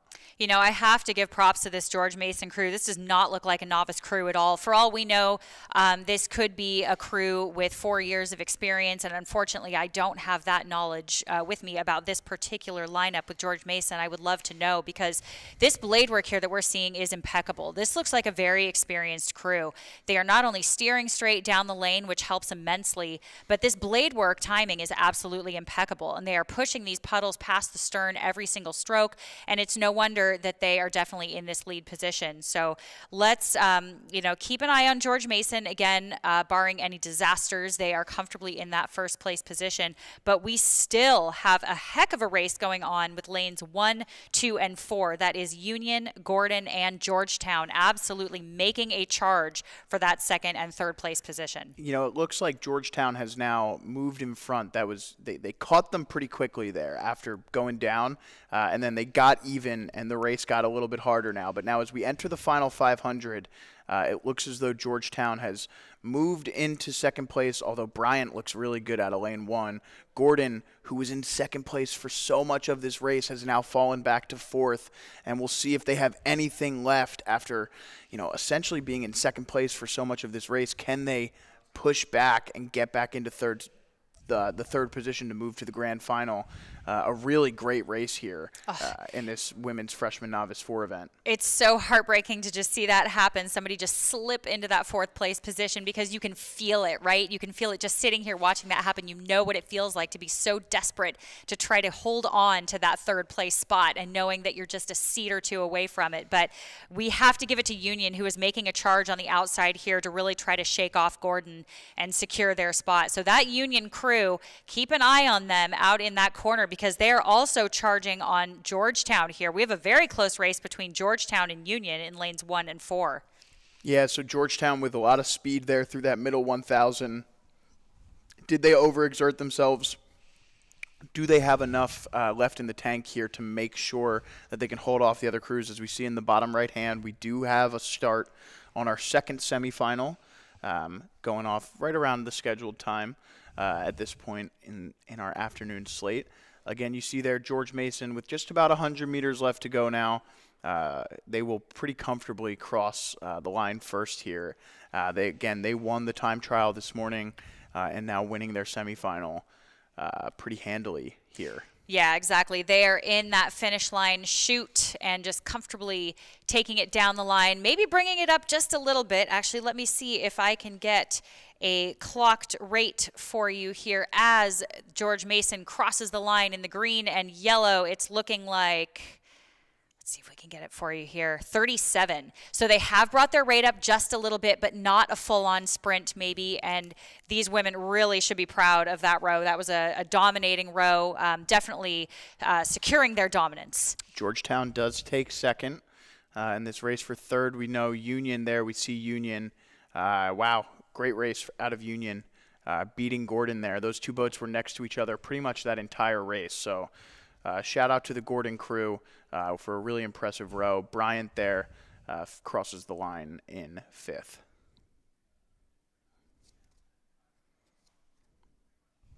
All right, in this semifinal number 2, in lane 1 is Fordham, in lane 2 Lafayette, lane 3 is Rhode Island, 4 Jacksonville, 5 Tampa, and in lane 6 is Texas. So expect a pretty good race here, and yep, that seems to be what we're getting. Looks like Lafayette and Rhode Island pretty much deadlocked. Maybe give the edge to Rhode Island by, half a bow deck there. But that can change, as you can see there, in a matter of a stroke.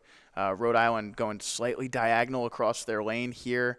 Lafayette looking just a little bit straighter as Rhode Island straightened back out. 1,000 meters down. About halfway left to go. Not much between these two. On the outside there, looks like Jacksonville currently maintaining a third place as Tampa makes a push to get into the grand final out of lane 5. And I don't mean to sound biased, but I'm certainly loving the blue of that Rhode Island, that gorgeous bright blue flash on the gray water here. Little bit of a stormy day. Luckily, not too much wind anymore, but that beautiful blue boat of Rhode Island standing out. And again, in that first place position, followed very closely by Lafayette in lane 2. We have Fordham, who has fallen back some boat lengths now. They are about 200 meters past that 1,000-meter mark, so a bit behind the rest of the field, but also with Texas on the outside. So those are our two trailing boats. But again, that beautiful flashing blue blades and boat of Rhode Island in the lead position, being absolutely challenged, though, by lane 2, Lafayette, in the dark horse here in lane 2, the black and red, followed by Jacksonville on the other side. So again, that center boat being challenged by those two outside lanes, just breathing down their neck here. Great third 500 so far from Jacksonville. They were pretty much open water behind the two lead boats at the start of this third 500. Now they're about 4 seats down of Lafayette, and then about a length down, maybe stern deck, bow deck to Rhode Island. Rhode Island also looked like at the beginning of that third 500, they took a move. They went out in front. Lafayette responded and had drawn even. Now Rhode Island starting to move away. Jacksonville just about a seat down on Lafayette. Really, really impressive row for the Dolphins here out of lane 4 as they were pretty far down and are now in this second half of the race starting to really put their foot down. We'll see in this last 500 as they head.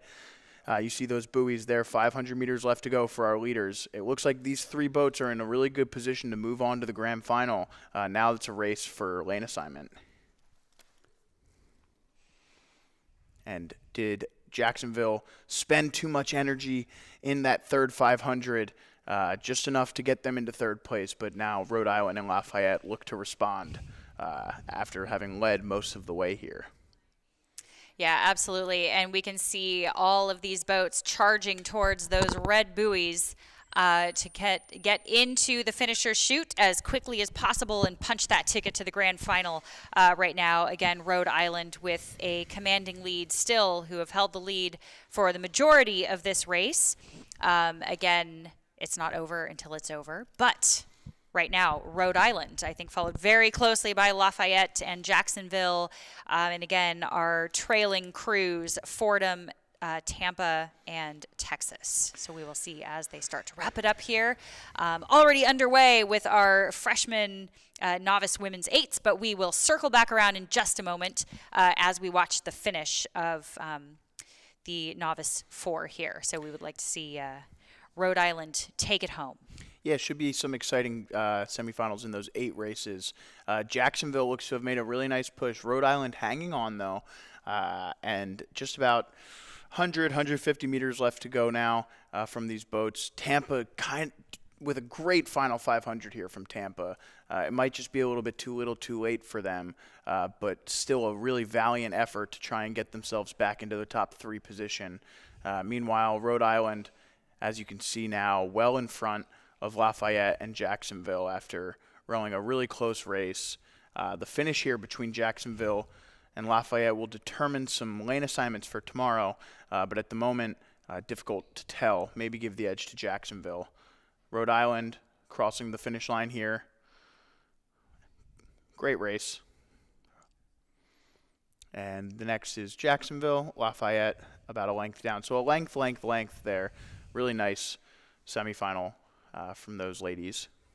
Right. And again, these times are not necessarily the most important thing here as long as they secure the top position. So the timing may not be the fastest times of the day. That doesn't really matter. We're not expecting that much because, again, it's top 3 positions move on. So it looks like we have Rhode Island, Jacksonville, and Lafayette moving on, and then we will have Tampa, Fordham, and Texas going on to that petite final, the remainder to final 2.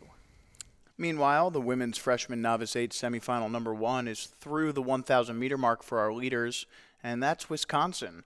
Wisconsin looking really strong. Give them 4 lengths of open water over West Point out of lane 4. They're in second place. Lane 2, Penn State currently in third. Top 3 to the grand final, the remaining boat, which is Georgia Tech at the moment in lane 4 or 5. Georgia Tech in lane 5 currently off the position to move to the grand final and will race in the petite if results hold. And Wisconsin, this women's freshman boat from Wisconsin, you talked about not looking like a novice boat for some of the 4s earlier. This is a really impressive looking 8. Yeah, I have long watched Wisconsin field some very, very strong 8s, both on the men's and women's side, both open weight and lightweight as well. Again, remember, this is an IRA team. The lightweight women will also be going on to IRAs. And this team in general, Chris Clark has been coaching this team for a long time. Again, on the men's side, we have some very, very strong programs.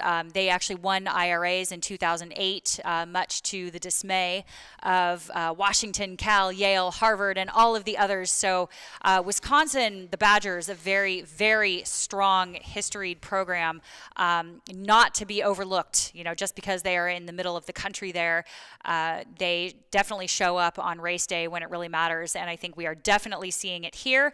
Want to give a lot of props to their coach, who has really done a wonderful job not only building up the program, but also getting these women out racing multiple times against open weights and lightweights. So really, really well done to the Wisconsin Badgers here, clearly asserting their dominance.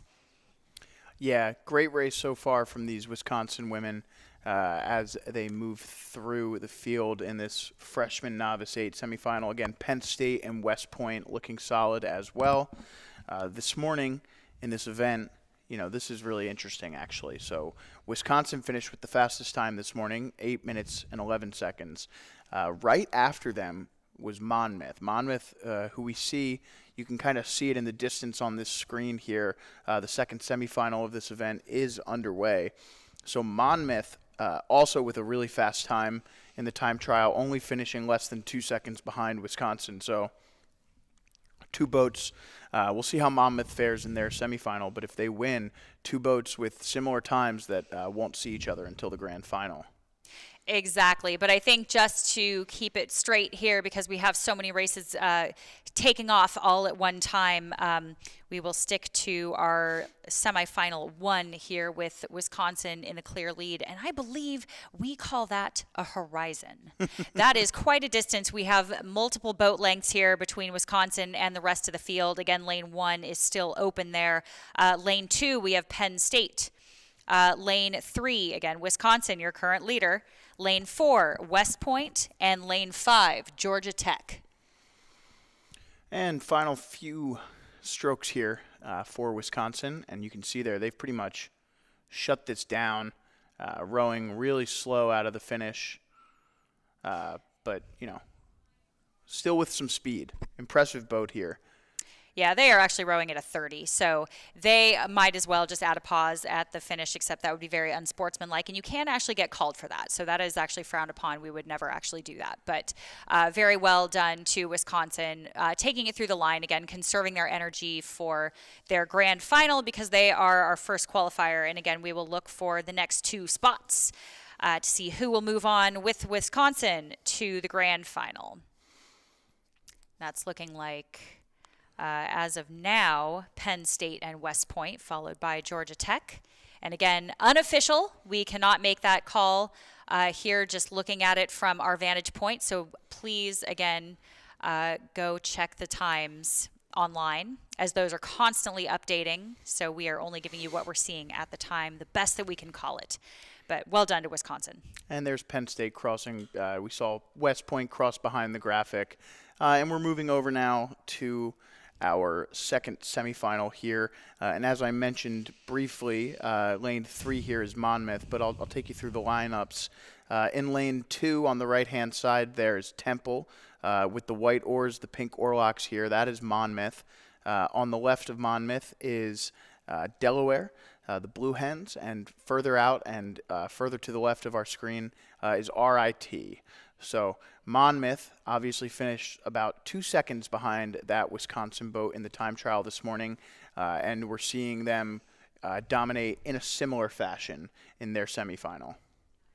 Yeah, and this is also a testament to Coach Scott Belford here in this Monmouth boat. They have recently raced St. Joseph's and Thomas Jefferson and gotten second in the women's V8 and have a fairly deep program this year, so I'm expecting great things from the women's side of things from Monmouth University. That is the Hawks.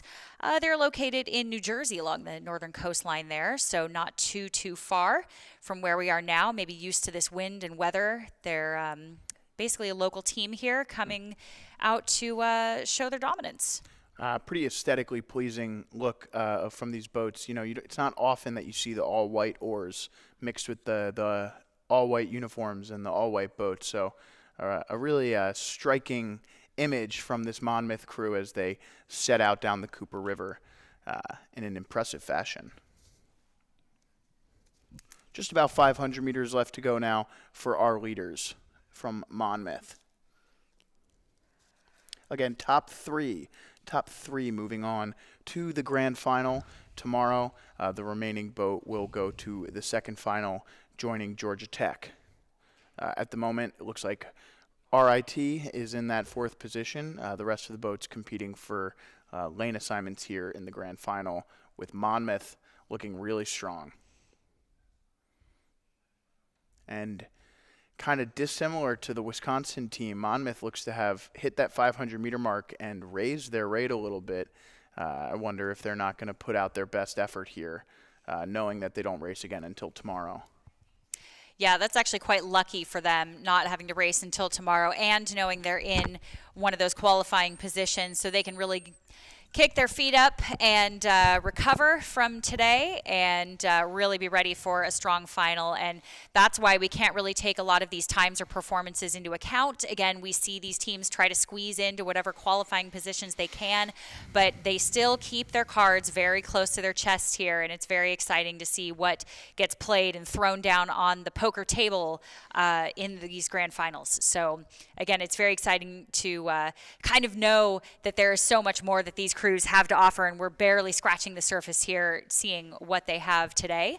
And so far, again, some phenomenal rowing These are younger or newer athletes. Again, coming into this, rowing very, very well, again, speaks to the depth of the program here, the freshman novice eights. So, again, they could be either first years or they could actually be freshmen. So, very young athletes out here. And not to mention, there are, a lot of college rowers at this level who may be freshmen but have 4 years of experience from their high school levels. So if that wasn't clear earlier, that is kind of one of the advantages of fielding a boat of freshmen, is that some of them may actually be more experienced than the older novices throughout the crew. Exactly. Yes, and we do see that sometimes. You do see freshmen come out with a full boat that's maybe raced all national championships from all different clubs, prep schools, or various clubs from around the nation, and they come together and throw a performance down like this, like what we're seeing right now. And this is really phenomenal. And like you said, very striking. I love that with the white and the white and the white. It's really great to see as they cross the line clearly without a sprint. They are very comfortably in that lead position, maybe sitting up a little bit more, but a little bit of punch in the hips, but a little bit of some gasps there at the end. I wonder if they didn't, push themselves a little bit at the end there. Maybe not as hard as they could, but they definitely were keeling over a little bit as the cross there from Temple, followed closely by Delaware. We're gonna cut to a quick commercial here. Coming up next, the men's varsity double sculls right after this. This is Jacksonville University. It's not just a perfect place for sunny waterfront beauty shots. Although, here you choose the future you want. How? By defining it yourself. You customize your path and make it one of a kind. You want to build a future where you decide what impact you make? You want to create a life that's limited by nothing but your own ingenuity? You come to the right place. There's a place where you can come as you are. See how it's made, and why we make it.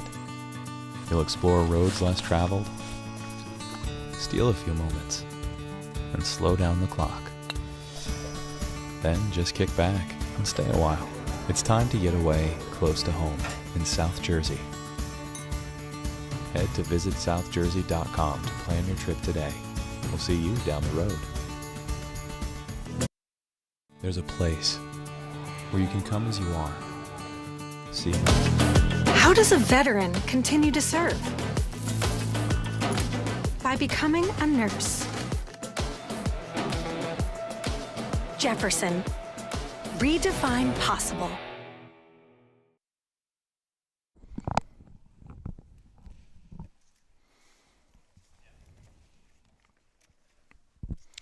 And we're back here with the men's varsity double at the 85th annual Dad Vail Regatta. The men's varsity double out onto the race course, and in fact, starting to make their way down the course. For semifinal number 1, we have in lane 1, Carnegie Mellon. In lane 2, VCU. In lane 3 is William and Mary for Pittsburgh. Lane 5 is Oklahoma City. So semifinal number 1, approaching the halfway point here. That's the 750-meter mark. And our leaders from William and Mary in lane 3, meaning, of course, that they finished with the fastest time in the time trial this morning. Bit of a closer race in the time trials from this morning. William and Mary only with about 8-second advantage over the second-place boat. Obviously, we'll see them in the second semifinal. But looking good so far for William and Mary. And again, this is a semifinal where the top 3 will move to the grand final tomorrow, followed by the remaining 2 will go to the petite final. And just about halfway through now for our leaders from William and Mary. As we get a nice shot there of Carnegie Mellon in lane 1, VCU in lane 2, and I believe that is Pittsburgh there in lane 4. VCU looking really strong out of lane 2, currently in position to move on to the grand final.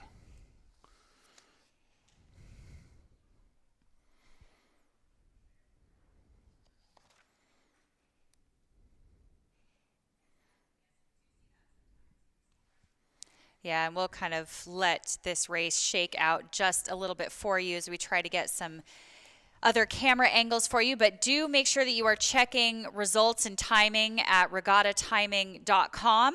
Please do not just rely on us and our vision doing our best from the camera here, from the boat angles, from the boathouse at the angles that we are sitting at. We do our best, but if you want official times, make sure you are going to check the results out at regattatiming.com.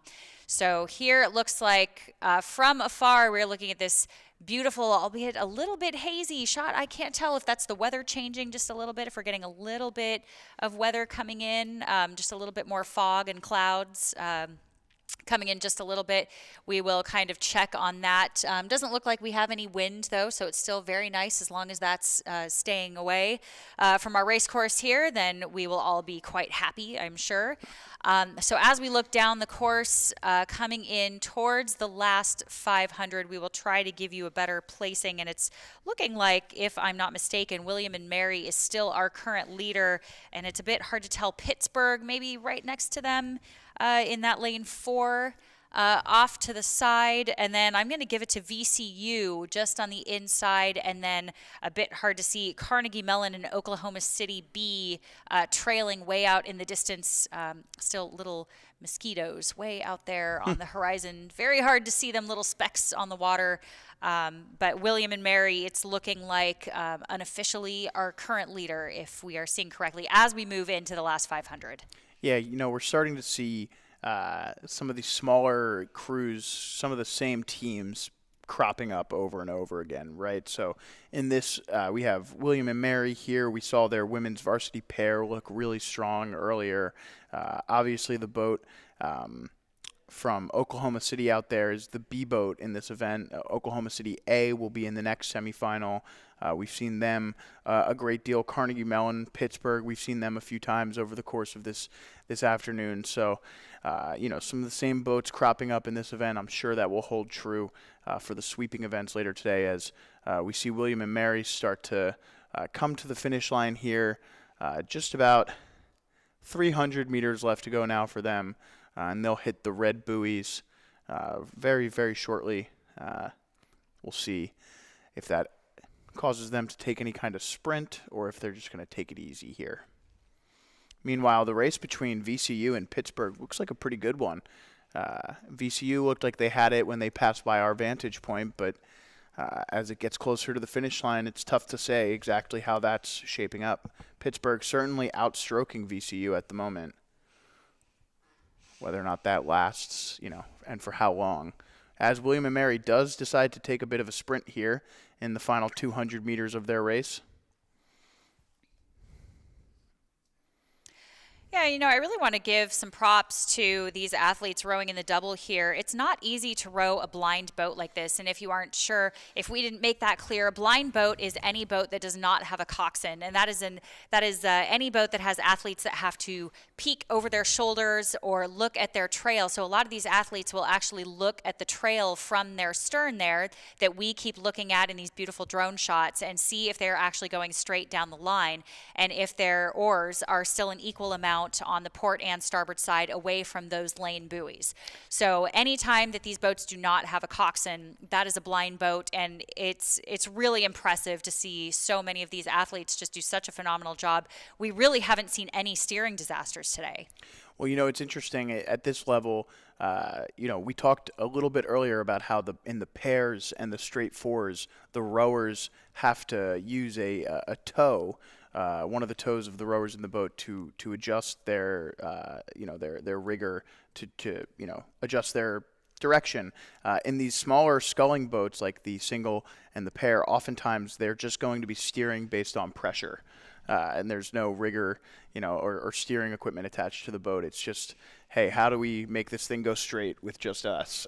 And it can be a bit of a difficult, equation. Obviously, they've been practicing all year, but it does add a different element to the event. Absolutely, and it looks like we've had William and Mary, followed by Pittsburgh, followed by VCU, and then unofficially Carnegie Mellon and Oklahoma City B in the men's varsity double semifinal 1. So again, we will keep an eye on semifinal 2 and see what other 3 crews move on. And we are already underway here. Yeah, and that's the boat from Oklahoma City that I was alluding to earlier, thinking that they would look just as strong as the William and Mary boat did in their own semifinal, and that seems to be holding true.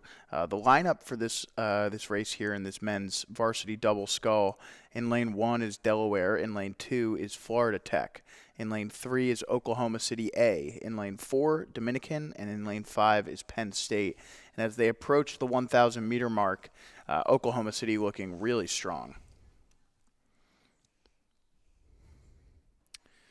And yes, they did finish obviously with the second fastest time in qualifying, but I'll be interested to see how their time stacks up against William and Mary after this event, because obviously, you know, we talked a lot about how the times aren't the most important thing to take into account, but they can tell us certain things, such as, you know, William and Mary won by about 8 seconds this morning in the time trial. You know, they rode their own race. Oklahoma City now rowing their own race. It's essentially a second time trial out there for these two. So we'll see, you know, if there's any difference, or if they, you know, if they come in with a similar, you know, discrepancy in time. You know, there are things that you can kind of glean from that type of information, although you can't put all of your stock into it. Exactly. Yeah, you said it here. That's so true. And one thing that I really love about watching these doubles in some of the smaller boats is, we've said it before, but I'll say it again, is that more programs can actually put out stronger small boats. So we can have programs that maybe have 8 to 12 rowers, but they can put out phenomenal singles, or a very strong national championship double, or, you know, you have these varieties and these other options that make it very difficult for everyone to do well. So it's really a toss-up. Like it says nothing about the program or what size the program is based on how strong their small boats are. So it's really cool to see these boats out here, you know, the singles, the doubles, the quads, you know, the pairs, all the small boats, and who really stands out, because it's really, truly anybody's game. Yeah, so again, the men's varsity double sculls making their way down the race course, about 750 meters left to go. And again, Oklahoma City looking strong. Difficult to tell exactly how it's shaping up after that. We expect Florida Tech and Dominican in lanes 2 and 4 to be in position to move on to the grand final. It does look as though that is, you know, how things are shaping up. My vantage point is the same as yours at home, so I would say Oklahoma City, followed by Dominican, followed by Florida Tech, Delaware, and Penn State unofficially. Yeah, exactly. If I were some of these bigger programs too, we're hearing a lot of Dominican in these first, second, third place positions. I would certainly be wary if I was in a lane next to a Dominican athlete right now. I would definitely be on guard, and that is what we're seeing here. Like you said, Oklahoma City followed very closely by that Dominican boat. And again, we still have top 3 moving on to the Grand. So again, we are not going to see everybody's hands right away. They are keeping cards close to their chest, and we expect to see great things in the grand finals coming up. But first, we need to get them across the line and qualified. Yep, and Oklahoma City looks like they're well on their way to doing just that. Heading into the final 500, it does look as though they've decided to take a bit of a sprint here. You can kind of just see their oars start to move a little bit faster up the slide. About 300 meters left to go now. Oklahoma City looking really strong. And again, it's just you know, a name that we've been saying all day. We've already watched 3 different crews from Oklahoma City win their semifinals this morning. Obviously, this Oklahoma City crew in the second qualifying position, unlike some of their compatriots who were, you know, the first boats in lane 3 in each of their heats. But you know, this crew looking really strong themselves, trying to row without a mistake here, and there they go. Looked like they just made a quick point adjustment and now are home free. Oh, that sigh of relief when you see those red buoys and knowing that you are in the lead position, just counting off all your foes in those lanes next to you, and these guys are going to cross the finish line in that first place position. Again, should be very proud of themselves, feeling very comfortable, very confident, and relieved that they have crossed the line in first, rowing quite well. Looks like they did actually bring the rate up a little bit, so we are seeing a little bit of punch, little bit of a sprint. Very interesting move here with such a commanding lead, but again, maybe they are just trying to put an exclamation point at the end of a very strong performance there. Yeah, for sure. Again, it all depends on, what you're looking to get out of the race. Even in a semifinal like this, you may just want to try and put your best foot forward to see what kind of time you can put up, knowing that you have a full day to recover. Exactly, and this may be some of these athletes' only race. Again, a lot of these athletes are racing more than once, so that could be up to 4, even 6 races at in certain events. So it's really impressive. It's very impressive. Exactly. It's I can't even imagine. I'm always the one supervising and steering the boat, so having to do that many 2Ks makes me hurt just thinking about that. Makes my head explode. So looks like Florida Tech just finished 3rd there. So on your screen you see Oklahoma City, Dominican, Florida Tech are the 3 schools qualifying for the grand final tomorrow from that event. So that grand final tomorrow will be William and Mary, Pittsburgh, VCU, Oklahoma City, and Dominican, and Florida Tech. And you know what, as we were saying in the last race there, the clouds have come in just a little bit of haze here. It looks like the rain has started to fall once again as the women's varsity double comes down the course here. And if I may give you some lane assignments here, that would be great. For lane 1, Long Island. Lane 2, Georgetown. Lane 3, Trent. Lane 4, Oklahoma City. Lane 5, Gordon, and lane 6, Dominican. And it's looking, again, like our early leader is potentially Trent. We'll make sure that we are pulled out just enough here so we can see the entire course, but I'm going to give it to Trent and Georgetown there in that 2nd place position, followed by Long Island in that gorgeous baby blue and orange right there on the outside, the ladies in white. That gorgeous powder blue boat. I love to see that. You don't see that too often. Followed by maybe Oklahoma City on the outside, but we've just switched camera angles, so let's see if we can give you some better placing here. Yeah, so Trent with the fastest time in qualifying this morning, that gives them the lane 3. I just want to give a shout out. I know we've been talking a lot about how the time trials aren't necessarily the end-all be-all. Throughout the day today, the boats in lane 3 in the second half of the day since lunch. The boats in lane 3, only 3 of them have not finished in 1st, and they've all finished in 2nd. So lots of kind of things holding true from our morning session here in the afternoon, and Trent looking to continue that trend out of lane 3 here, looking really strong. Georgetown, though, not out of it yet, and also looking very strong after Georgetown finished 5th in the time trials this morning. So, again, some things can hold true, other things may be deceiving. Right. So actually, if you don't mind, speculate with me a little bit Sure. on that, because that's a really great point you bring up about having a lot of these lane 3 fastest times being very consistent over the course of the day. And do you think that means that they are very consistently, they're seated well? We're seated very well, I think, in these lane 3s. Lanes? Yeah, lane 3.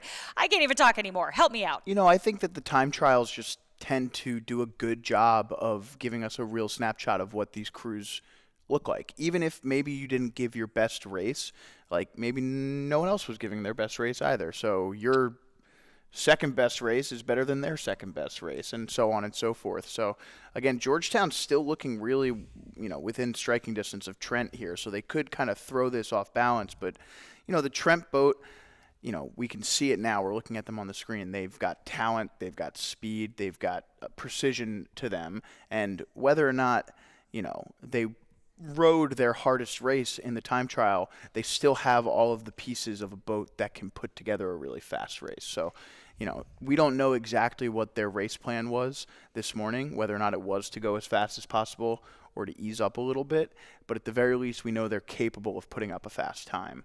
And I think that continues to hold true throughout the course of the day.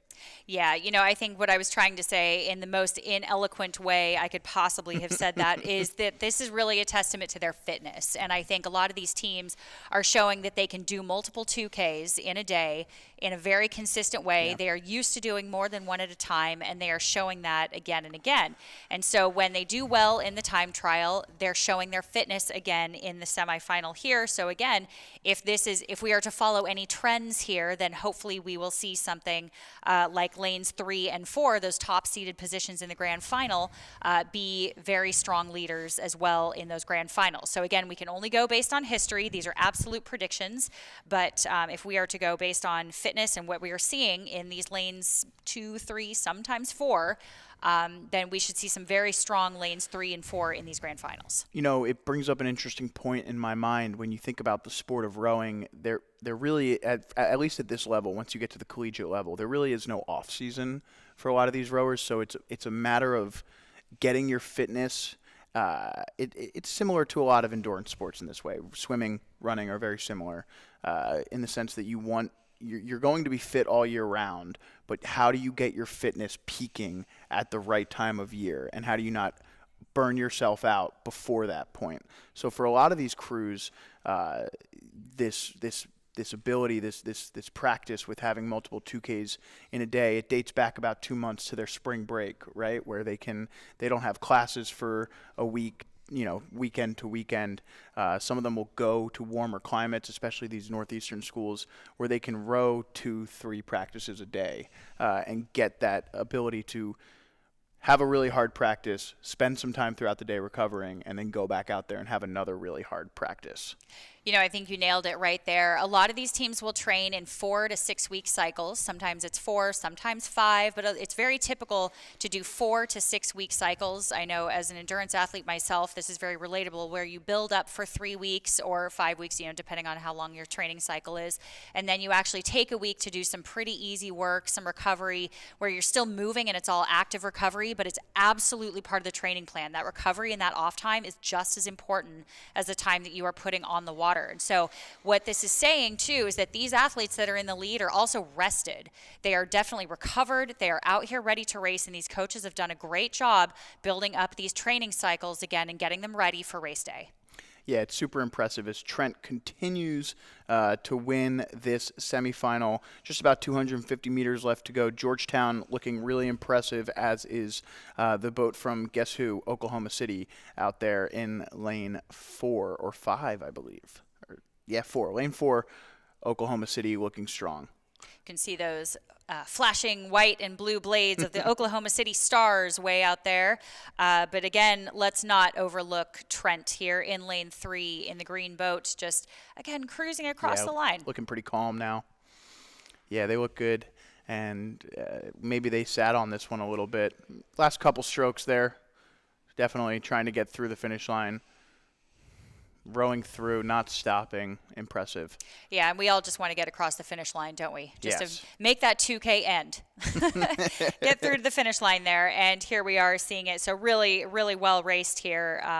These varsity doubles, I know they've put a lot of work in and looking really good here. So very excited to see those grand finals, those lanes 3 and 4. But again, I love an upset, so we can't make any early predictions yet. So Trent, Georgetown, Oklahoma City qualifying for the grand final there. We'll see who will join them as we move on to the second semifinal. Long Island finishing up there. Nice race from them. And it looks like we've got a pretty tight race here, just at about, say, the 750-meter mark. And we've got in this second semifinal for the women's varsity double, in lane 1 is Rochester, RIT. In lane 2 is Tampa. Lane 3 is MIT. And right there in lane 4 with MIT is Wisconsin. In lane 5, Jacksonville. And in lane 6, RIT. But check this one out. 2 boats, pretty much not much between them. Wisconsin, MIT. MIT, the co-champion last year in the women's overall point trophy, looking to go back-to-back in the Jack and Nancy Seitz women's point trophy. So MIT looking to get their place in the final for this event, as you see Trent, Georgetown, Oklahoma City, Long Island, Gordon, and Dominican finish there for our semifinal number 1. And semifinal number 2, approaching just about the halfway point, and Wisconsin and MIT looking really, really strong. Meanwhile, Tampa out there in lane 2 in 3rd place, looking to qualify for the grand final. But one of our first races of the day, really, when you think about it, in this afternoon session at least, where we have 2 boats vying for first place. There's been a lot of movement in terms of these semifinals, but 2 boats.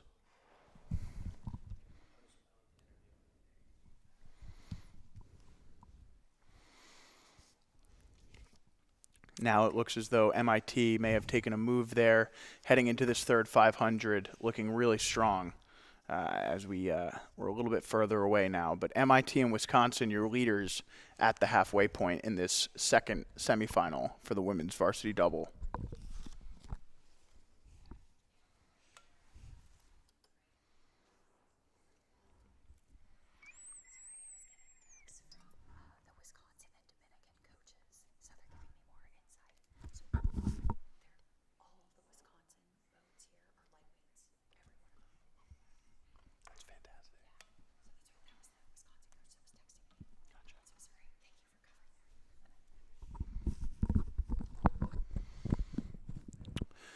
All right, so again, about 750 meters to go here in this women's varsity double semifinal number 2. Again, MIT and Wisconsin looking really strong. And just a note that we just got here from the Wisconsin team. Each of the Wisconsin women's boats out here today are lightweight boats. So that freshman 8 that we saw earlier, that freshman novice 8 was a lightweight freshman 8. And now this varsity double is a lightweight double for this Wisconsin team. So super impressive from a very deep Wisconsin program.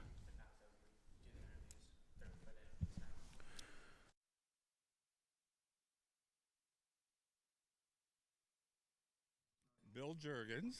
Bill, so you've been here for a very long time. How has the regatta changed since you were first here to how it is today? Well, the regatta's changed in so many ways. When I first rode in it, in 1967, there were mainly just 3 categories, a men's varsity, a men's JV, and a men's freshman. Obviously, women's rowing came about around 1976 at the Dad Vail Regatta, and then it just kept expanding with event after event. So now, and of course the number of participating teams back then, you're looking at about 30 teams. Now we're up above 70, and if you count the men's and women's programs separately, you have 105 programs that are participating in the Dad Vail Regatta. And it's always been a regatta that has shown a lot of enthusiasm, a lot of excitement over the years, and this is something that has been one of the important characteristics of the Dad Vail Regatta. And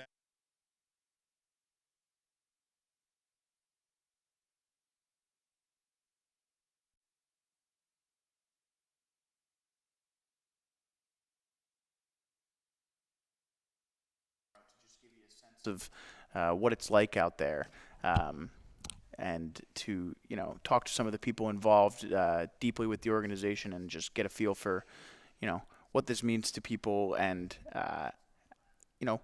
what's going on out there.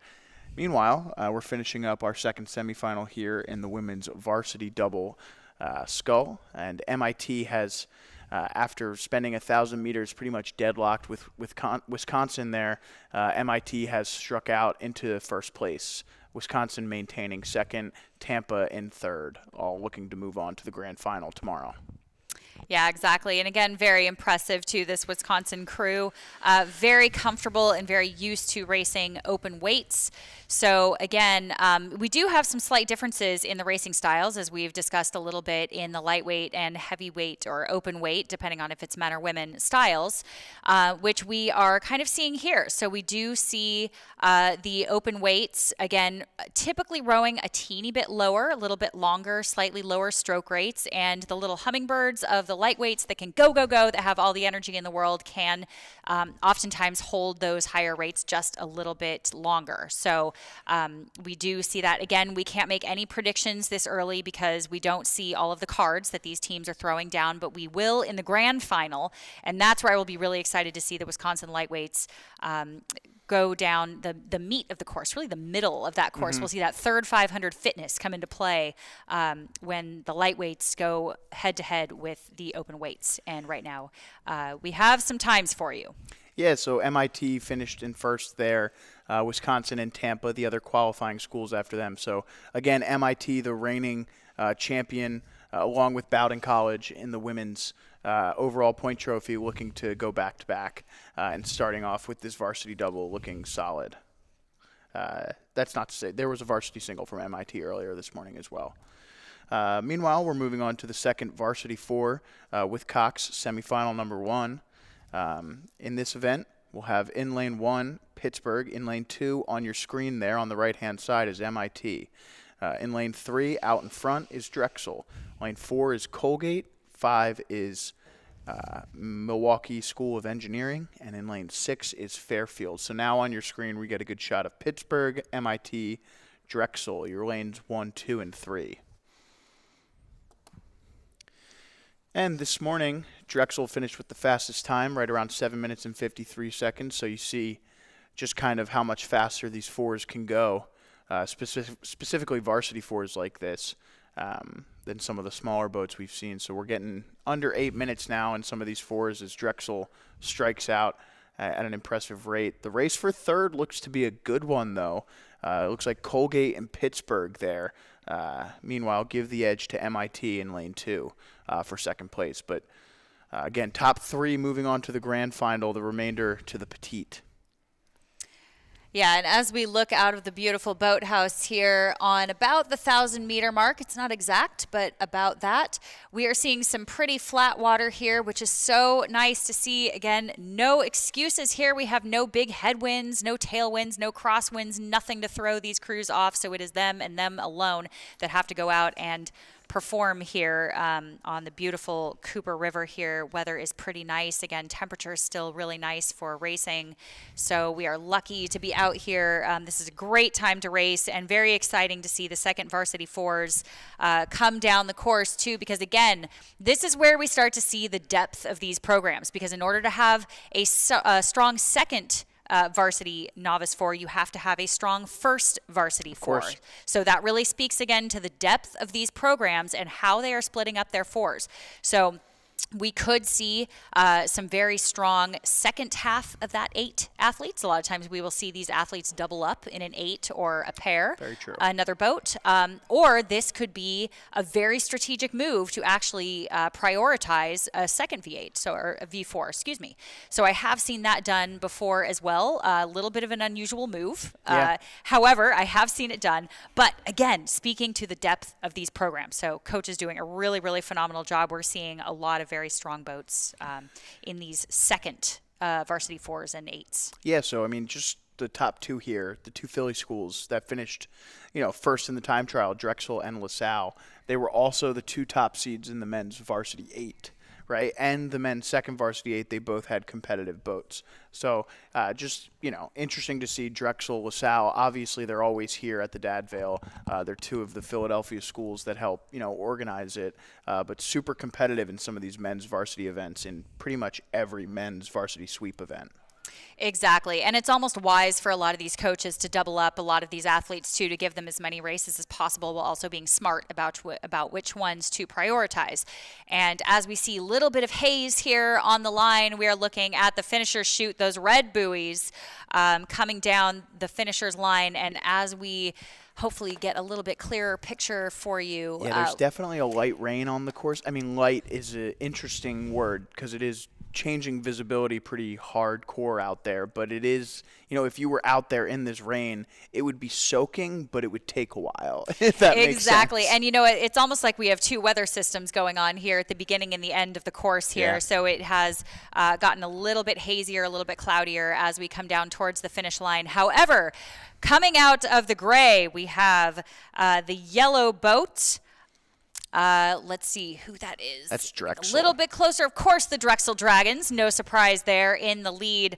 Very, very strong performance again from the Drexel Dragons here. Followed very closely by, I'm going to give it to Colgate and MIT, actually, just on the other side, but leaving our screen now. We'll see where Pittsburgh is. At the 1,000-meter mark, Pitt was in contention here, as Drexel's going to cross and qualify for the grand final tomorrow. So Colgate, MIT, Pitt. Milwaukee looked strong out there in lane 5, if just off the pace. Exactly. Yeah, that is just off our screen here. Oh, what a race this is. Wow. MIT, Colgate, followed by another close finish there between those two. It looked like maybe Milwaukee edged out Pittsburgh there at the end. We'll get official results in a moment. But you'll see here, Drexel, MIT, Colgate beating MIT beating Colgate by 0.5 of a second. Milwaukee did come in fourth there. What was the difference between them and Pittsburgh? 0.2 of a second. Unbelievable. And, I think that surprised us just as much as everybody else, having such a close-up view of that finish line. All of a sudden, these crews are just popping up on our screen in different places than they were just moments before. So very, very exciting racing there in those second varsity fours with Coxswain. Yeah, and great racing there. We'll take a quick break and be right back with semifinal number 2, so don't go anywhere. With a legacy of nearly 50 years operating as a family-owned commercial construction company serving New Jersey, Philadelphia, and beyond, the Baumgartner Group's mission is clear. Okay. To deliver safe, top-quality, and efficient subcontracting services while prioritizing We're about lasting halfway through this relationships second with half clients of. by earning their trust as their go-to building partner. I think we are on enriching schedule. our communities. The Baumgartner Group subsidiary companies collaborate seamlessly together in the glazing, flooring, and masonry trades, along with our administrative I don't think support. we said anything wrong, but.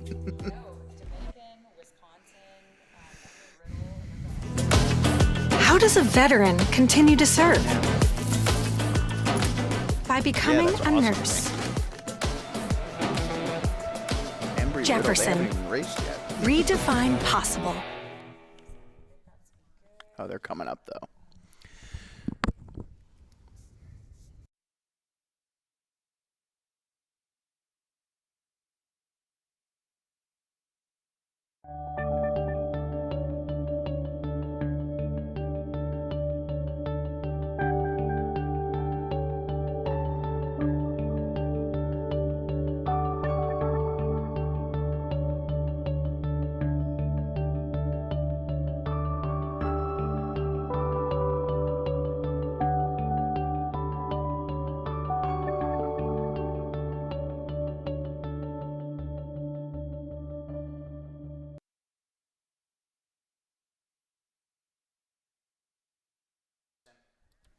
All right, and we are underway here in semifinal number 2 of the men's second varsity four with Cox. Again, we just saw Drexel, Colgate, MIT qualify for the grand final, but some really great racing there in those men's second fours. Hopefully we see it again in what should be a more equal second semifinal. In this race, we have in lane 1, West Point. Lane 2 is Georgia Tech. Lane 3, and there they are out in front, is LaSalle. Lane 4 is Marietta. 5 is Rutgers. And in lane 6 is Fordham. So, wow. LaSalle striking out in front. And then after that, it's pretty much, each boat here is still within contention for the second and third spots. Yeah, we got to look at West Point and Georgia Tech right here. I love to see West Point come out here with those cool chevrons on their blades. Really, really cool to see them coming out here in force, coming down the course multiple times now. They've really surprised us and asserted some dominance on these outside lanes. So West Point and Georgia Tech keep a very close eye on along the shore. So come down to the shorelines here and watch that West Point Georgia Tech race. LaSalle in that neon green, hard to miss in the gray, misty, rainy. Except for the stroke seat. I mean, come on. Except for the stroke seat. Someone get him a neon vest. Somebody left him out. That's terrible. You hate to see that, but what a race we have on either side of LaSalle, forming West Point, Georgia Tech, and Marietta. Also, Rutgers on the outside here. As soon as we can get a better Didn't look like they were out of it there. Correct. I mean, they're behind, but with 1,000 meters left, the distance that was created in the first 1,000 can, of course, be made up in the second, although it'll be an uphill battle. LaSalle looking really strong. We just saw Drexel also pretty much dominate their heat. LaSalle looking to do the same, setting up what could be a duel between them in the final, but lots of boats with something to say about that still. Yeah, and you know what else we're seeing here that we mentioned before? Lane 3. So it's either the power of lane 3 here is kind of the theme of the day. So LaSalle again in lane 3 is our clear leader, but I'm watching West Point here on the outside because I think West Point has something to say as we move into the third 500. They are really looking strong here, walking through Georgia Tech pretty easily. Again, this is what I call a slow burn. So this is a very patient crew. They have definitely been biding their time and moving up very, very slowly. Again, it's that third 500 moving into that last 500 where you start to see that pay off. And that's a very confident crew that it takes to actually execute that type of race plan. So they have to be very sure that that's going to pay off. Yeah, and it's fascinating, too. West Point had the last bow number in the time trial this morning and did, in fact, finish with the slowest time out of these second fours and is now well within competition to make it to the grand final, something that you probably wouldn't have predicted going into this race just based on the time trial times.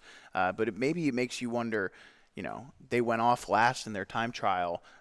Did that put them at a disadvantage to try and put up a time? Did they not know? Or did they just, knowing that they had a semifinal later today and that, you know, they were just racing for lane assignment, did they just try and, you know, go out there and, you know, make it a little bit easier on themselves? So I'm going to put my humble 2 cents on them maybe just trying to squeeze into the semifinal and not actually caring about what lanes, because it's very fair here, so they don't need to show all of their cards. So even with the time, they can be a very, very smart dark horse. Again, we're seeing it coming out of lane 1 here because it did not matter that they finished last in that time trial. Again, this is what I love about the semis and, you know, coming out of these time trials and seeing the cards kind of slowly being played.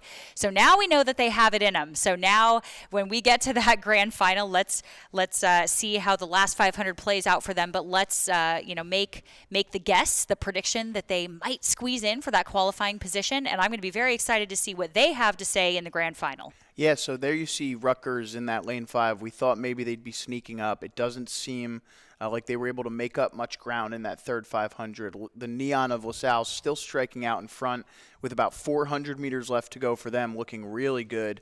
To their left is Marietta. Marietta probably now competing with Georgia Tech and West Point. Those were the 3 schools we saw competing for 2 spots earlier in the race. Yeah, and let's remember, too, that these are second varsity 4s. These are not varsity 4s. These are second varsity 4s. So these are very, very strong athletes that are coming in, maybe, again, as we've said before, the second half of that stronger part of an 8, perhaps. Again, we don't know what each coach has decided to break their 8 up into if they decide to have one. But, again, they must have a varsity 4 if they have a second varsity 4. So it means that there are 4 athletes that are also being pushed by this 4 that is racing now. And even in the gray haze, we can see the neon green of LaSalle coming down the chute with a very tight race again between West Point, Georgia Tech, and Marietta. All right, LaSalle, this is going to be a good one. LaSalle's going to cross the line here in just a few seconds. After that, it looks like West Point has second place to themselves. The race for third between Marietta and Georgia Tech is going to be a tight one. One of those boats is going to go to the grand final. One of them is going to get left out. I do think, based on what we just saw, we'll have to confirm as they come to the finish line here that West Point looked in a really good spot to move on, which is super impressive coming out of lane 1. They're going to be one of only 2 boats, if they can do so, to qualify for the final out of lane 1 this morning. So we'll see here as they come to the finish line. Any second now, we will see. It is West Point finishing second, and then behind them, Georgia Tech finishing third. Marietta unable to capitalize on their solid time trial this morning, and will have to go to the petite final. Yeah, exactly. And you said it here too.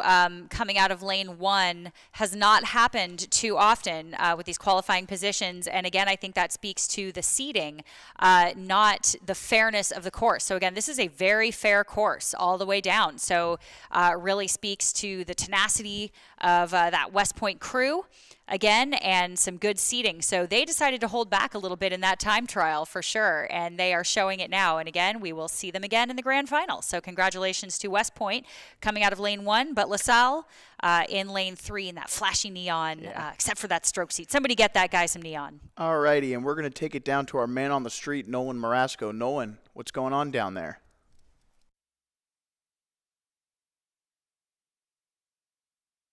For this regatta. I know you said it's your first regatta, so tell me about your experience and how you're liking it so far. Well, our son is at Western University in Ontario with the Mustangs, and he's in first year at Western, and this is our first time at Dad Vail's, and it's been a lot of fun, except for the rain, but it's amazing and very exciting, and we can't wait to see how the semifinals turn out. Awesome. Yeah, we made it into the semifinals. We're super proud of the team, and it's a great venue, and lots of stuff to see and do here, and having a great time. Awesome. Oh. And we're also having a great time touring Pennsylvania, or touring Philadelphia. Awesome. Thank you so much, and good luck to your son. All right, take care. All right, thank you so much, Nolan. Meanwhile, underway here in the women's second varsity 4 with Cox is our semifinal number 1. In lane 1 is Monmouth. They are on your screen right now. Lane 2, Lafayette. Then Georgetown, Loyola, Maryland, MIT in lane 5, and Pittsburgh in lane 6. And it looks like we're sensing a theme here in some of these second varsity 4s. Looks like we're going to have another good race here in this women's second varsity 4 semifinal number 1. In the time trial this morning, Georgetown, your boat in lane 3, did finish with the fastest time by quite a solid margin. Through about 750 meters, they're out in front, but that margin not quite as strong as it was in the time trial, with what looks to be Lafayette and Loyola, Maryland pretty close to them. But don't count out Monmouth in lane 1, looking strong.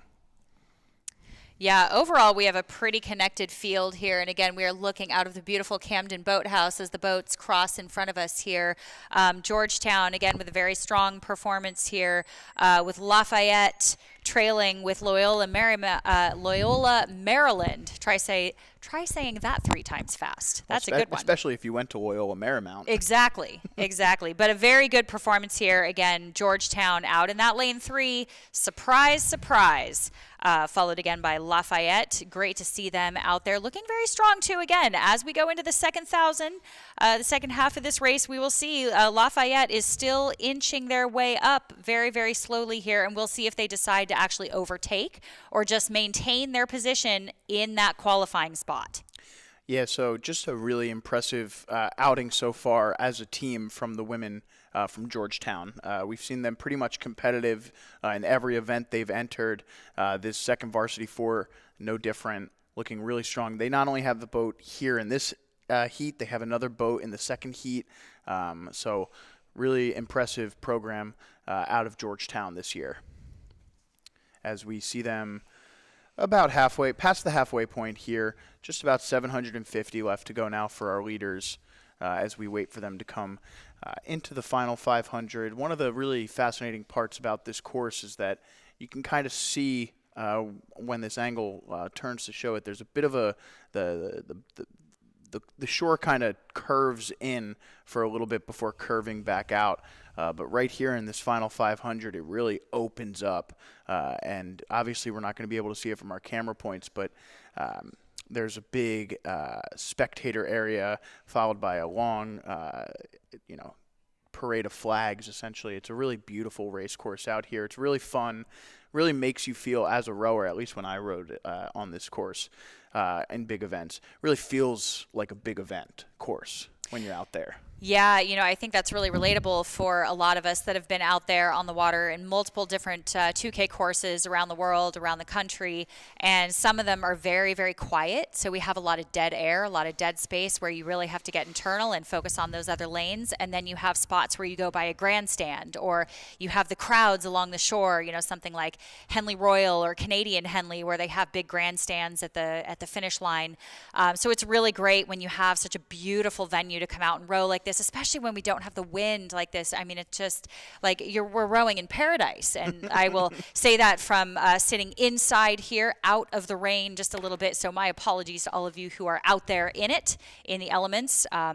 We have definitely been there, so we understand completely, but could not ask for a more beautiful venue here.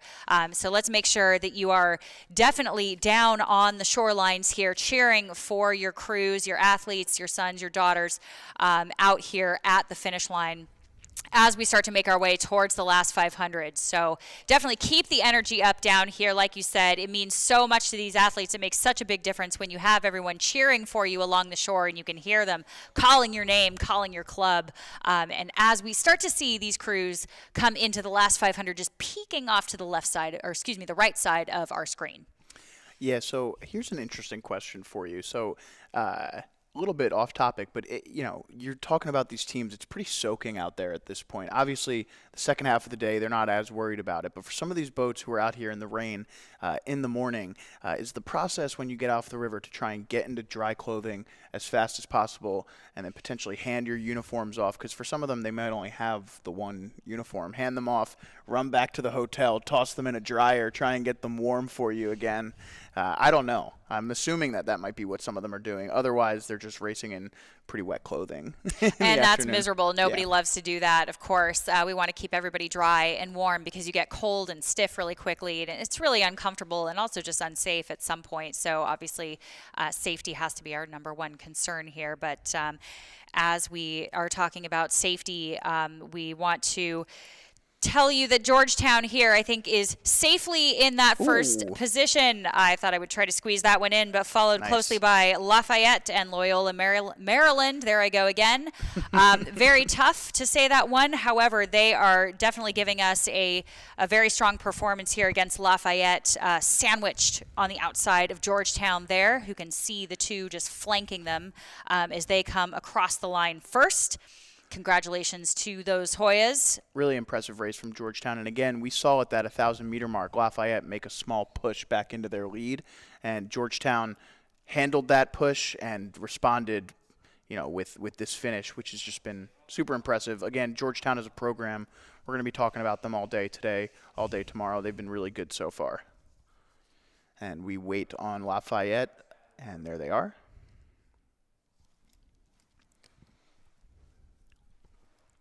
And Loyola, Maryland finishes just after them, and those three boats will move on to the final. And wow, great push there by Monmouth at the end, just coming up a little bit short on Loyola, Maryland, probably by about 2 or 3 seconds there. Monmouth off the pace. Exactly, and that all white and those pink riggers, very, very cool, very striking with all white. I do love that. It's very flashy. Yeah, it's a good look for sure. As Pittsburgh crosses, followed by MIT rounding out this semifinal number 1 in the second varsity 4 with Cox for the women. And underway in semifinal number 2, across your screen here in lane 1, Rollins. In lane 2 is Temple. 3 out in front there, Wisconsin. In second place, following Wisconsin in lane 4, is Drexel. Close to Drexel in lane 5 is Georgetown. Out off the picture at the moment in lane 6 is Fordham. We're just waiting on them to populate the screen. And there you see Fordham out in lane 6. Better shot of our leaders here from Wisconsin, followed by Drexel. Looks like a strong battle going on between Temple and Georgetown. Again, we just saw Georgetown's A boat in this event win semifinal number 1 after posting the fastest time in qualifying this morning. We'll see if their second boat can enter into the final or if Temple can play spoiler there. Absolutely. And here again, we are seeing the formidable Wisconsin Badgers, the lightweight women, in the lead. Again, please keep in mind these are lightweights racing against open weights. really impressive so far, about halfway through, approaching the 1,000 meter mark. With open water here for Wisconsin, Drexel doing their best right now. And check out Rollins out of lane 1. Rollins passing Temple there, trying to make the move on Georgetown and Drexel. So right now, Wisconsin out in the lead on their own. Drexel, Georgetown maintaining second and third. And then there's a second group here, Temple, Rollins, trying to reel in the Drexel and Georgetown crews. Rollins looking really good out of lane 1 right now in this second 500. You know, I'm really happy to see Rollins doing so well in this race. We've had a few where they've almost made it. You know, they've been so close or just squeezing in. But here they actually look really confident and really good. And right now, if I'm seeing this correctly, they might be overtaking Drexel as we speak here, moving through this 1,000-meter mark. And again, it's deceiving looking at this angle, so I don't want to call that too early. Drexel could still have the slight lead, but keep an eye on Rollins. Definitely come down to the shoreline here. Keep an eye on Rollins. Keep an eye on Temple as well in lane 2, starting to make a little bit of a move, although it looks like they're having a little bit of a problem here. A little bit sluggish. Looks like something happened, but they've gotten right back into it. But definitely keep an eye on Rollins here in that lane 1. Yeah, Georgetown out there in lane 5 still looking strong. Again, would just be a feat for the program to be able to say we were able to put 2 boats into the final in our second 4 event. So Georgetown kind of standing on a matter of pride here in that lane 5 trying to qualify. Yeah, it's definitely a dominant move saying, hey, we've got enough for 2 8s in this grand final. So step aside because there's room for 2 of us here. Yeah. So really strong move by Georgetown here. But we'll see. We'll see. We really have some great performances coming out. You know, Rollins, Wisconsin, Drexel. So we will wait to see how that shakes out as we move towards the last 500. Yeah, certainly looks from this angle as though Temple in lane 2 has fallen back just a little bit. Rollins going to try and keep up with Drexel, Georgetown. Obviously, one of the advantages for Georgetown at the moment is having that Drexel boat right next to them as someone to kind of hold themselves up against. You know, Rollins all the way across there in lane 1 kind of have to row their own race. Obviously, they're Coxswain, the rowers, they can sense, they can feel a little bit, but the further away you get to boats that are in front of you, the harder it is to really sense them from a rowing perspective. Obviously, your back is to the leaders, so it can be difficult to kind of get a sense of that. And we're going to come back and catch the end of this race right after these messages.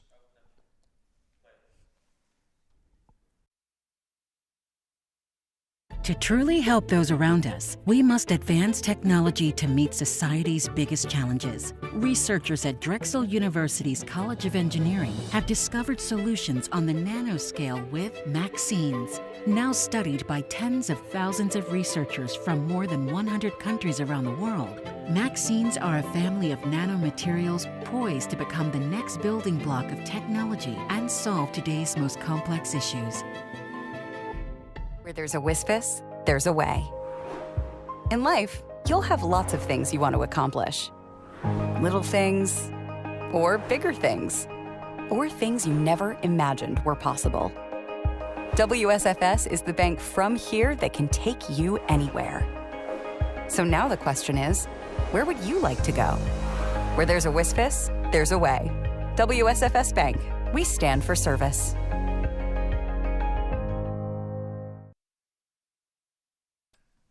All right, and welcome back here to semifinal number 2 of the women's second Varsity 4 with Coxswain semifinal. Again, for those out there wondering, my name is Joe Leonard. Joining me is Whitney Powell. Whitney, how is this semifinal number 2 shaken out so far? Well, it is so great to be here again, out of the rain that we are seeing. I'm sorry for everybody else who is out there in it for now. Hopefully it will dry up for us just a bit. But we are now in the finisher's chute, so you can see those gorgeous red buoys. Those rowers have never been so relieved than to see the finisher's chute here coming down the line. But right now it is looking like Wisconsin followed very closely. I almost want to say Georgetown on that outside. I think it's Georgetown has overtaken Drexel. Now we cannot see the 2 lanes close to us. I want to keep an eye here on Rollins and Temple. So Rollins in lane 1 there I'm going to keep an eye on. But right now our current leader is Wisconsin, followed by Georgetown, followed by Drexel. Hopefully we will see Rollins again just pop onto our screen. Oh, and there goes Drexel. I'm hoping, and here goes Drexel. But now, do keep in mind that it is top 3 to the grand final. So if these crews are comfortable in this position, they only have mere strokes to go. It almost doesn't matter. So at the end there, Wisconsin definitely gave up some space there at the end of that race. If that was maybe a result of them taking a late move, letting the other crews kind of fight it out for these 2 spots, but definitely got a little bit closer here as Drexel crosses in second, Georgetown in third, and it looks like we'll get Rollins and Temple after that. It is Rollins coming in fourth. Really great race there out of lane 1 for Rollins, just coming up a bit short for the grand final. We'll see them in the petite.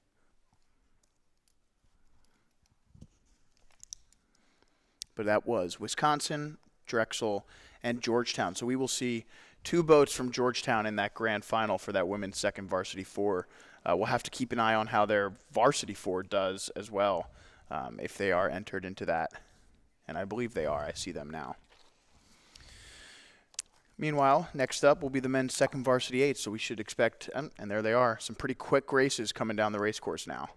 Yeah, absolutely. And let us give you some lanes right away because this race is off at a blistering pace here. Lane 1, Rutgers. Lane 2, Embry-Riddle. Lane 3, LaSalle. Lane 4, St. Joseph's. Lane 5, Lehigh. And lane 6, Loyola, Maryland. And you heard me say it right that time. You better believe it. And it looks like our current leader is actually very tough to call. This is a very connected race. The men's second varsity 8. What are you seeing here, Joe? Nothing like a good 8 race. I think St. Joe's is out in front, and now that they cut to this angle, I don't think I was right. It is LaSalle, I believe, out of lane 3. LaSalle, who had the fastest time by a pretty good margin in the time trial this morning. Of course, beating St. Joe's by about 50 seconds. But as they approach the halfway mark here, I think it's safe to say that St. Joe's was either sandbagging that time trial or LaSalle just had a really bad first 1,000 meters here. But again, a really strong race so far. LaSalle looking really good. Looked like, in the second 500 here, they've been able to put a little bit of separation between themselves and St. Joe's. Meanwhile, let's call third place, lane 2, Embry-Riddle. Again, this is top 3 to the grand final, so this is a big race. We have 2 boats currently separated, Embry-Riddle maintaining third, and then I think all 3 of the remaining crews still have a shot to get into that grand final. I have 2 notes about this. One thing is that this is a second varsity 8. Again, second varsity 8, which means that we have a first varsity 8 that is also very formidable in a lot of these programs that is being pushed by 8s of this caliber. So again, speaking to the depth of these programs. And 2, I want to keep an eye on Embry-Riddle because they are doing what's called a slow burn. Now, I'm not overlooking Rutgers here in lane 1, but I do want to keep an eye on Embry-Riddle in this slow burn strategy that they have going on here into the second half of the race that could pay off for them. Now, these guys, I want to make note, are all rocket scientists. So not only are they brains, but they are brawn. So it's very impressive to see these rocket scientists out here in this 8 doing such a great job, currently in that third place position. Although as soon as we get out of the trees here, we will try to give you a better view and see if Rutgers has made a move on them. But right now, I believe going into the trees on that left-hand side was LaSalle and St. Joseph's in lane 4. Yeah, so 2 bitter rivals there, LaSalle and St. Joe's. Obviously, all the Philly schools have their own rivalry interwoven into them. The St. Joe's LaSalle one kind of extends to the high school level, where those 2 schools and their high school counterparts are very close rivals. St. Joe's, obviously, if you know anyone from St. Joe's, they don't like anyone else. So, and that's not a shot at St. Joe's. I love SJU, but they'll catch smoke from Temple, Villanova, LaSalle, Penn. They'll take it from anyone. And it looks like they're still having a really good race here. Maybe give the edge to LaSalle out of lane 3. St. Joe's looking really strong, trying to hold off Embry-Riddle out of lane 2. Just about 500 meters left for our leaders now. That would be LaSalle. Rutgers starting their move a little bit early here out of lane 1. You can see their blades striking pretty quickly now. And it looks like it's going to be a race for third between those 2, as falling off the pace is Lehigh and Loyola. Exactly. And you know what? I love to see this. A race with a team like LaSalle leading in the front that so far has been pretty unshakable. I love to see a team that just isn't shaken by a team that's challenging them. And right now that is St. Joseph's. And I also love to see a team like St. Joe's actually challenging the team that thinks that they're unshakable. So this is where I love to see, again, in a second Varsity 8, anything can happen. So anything goes in this race. If St. Joseph decides to make a move, if they decide to be brave here, they could overtake LaSalle, who so far has been pretty unbeatable in that neon.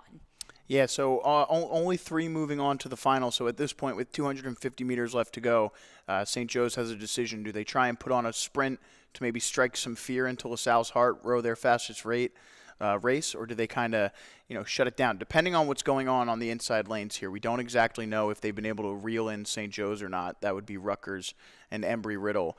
Based on how the race shaped up beforehand, it looks as though LaSalle, with a really strong finish here. Super connected. This is a very impressive second Varsity 8, I have to say. Really, really nice blade work, too. This does not look like a second Varsity 8 at all. They're rowing really, really beautifully. Even that bow seat, look at that front wheel drive. He is excited to be the first one across the line, punching that ticket to the grand final. Congratulations. I think we can call it for LaSalle with that Coxswain in the neon. Where was that? That stroke seat. The other 4 needed some of that neon. Yeah, Coxswain had it. There you go. St. Joe's, though, in that second place position. Very well done. So they will both qualify. St. Joe's can save a little something maybe for that grand final. And it looks like Rutgers there. Rutgers passing Embry-Riddle in that last 500 to qualify for the final spot there. And crossing now Lehigh, and shortly following them will be Loyola, Maryland. In the meantime, we're going to toss it to our sideline reporter, Nolan Marasco. Nolan, what's going on down there?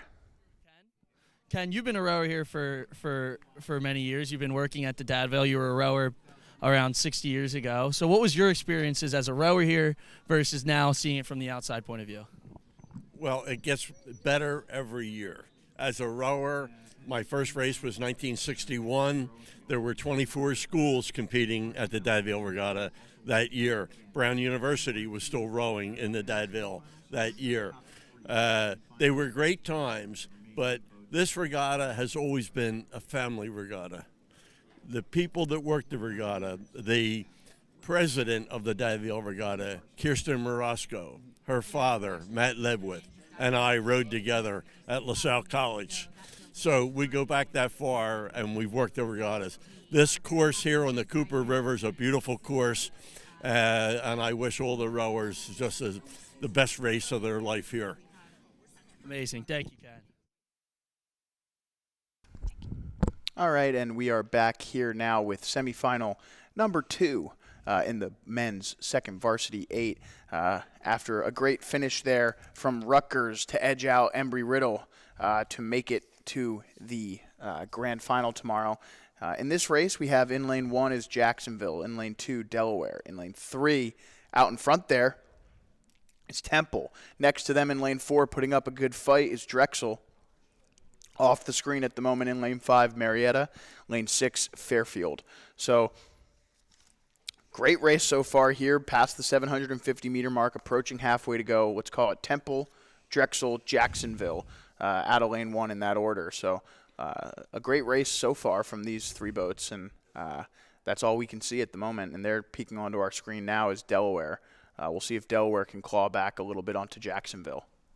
Yeah, exactly. And we have Temple here in the lead, followed by Drexel. It looks like both IRA crews, so both crews will see each other again. We'll face off again in just a few weeks. So this is a really great opportunity for them to get out here now and just shake out a few things against each other before they fine-tune some last-minute things before going up against one another again at the IRAs in just a few weeks. So very cool to see a lot of these teams, again, from all different clubs, divisions, levels out here on the same playing field together. Yeah, so it looked there. I mean, it was difficult to tell from that angle. Didn't seem like much changed. If anything, Drexel maybe got a little bit closer to Temple there. Again, this is, just the results based on this morning. Temple finished only about 4 seconds faster than Drexel in the time trial, which really in a time trial is is negligible. So two boats that, have likely seen each other before, if not in a race, although I'm almost certain they have raced each other this season. Definitely across the river snarling at each other during practice. Schuylkill gets a little bit crowded there this time of year. You got the high schools, the colleges out there. Everyone's competing for space, and between Temple and Drexel, I'm certain there's no love lost.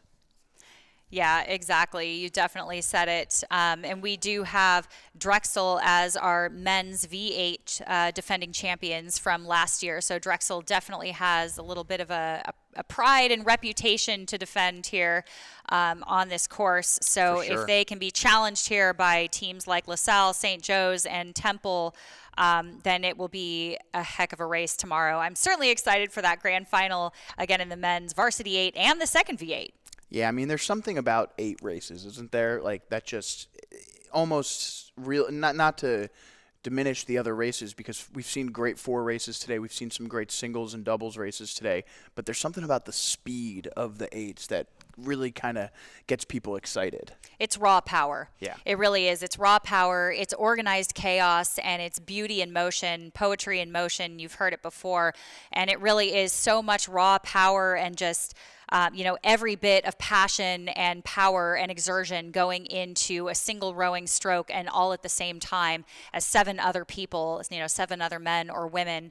And there's so much noise and there's so much chaos, but at the same time, it's so organized and so peaceful and just done so well and in sync with each other that it really has this juxtaposition of being beauty in motion combined with all of this raw power. So it's really a phenomenal feeling to be in an 8. Can you tell I'm a little biased? I love coxing these 8s myself. There's usually not another seat available, so I don't have many options, but so love it anyway. Final 100 meters here. Temple maintaining their edge over Drexel, so I want to call this out. Really impressive racing from Temple there to kind of maintain a similar lead on Drexel.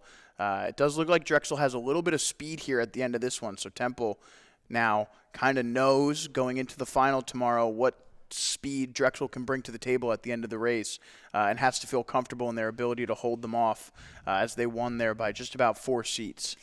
Exactly. You saw that Temple Coxswain clapping just a little bit, telling her crew, nice job there. Again, Was she clapping at them, or was she clapping at Drexel? Interesting question. That's true. That is true. I am not on the river to be in the heat of the battle day to day, so that is a great question. I'm sure she was clapping her own crew on. I'm just trying to stir the pot.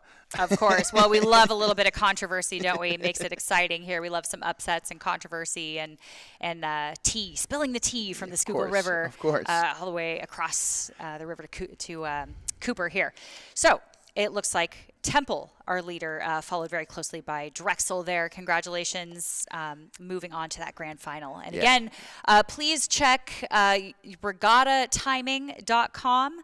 Let's make sure that you are following that and not just our times here, that we are calling things very unofficially as we see them here. So please make sure that you are getting official times online. I will just give a call out that the third boat from that heat to qualify, Jacksonville finishing third. But again, official results there on your screen, results.regattatiming.com, and that will give you official results as they are posted. So setting up that men's second Varsity 8 final tomorrow, LaSalle, St. Joe's, Rutgers, Temple, Drexel, Jacksonville. Should be a fun one. And we're going to take a quick break. Right after that, we'll be back with the men's club Varsity 4 with Cox semifinals. At Marietta College, we believe if something is worth doing, you should do it with every ounce of your being. Our students are pioneers, and they're committed to getting the most out of their college experience. They seek experiences beyond their classes or their major, and we have more than 50. A Marietta College student wants to write and direct a campus play, score the game-winning basket, and complete a serious research project with their professor. We know Marietta College isn't for everyone, but it might be the perfect fit for you. Learn more today at marietta.edu.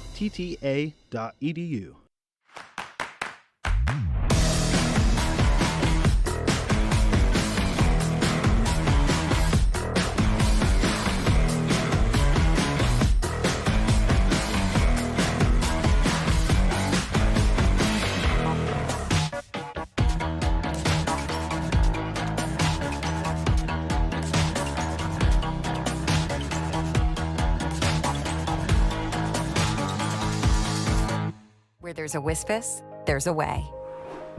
In life, you'll have lots of things you want to accomplish. Little things, or bigger things, or things you never imagined were possible. WSFS is the bank from here that can take you anywhere. So now the question is, where would you like to go? Where there's a Wispus, there's a way. WSFS Bank. We stand for service.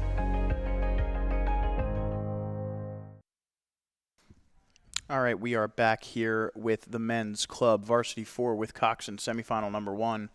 And they are well underway here, about 500 meters into this one. In lane 1 is Georgia Tech. Lane 2 is Texas. 3, and there you see them out in front, is Florida. In lane 4, Pittsburgh. And in lane 5 is Haverford College. Again, this is the men's club, Varsity 4 with Cox. Semifinal number 1.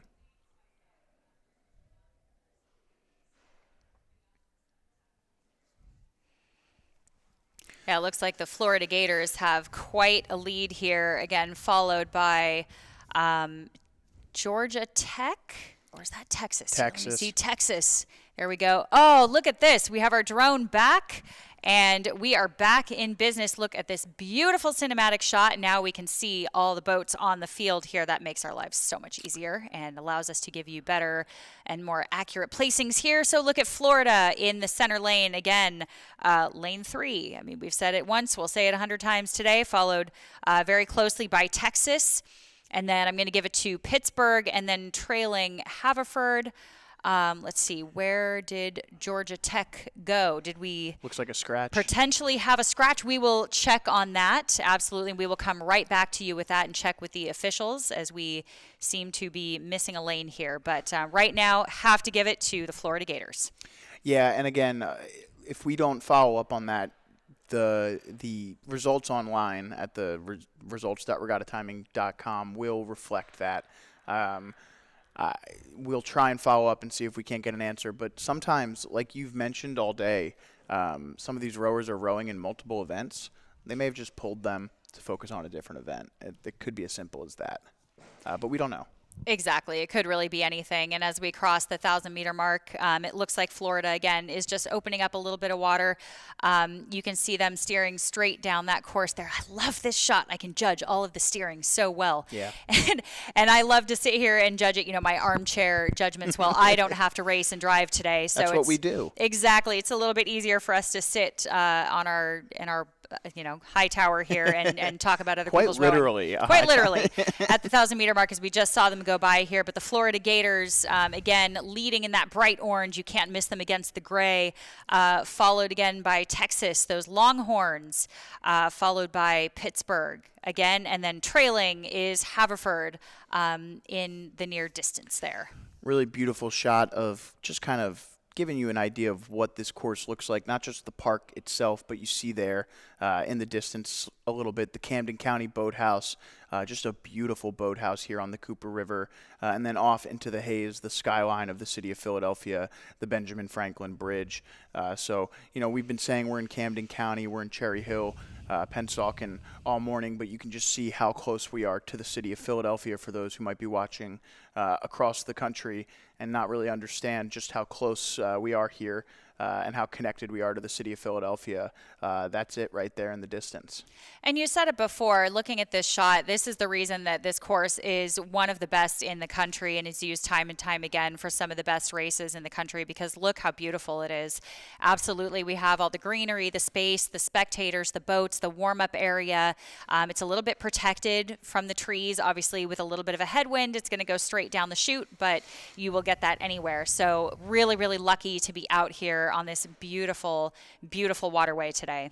Yeah, and where that was a really nice shot of it there, kind of where the warm-up area kind of shrinks a little bit closer. You kind of need to go single file at that point, and then it opens back up again at the Camden County Boathouse or before it. But this area here that's kind of off to the right of the screen that you can't see at the moment is this beautiful open space where there's maybe 10, 30-foot tall flag poles, again with the United States flag, the state of New Jersey flag, U.S. rowing, and it just really makes it feel like, you're at a big stage course. Because you are. Yeah. And here we are, absolutely seeing these crews assert themselves on this gorgeous course. We have seen some really phenomenal rowing, again, coming into the finishers chute. It is the Florida Gators with a very commanding lead here, followed by Texas and Pittsburgh. And again, trailing there is Haverford. You can see them almost behind the little coach's launch there in the distance. So, again, we will try to circle back and see what happened with Georgia Tech in lane 1, see if we can find anything out about that. But again, as we mentioned, just keep an eye on online on the results there. And we will watch the Florida Gators take their last few strokes or so to qualify themselves for that grand final. This is impressive. If I recall correctly, this morning we watched this club we were up and running at this point, and Texas actually had the first bow number, and we saw early on in the race Florida kind of walk through them as the second crew to go off, and we said maybe don't make too many judgments about that just yet, but as we're seeing here in this semifinal, the 4 out of Florida is really strong. Absolutely. And really speaks to, again, their confidence and patience in their race plan, because you can't do that when you fly and die. Right. So if you jump off the start and you try to maintain it, you risk potentially letting people walk through you. But if you pull something like this, like we've seen twice now from Florida, where you're a little bit more patient in that race plan, that's the slow burn. So again, you see that pay off, but it's a little bit later in the race. So you have to be confident in your fitness to be able to do that. And we've seen that more than once now from the Florida Gators. So Texas crossing the line there, second, followed by Pitt, those 3 boats. We'll move on to the grand final, Haverford College, to the petite final, and of course Georgia Tech not in the race as planned. Meanwhile, we saw there briefly in the bottom right-hand corner that the second semifinal was underway, pretty much right on time, scheduled to start at 3:32. It is 3:33 now, it's about a minute into this run. And our lane assignments for this are in lane 2, Penn State. In lane 3 is West Point. You can see them there. They're out in front. In lane 4, on the right-hand side of your screen, the Fordham Rams. And then off the screen at the moment in lane 5, the Villanova Wildcats. And there you see an overhead shot from our drone as we narrowly avoid some of the bird obstacles on the course from West Point there. It is generally one of my favorite parts of this race course, is that the wildlife here is beautiful, but it can unintentionally get in the way from time to time. I was really hoping you weren't going to say that your favorite part was the wildlife getting in the way. No. A narrow escape from the Canadian geese there that sit all over the docks and make a big mess and get in the way of your oars sometimes. But happens a lot more often than you think. It certainly does. That is true. And right now we are seeing West Point again, those beautiful chevron blades coming across the 1,000-meter mark with the beautiful Camden Boathouse. We'll wave to you there in the distance. Followed very closely by Fordham, and then about a boat length, maybe 2 back. Again, it's hard to judge exactly by this distance, but that will be Penn State, followed by Villanova in that trailing position. Yeah, so men's club 4 semifinal number 2 out onto the race course today. This is event number 57. We're going to event 69 today on the race course, so we're getting to the final stretch here, just about a little bit over an hour left in our afternoon today. It's been a pretty beautiful day, and looks like we're going to finish with some really nice weather here. Hopefully for the next hour we kind of maintain this and we can get our drone up into the air. And it looks like a crab there in lane 2 from Penn State. Shouldn't hurt them too much, though, as Villanova's pretty far behind them at this point.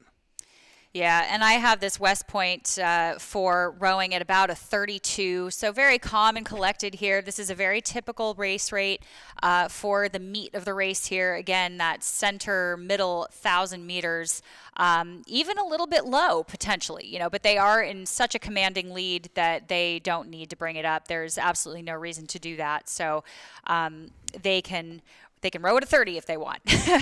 And maybe we will see that happen. I'm not sure, but they look, again, very calm, cool, collected. That Coxswain just trying to keep them in the center of that lane. They're actually getting a little bit close on one of the sides there. but still fair. Now they're moving back over. They are coming back into the center of their lane, though. Nothing too egregious. Yeah, it just is. a little bit you of can steering. see it there. If you're watching at home, you can kind of see it in the trail that exists behind them. Just a little jut over to the right at one point, but now back straight. But for the most part, cutting a pretty straight line down the course, if just a little bit pointed to the starboard side there for a little right. bit. Yeah, I can see those pedals kind of in between those buoys there. So hopefully they will get back into the center of their lane there, but not too much to worry about because they are definitely in the lead and through the last 500. So we should be seeing those red buoys coming up here pretty closely.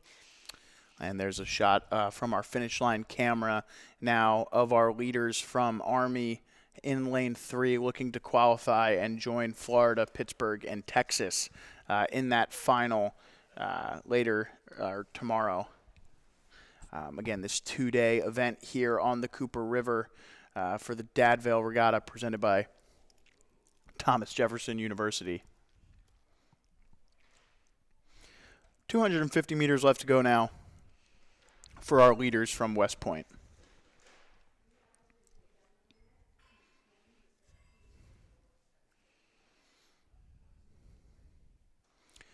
And again, it looks like behind them Fordham, and behind Fordham Penn State. Penn State trying to hang on as Villanova sees if they can't do anything to get themselves in. It would take a pretty serious effort at this point and maybe a mistake for anything to happen, as this one is likely to finish Army, Fordham, Penn State in that order.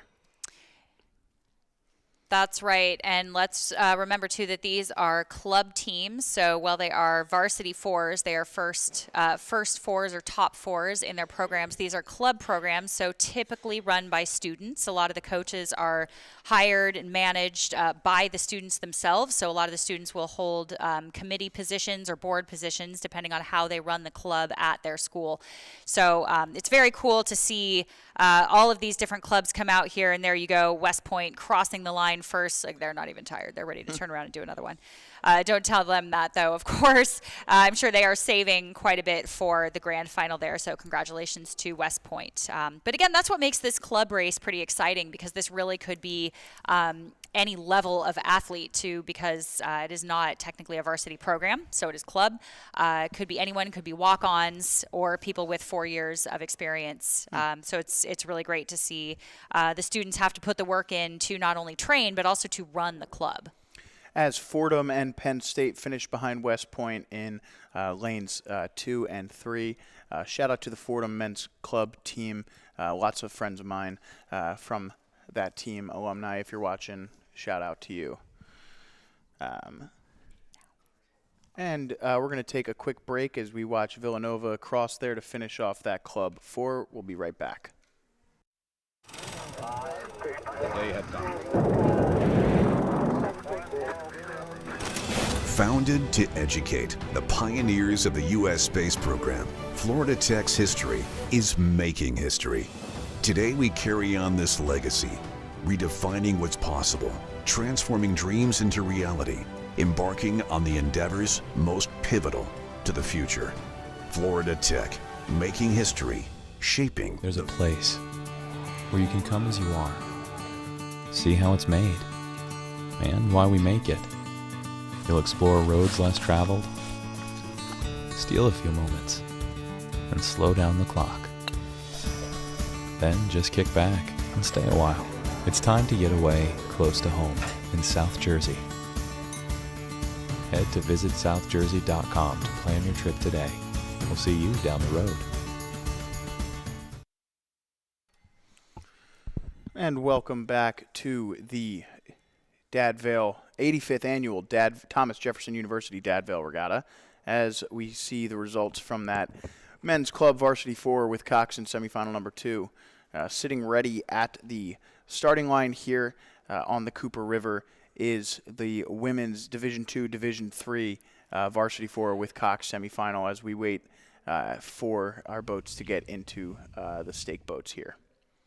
One of our first real shots of the day to see kind of what the starting process is like. Whitney, take us through what's going on in these boats a little bit at the moment. You know, I thought you would never bring that up, although, to be fair, we haven't had an opportunity yet. This is the first shot that we've had with our beautiful drone.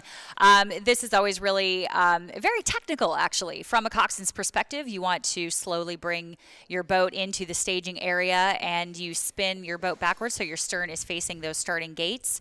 And you typically use your stern pair to very, very lightly just tap your boat back into a stake boat holder. So typically a person who will grab the stern of your boat and hold you while you actually get your point. So you are seeing that now.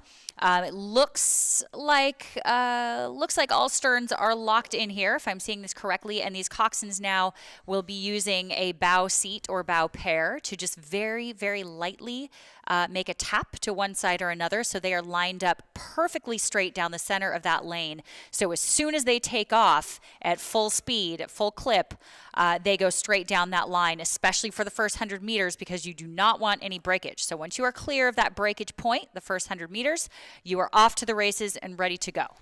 One of the things that is really interesting that we'll see here is that a lot of times you'll want the smallest possible stroke to be taken. So you'll see in some of these pairs, you'll see the bow person hand the oar forward to the 2-seat, and the 2-seat hand their oar forward to the 3-seat to then take as small of a stroke as possible to get as little movement as possible in the point, and they are off quickly. That was not a lot of time for alignment there. You see lane 5 struggling out of the gates as the starter must have ignored a hand up there, I think, and they are off. So, I'm really glad that you said that, because one thing I didn't mention when we were getting ready for this and talking about the starting sequence, and there's so much to talk about here, but there are a few different types of starts. And so what we could have seen there is a quick start. Yeah. And that typically means that there's some sort of wind or condition or something going on where hands are not recognized if they are up in the air. So while a coxswain is still getting ready, it will not be recognized because they need to go immediately as soon as the boats are at least locked in, ready to go. The other type of start we could see is when hands are up, all crews are pulled. So we go down the line from lanes 1 to 6, pull all the crews, and if a hand is up, they will actually hold the start and wait until all hands are down and crews are locked in and ready to go. So it looks like here we may have seen a quick start, and a quick start we definitely did see, because what are we seeing here, Joe? Almost a beautiful chevron all the way down the lanes here. Looks like Embry-Riddle got off to a great start. We have from right to left Bryn Mawr, Jefferson, Embry-Riddle, Union, Stockton, and another boat from Bryn Mawr. Embry-Riddle out of the gates really quickly. We saw that boat in lane 5, or maybe it was lane 4, struggle off the gate, and that can be pretty tough when you're trying to get your point and your boat isn't ready to push. Meanwhile, the other boats have been sitting ready for 10 seconds, ready to go. It's difficult. It's something that in the middle of the race, you can't let your emotions get the better of you, and you still have to go out there and try and put forward your best race. Even though you may be upset at your coxswain or your officials, you need to kind of keep your emotions in check. I think it's one of the things that gets overlooked about this sport is that it can be very emotional at times. Given that you're putting so much effort, you're pretty much wrecked physically after these races, or right before these races, you're super nervous, and you can be affected pretty strongly just by small disturbances that you're not used to, and it takes experienced crews, it takes mature crews to be able to weather that storm. Exactly. I think you couldn't have said it any better. And we are now through the 500-meter mark. And I would love to circle back again just very briefly. Leading up to that 500-meter mark is a very, very crucial time in the race. Like you said, it's very emotional. But there are multiple different types of sequences that we can go through getting off the starting blocks. Can you talk me through a little bit about what those first 20, 30, 40 strokes might look like and why we see a difference and a shift in stroke rates? Yeah, so generally speaking, when you're starting, you kind of want to pry the boat open. You don't want to take full strokes. You kind of want to start the race sitting at 3/4 slide and take really quick chopping strokes in quick succession to get the boat up to speed, probably around 42, 44 strokes per minute. The first 5 to 10 strokes you want to take three-quarter slide, and then with each stroke, let the stroke sheet kind of open it up further before at about 10 to 15 strokes, you're at your full slide. And then, the next 10, your coxswain will probably call out a power 10 pretty much right away at that 44 because you're up at that rate and you have all this adrenaline. This is something that you can practice a lot of the times when you're on the erg as well on a 2K. That first 200 meters, it's free speed, as they like to say. Your adrenaline is so high, but over the next 10, you want to take it down 2, and then the next 10, maybe take it down 2 more. Some crews may go down even further. Others will sit there. So that's like 30 to 40 strokes right there into your start of your race to get down to your base rate. Trying to maintain the speed that you gathered at the start by going really fast through the middle of your base rate as your adrenaline starts to wear off. Exactly. And I want to be really clear too, we're not seeing a shift in power, but we are seeing a shift in that stroke rate, which actually lengthens the power out and puts a little bit more power on the face of that blade. So while we are bringing the stroke rate down a little bit, all we're doing is shifting that energy. Right. So it's less adrenaline and more power underneath the water. Right. And sounds like we have a man on the street from Nolan Marasco interview. Nolan, what's going on down there?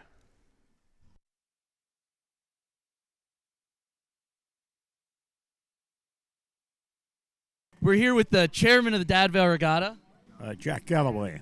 Jack, tell us your favorite parts of the Dad Vail Regatta and what really makes the Dad Vail Regatta unique. I think it's the association of all the athletes at one time with a chance to see who the favorites can be. So you've been here for a long time and you've seen the good, the bad. What are your favorite memories from the Dad Vail Regatta? Well, I only have good memories, and but the good ones go all the way back. My first regatta was Dad Vail was 1954. If any of you fellas were here for that one, but maybe a lot of you weren't. But over the years, it's grown quite a bit, and it has its rise and fall, and all sorts of programs coming here. But I think we've seen a lot of the great rowing that goes on throughout the sport come through the Dad Vail organization. We're here. Apologies as we're not even on.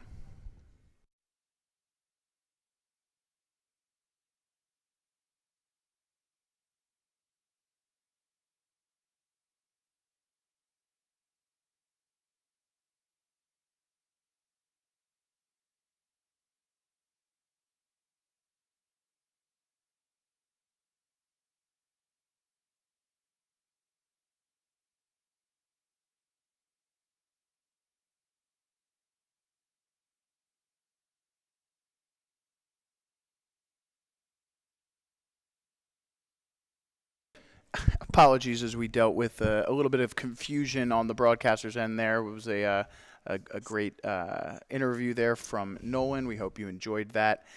Meanwhile, we have just about 500 meters left to go here in women's Division II, Division III, Varsity 4 with Cox semifinal number 1. And it looks like, and again, top 3 are going to the grand final here. But it looks like we've got a pretty close boat race here between the 3 schools, Jefferson, Embry-Riddle, and Union. Just about 500 meters left to go. And again, that great info that came from Whitney earlier about this Embry-Riddle team. Is this also filled with rocket scientists? Is that the entire college? Or is it just that boat? You know, that is a great question. We heard that mostly on the men's side. Okay. However, Embry-Riddle itself is an aviation and space science. You know, there are numerous degrees that go into this. So anyone that goes there, I absolutely give props to, for being super smart, of course. Yeah. Going into aviation, space science, it's a very strong program there. So very nice to see the brains and the brawn coming out in droves on the men's and the women's side. But I would not doubt it if some of these women were rocket scientists. If any of them can confirm that, I would love to know. Very interesting. Located in Daytona Beach, Florida, the Embry-Riddle. So coming all the way up from South Florida, and looks like with just about 200 meters left to go now, they've just gone into their sprint, and they're going to leave no questions asked on this one as they head to the finish line here out in front of Jefferson. Jefferson looking to qualify here, and outside of Jefferson looks like Union. Shout out to anyone from the Philadelphia area who remembers Philadelphia University, the current day Thomas Jefferson University on Henry Avenue. And coming down to the final few hundred meters here, or few tens of meters here, Embry-Riddle will cross the line in first place and qualify for the final tomorrow, the grand final. Following Embry-Riddle quickly is Jefferson, and finally, for the top three at least, is Union.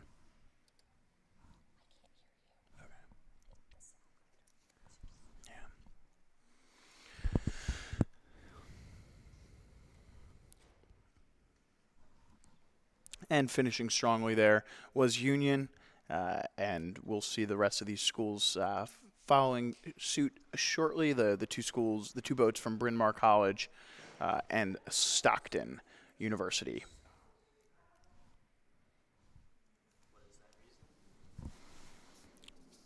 Meanwhile, semifinal number 2 in the same event, Division II, Division III, Varsity 4 with Cox.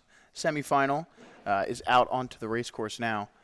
In lane 1 is Jefferson B. Lane 2 is Rollins. In lane 3 is Tampa. In lane 4, Mercyhurst. In lane 5 is the Milwaukee School of Engineering. And in lane 6 is Cabrini.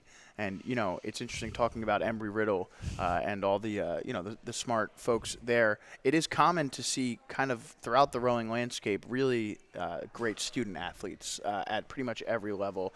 It is a sport that really encourages high academic success along with high athletic success. They kind of go hand in hand in a sport like this.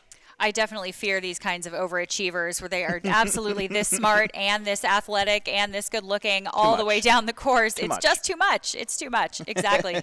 Exactly. And look, we are seeing quite a race here. And I'm going to say that this is actually one of the closer fours races that we've seen in a long time, with almost all the crews. We'll see in just a moment here as we kind of pull back a little bit. Almost all the crews here on our screen at the same time. Not quite, but most of them. But this is a pretty tight race. But we saw that the Jefferson boat that's currently off our screen wasn't too far behind. So it might be spreading out a little bit here at the 1,000 meter mark as Tampa strikes out in front, followed by Rollins and Mercyhurst. But that Jefferson boat, when we saw them at our last vantage point, although they're off our screen now, shouldn't be trailing too far behind our leaders at the moment. But again, Tampa, followed by Rollins and Mercyhurst in the positions that are moving on at the moment. Again, top 3 to the grand final here.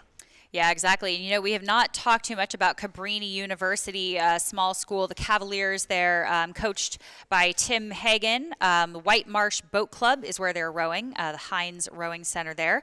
Their first season was 2016 to 2017, so a fairly young team, fairly new crew. It's so great to see them out here.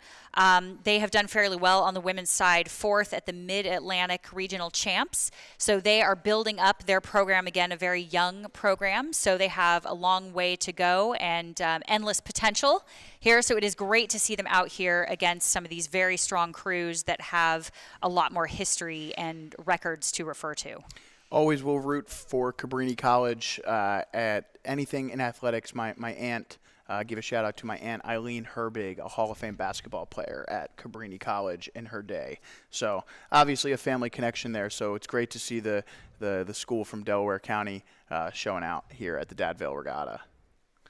And here's a great reverse shot. We've been seeing a lot of shots from the other angle today, but here's a shot of the boats as they move away from us. This gives you a really good idea of just kind of what this Cooper River Park looks like. You see that track on the left-hand side right before the parade of flags right there, just showing you kind of some of the improvements that they've made over the year. This really beautiful space that obviously has its purposes for rowing, but extends to recreational activity beyond that, and has just become a really great space for the entirety of Camden County to use.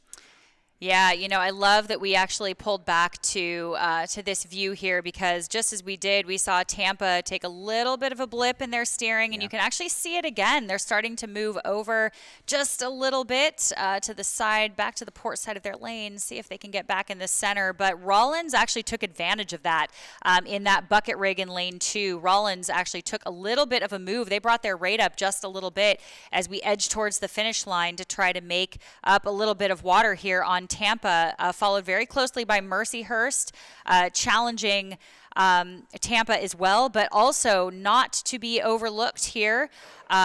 We have, let's see. It's Milwaukee, That is Milwaukee, absolutely, Yeah. Trying to make a challenge here. I don't know if they have enough water to do it. It's a great finish either way, honestly. It's super respectable in any case. When you have 500 meters left, you're fighting for a chance to the grand final tomorrow.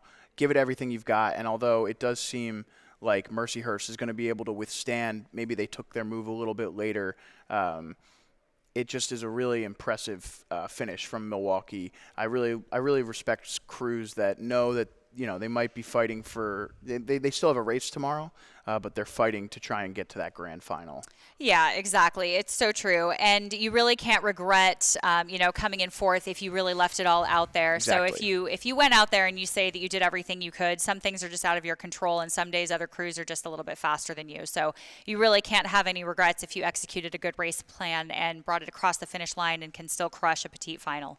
Yeah, so final 500 meters there in that first semifinal. Meanwhile, we'll have a picture-in-picture with the bottom right part of your screen. That's the first semifinal of our women's Varsity 4 event with Coxswain. So these are the Division I schools here on your screen in the bottom right. We'll get you that lineup as soon as we finish up with the race in our top left. That's still our Division II, Division III event in the women's 4 semifinal number 2.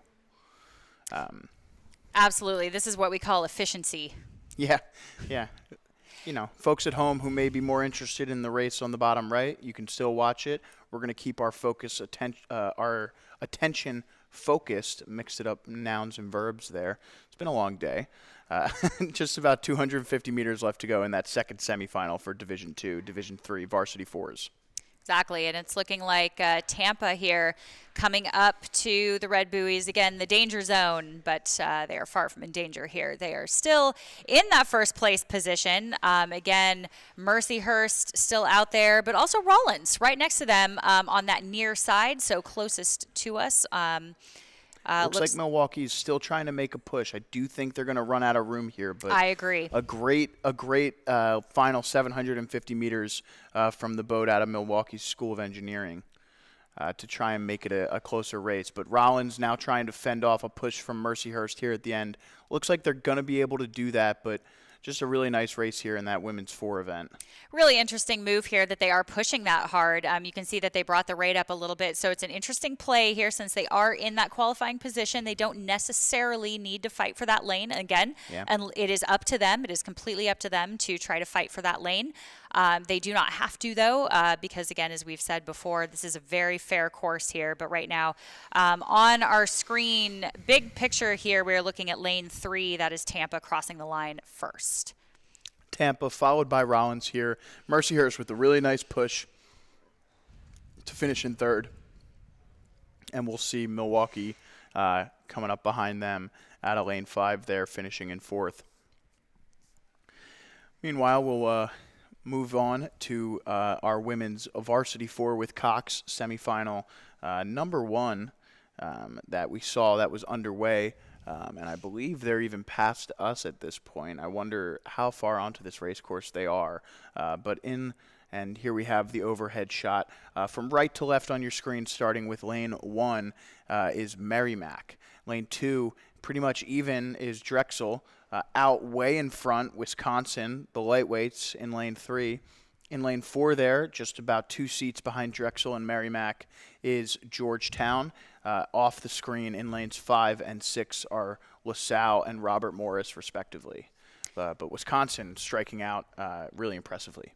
Right, and we cannot overlook the race here, though, between Merrimack, Drexel, and Georgetown. This is a 3-boat race. I'm going to give the edge to Drexel here, but not by much, because as we speak, it's really who's at the catch and who's at the finish, with Merrimack in lane 1 trailing maybe 2 seats or so by Georgetown in lane 4. So we have Wisconsin out in front, and that Merrimack is going to have to keep an eye on Georgetown all the way over in lane 4. That's a little bit difficult to do. It's easy to forget that there are other crews out there sometimes when you aren't just fighting the lane next to you. Yeah, and with the bow-loaded Coxswain, it becomes even more difficult because they don't have the full purview that they would if they were in the stern of the boat in an 8. They can't, and a lot of the times when they like to get really down low in there, they're just looking forward. They can't necessarily, they can turn around a little bit, but their range of motion in their neck is limited to what they can see. So it's kind of on the rowers in a lot of ways to feel exactly, where they are in terms of the race and to try and make the pushes on their own. The Coxswain can really only do so much.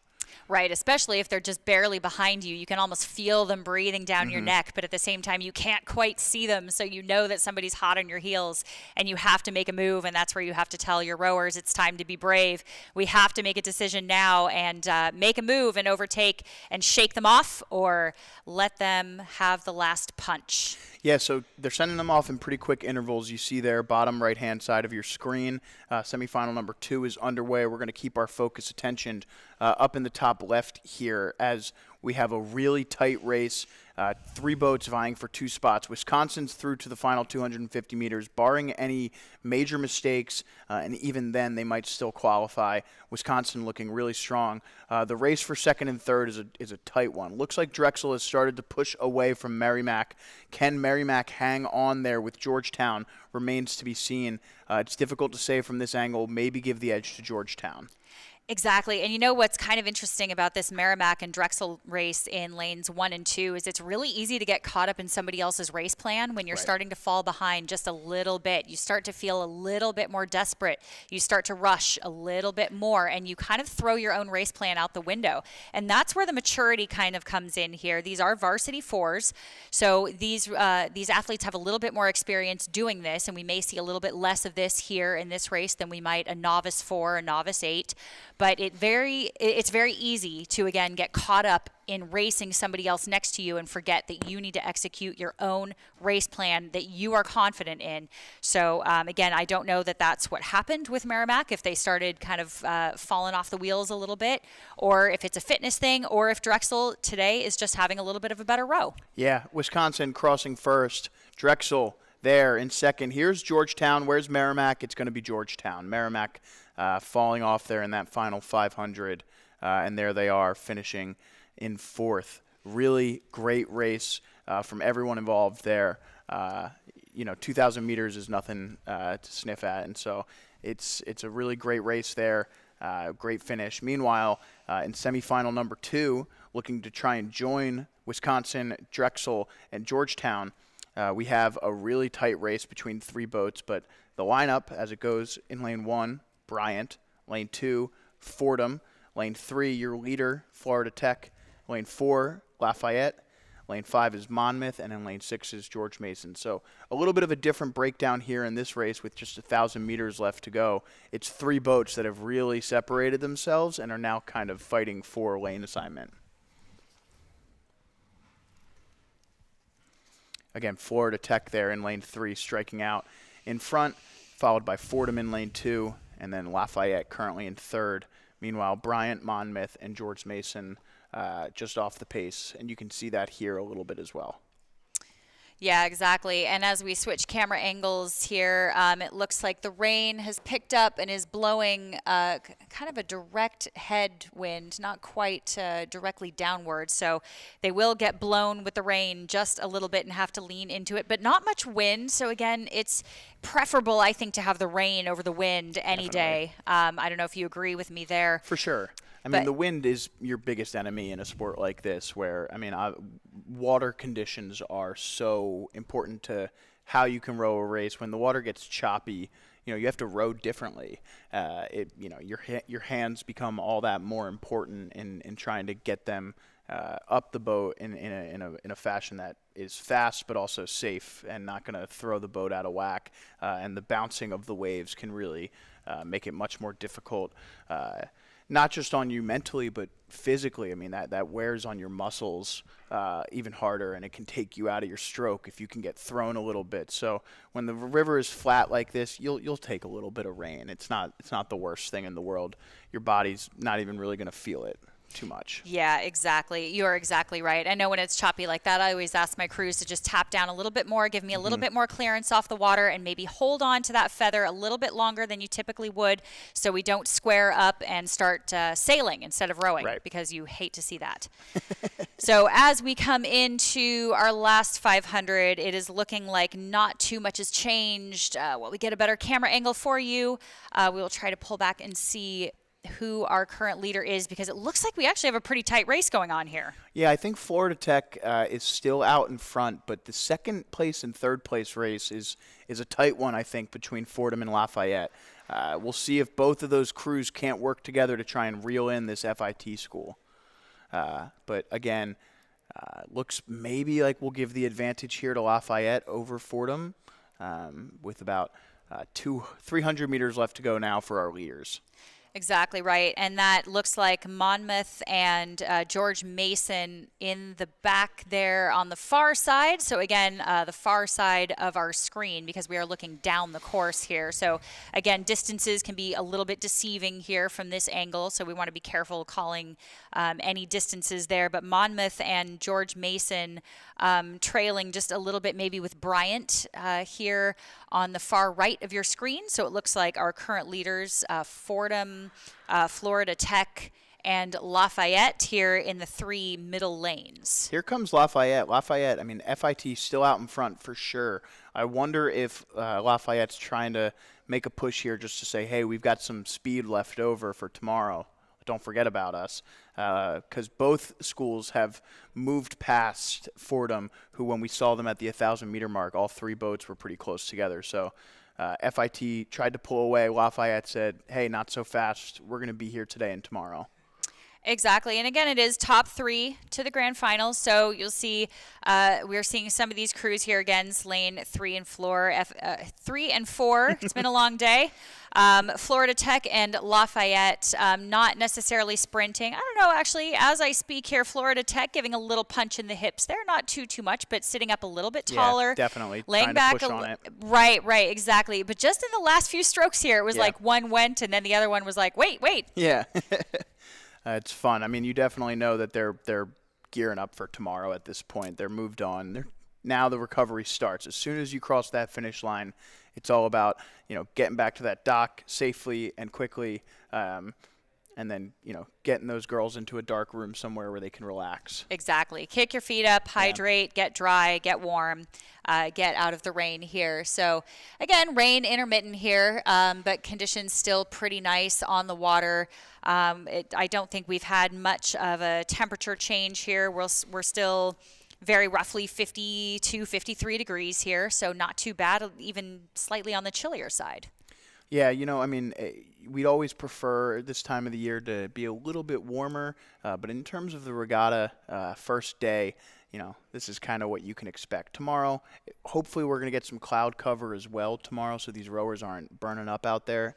But it looks like a higher of 63, 64, and hopefully the rain systems have moved on out of here by then, and we should have a really nice day for rowing. Exactly. You know what else is moving on out of here? The men's freshman novice fours with Coxswain. So if you don't mind, I will give you some lane assignments here. In lane 1, we have Pittsburgh. Lane 2, Delaware. Lane 3, Villanova. Lane 4, Fordham. Lane 5, Georgia Tech. And lane 6, Georgia Tech B. So these crews get to see each other on a day-to-day basis. Pretty exciting for them to get out here and race each other.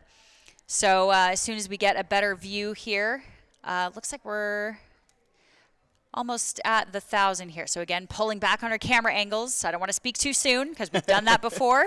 Yeah, definitely. This race is only 6 boats. So I'm not sure if they even had a time trial this morning. I'll double check. But these 6 boats now racing for lane assignments for tomorrow. And, interesting. As I look at it, I don't believe they did have a time trial this morning. So for some of these, this is their first race of the weekend. And again, just racing for lane assignment here as they head to the final tomorrow. So 6 boats in this men's freshman novice 4 with Coxswain final.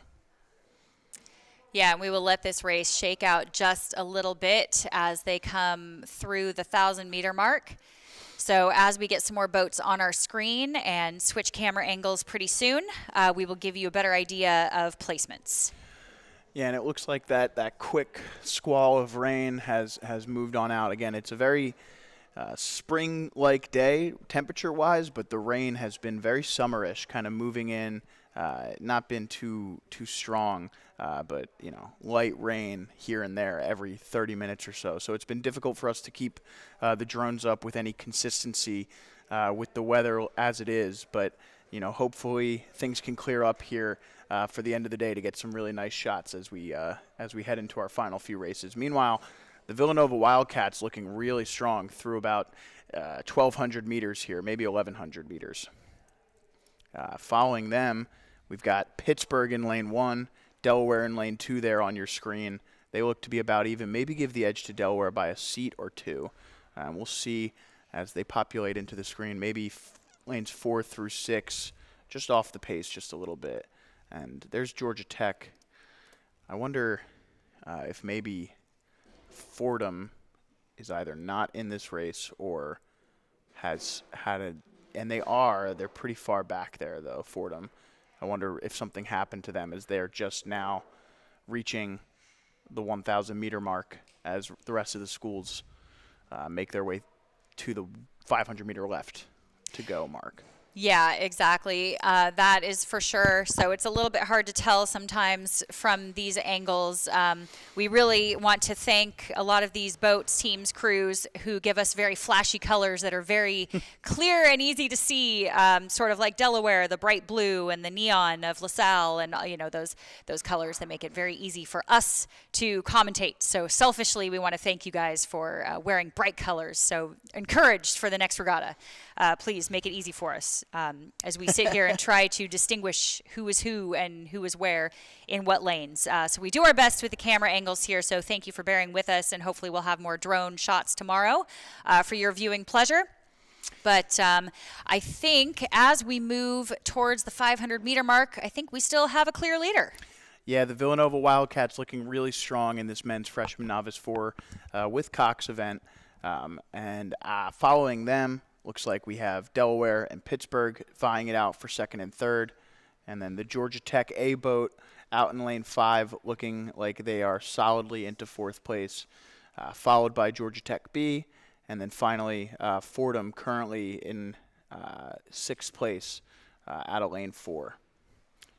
Under 500 left to go now for Villanova, looking really strong.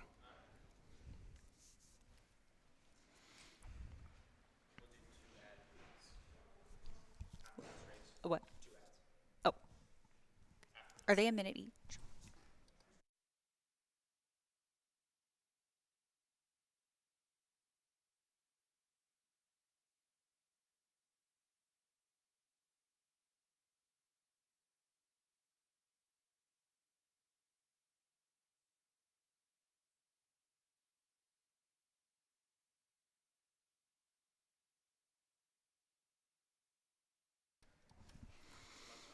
And we're almost finished up here in this men's freshman novice 4 semifinal. Or is it, in fact? So as I look at this, this is the 3rd final in this event. So final number 3. So these boats, I apologize, bear with me here. These boats did, in fact, race earlier today in this afternoon. So this is a quick turnaround for them. So, again, I might be wrong. I think these are the boats from the time trial who didn't qualify for the semifinal. So they raced this morning in a time trial and then did not get placed into the semifinal. But here they are racing in grand final number 3. So Villanova here looking to finish in what I believe will be 13th place if I'm reading this correctly. Whitney, let me know.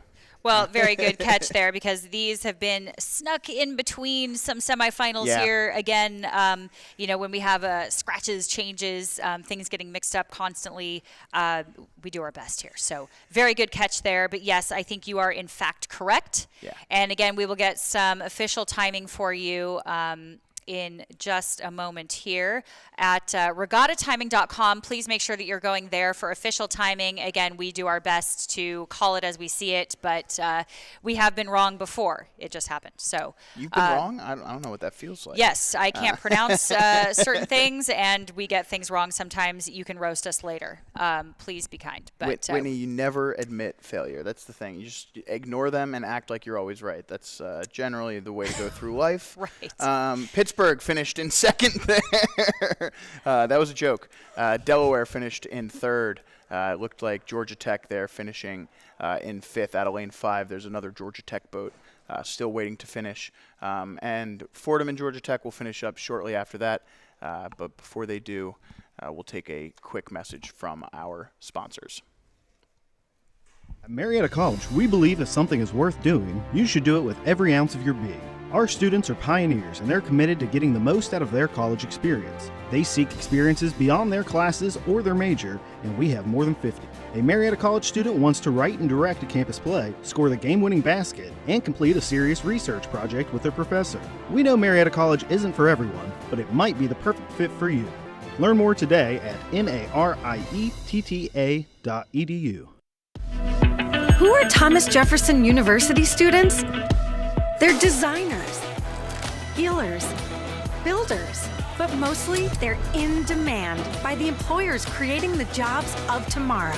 When you're trained to never settle, but to keep asking why, and your education crosses disciplines, these different perspectives ignite new ideas and make the impossible possible. Jefferson, redefine possible.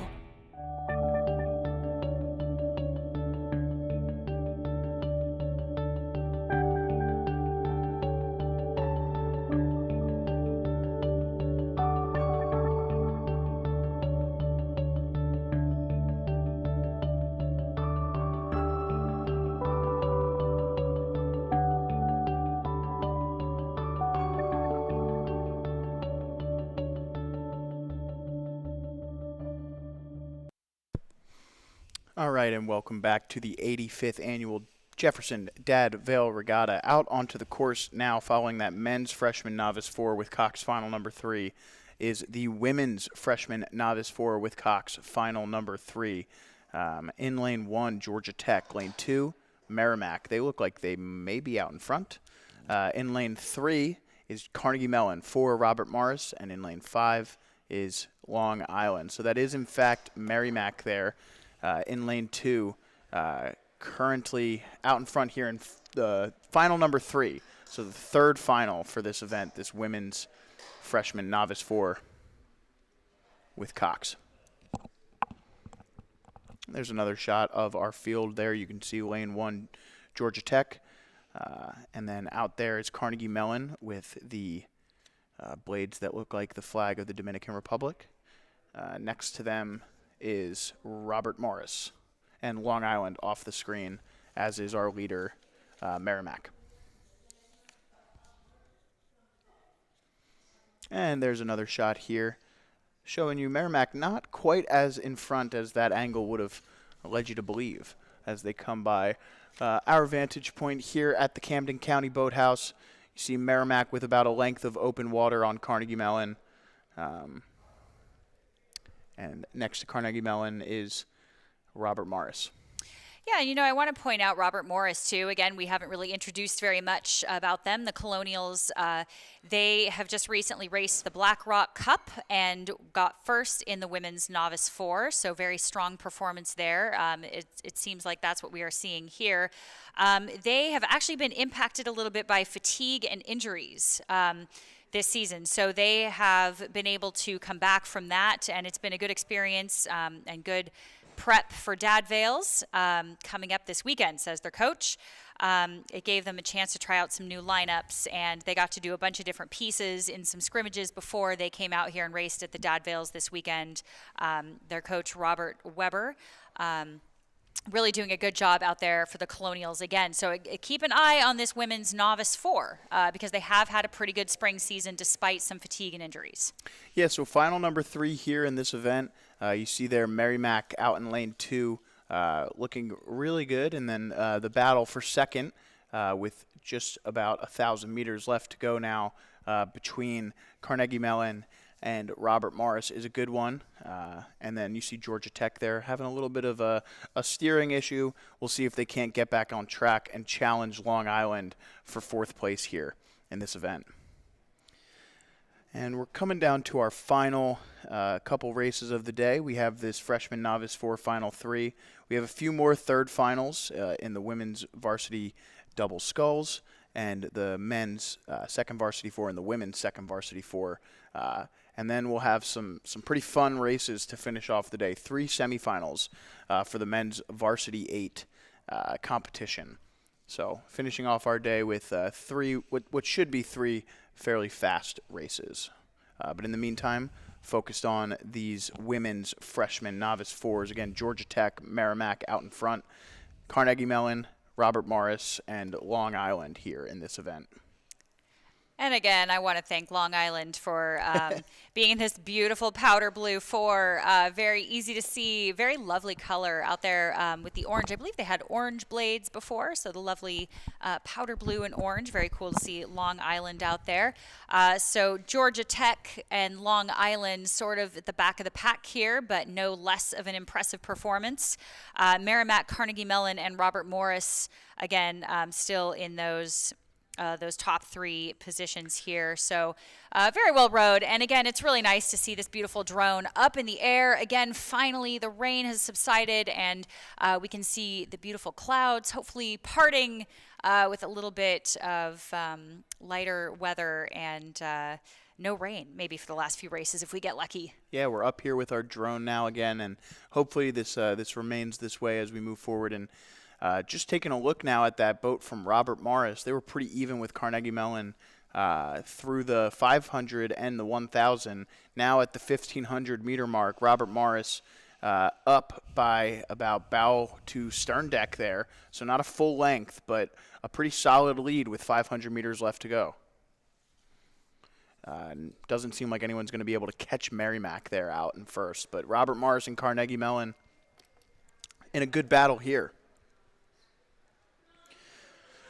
You see Robert Morris just kind of outstroking Carnegie Mellon at the moment, and they have opened up a full-length lead here in this third final.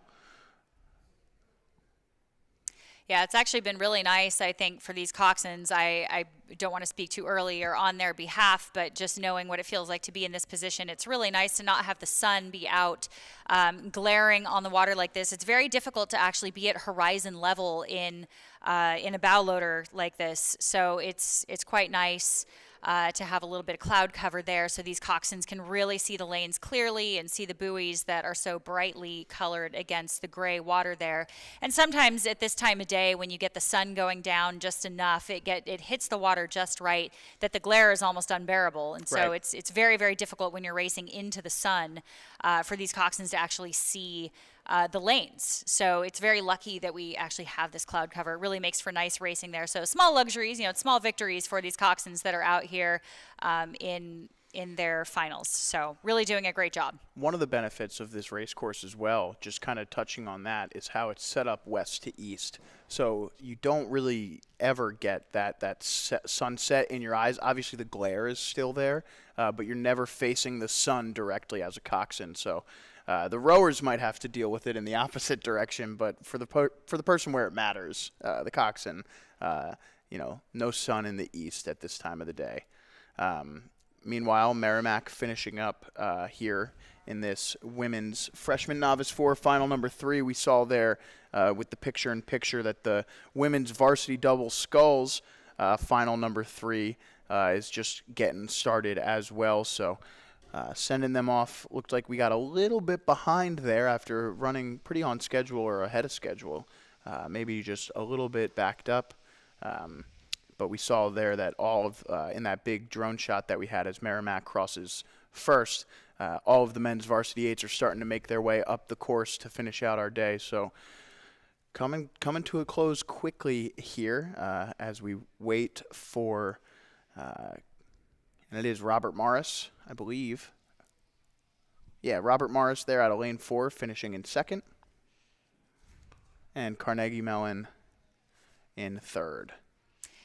Yeah, we really want to thank these officials, to the start line officials and finish line officials, for really keeping us on schedule. That can be really difficult to do once you have one delay. It can have a trickling effect onto the rest of the day and the rest of the regatta, but they're doing a great job making up for the time there and getting everybody down the course in a very, very timely, efficient manner, and that really speaks to the experience and quality of the officials that we have here at the Dad Vail Regatta.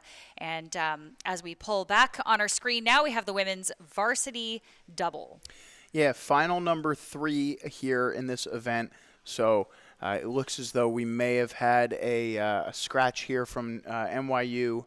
And it looks like we've got the Merchant Marines there in lane 3. And next to them, FIT, Florida Tech. In lane 4. Pretty tight race so far. We are about just about approaching the 1,000 meter mark here for them. Or, apologies, we are in the third 500 here for these two schools. So a tight race for these two women's skulls. And deep into a race like this in a double, there's really not much between these two crews at this point. At about 3/4 of the way through the race, to be this close to each other, definitely a tight race going on here. Yeah, and I think maybe you can speak to this a little bit more, but it feels very different in a dual style race. I know I have certainly spent a lot of time dueling different boats, Oxford and Cambridge out on the Thames, and doing these dual style races are very, very different than 6 lanes across. It's almost like a different mentality. Can you speak to that at all? How does it feel different having 6 lanes surrounded by chaos versus just one other boat? So when I think about it, I can't pinpoint too many times in my career outside of practices where I did one-on-one races like that with other boats. It was almost always at least 3 or 4 boats as we see FIT really start to open up in this final 500 with a really nice swing trying to put this one away. Impressive rowing there. The difference, I would say, from just my little bit lower level of experience is that when you're one-on-one, it's definitely much more intense. There's a little bit more adrenaline throughout the whole race, especially if you're connected to a boat like that, because there's a strong desire to beat them. And sometimes in those races where there are 6 boats, small little one-on-ones can emerge through the race. But there really is nothing like 6 boats at the start across, all going as hard as they can, because we've seen it here. There's really not much we can tell through the first 250 meters of the race. It feels that way when you're rowing as well. And until you get out of that start sprint, you don't really know how you're shaping up. So the chaos is kind of really fun, but there's something about going one-on-one that really brings out the best in a competition. And we've just seen FIT really kind of slam home there, proving that point in the final 500. They were like, all right, enough of this. Yeah, I think you said it there for sure. It's almost like the silence is deafening, especially when you don't have coxswains shouting commands or calling commands. You have 2 blind boats that are out there by themselves, and it's almost like all you are surrounded by is silence. And your own thoughts. So you're really in your head. It's a very internal race, I think, and it's very, again, easy to get caught up in the other person's race, the other crew's race, and kind of lose sight of the forest through the trees. So it's really important to stay internal, I think, and it looks like that's what we are seeing here with these women. There was almost like something like a flip switched for FIT when they hit that 500 meter buoy. You could see their swing really start to open up. They were really pulling on that finish in a really impressive fashion, and the speed went with it. Exactly. It's really showing here. Really impeccable blade work. Knees are coming up together, coming down together, hips driving towards the bow together, and they have secured their spot there. So very well done. And a couple of 4 races here in the second Varsity 4 event to finish up our day. We have the men's second Varsity 4 with Cox up next onto the race course. We'll see that in just a second.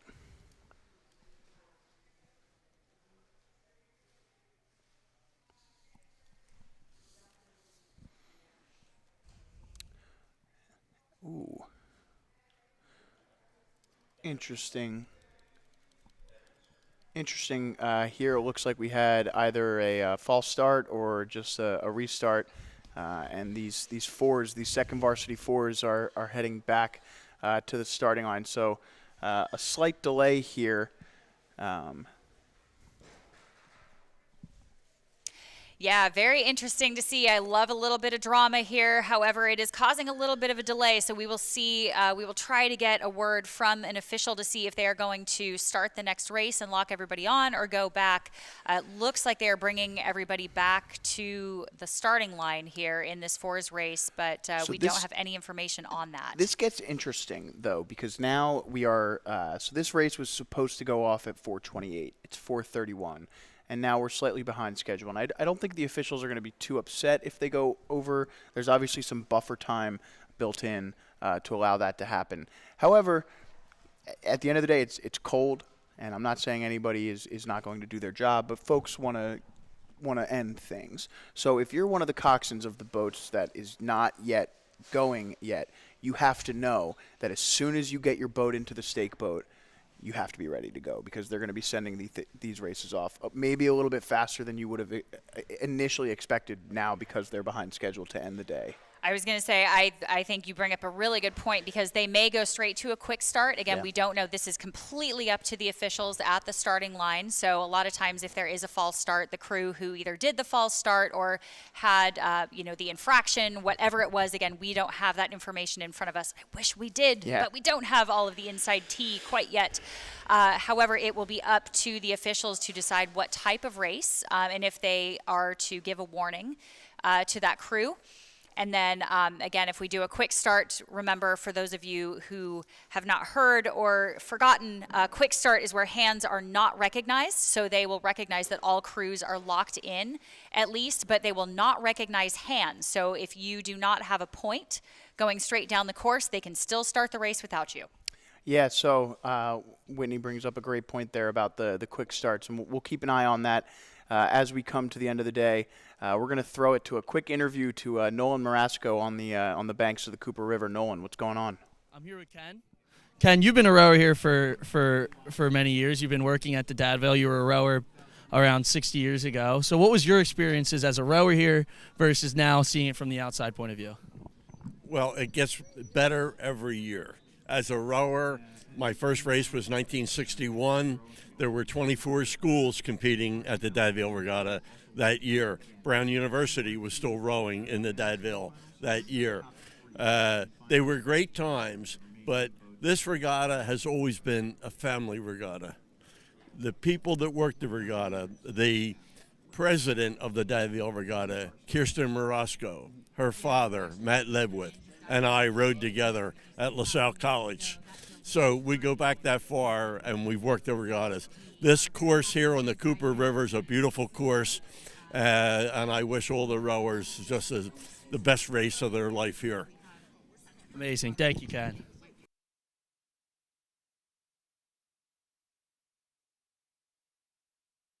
To meet society's biggest challenges. Researchers at Drexel University's College of Engineering have discovered solutions on the nanoscale with vaccines, now studied by tens of thousands of researchers from more than 100 countries around the world. Vaccines are a family of nanomaterials poised to become the next building block of technology and solve today's most complex issues.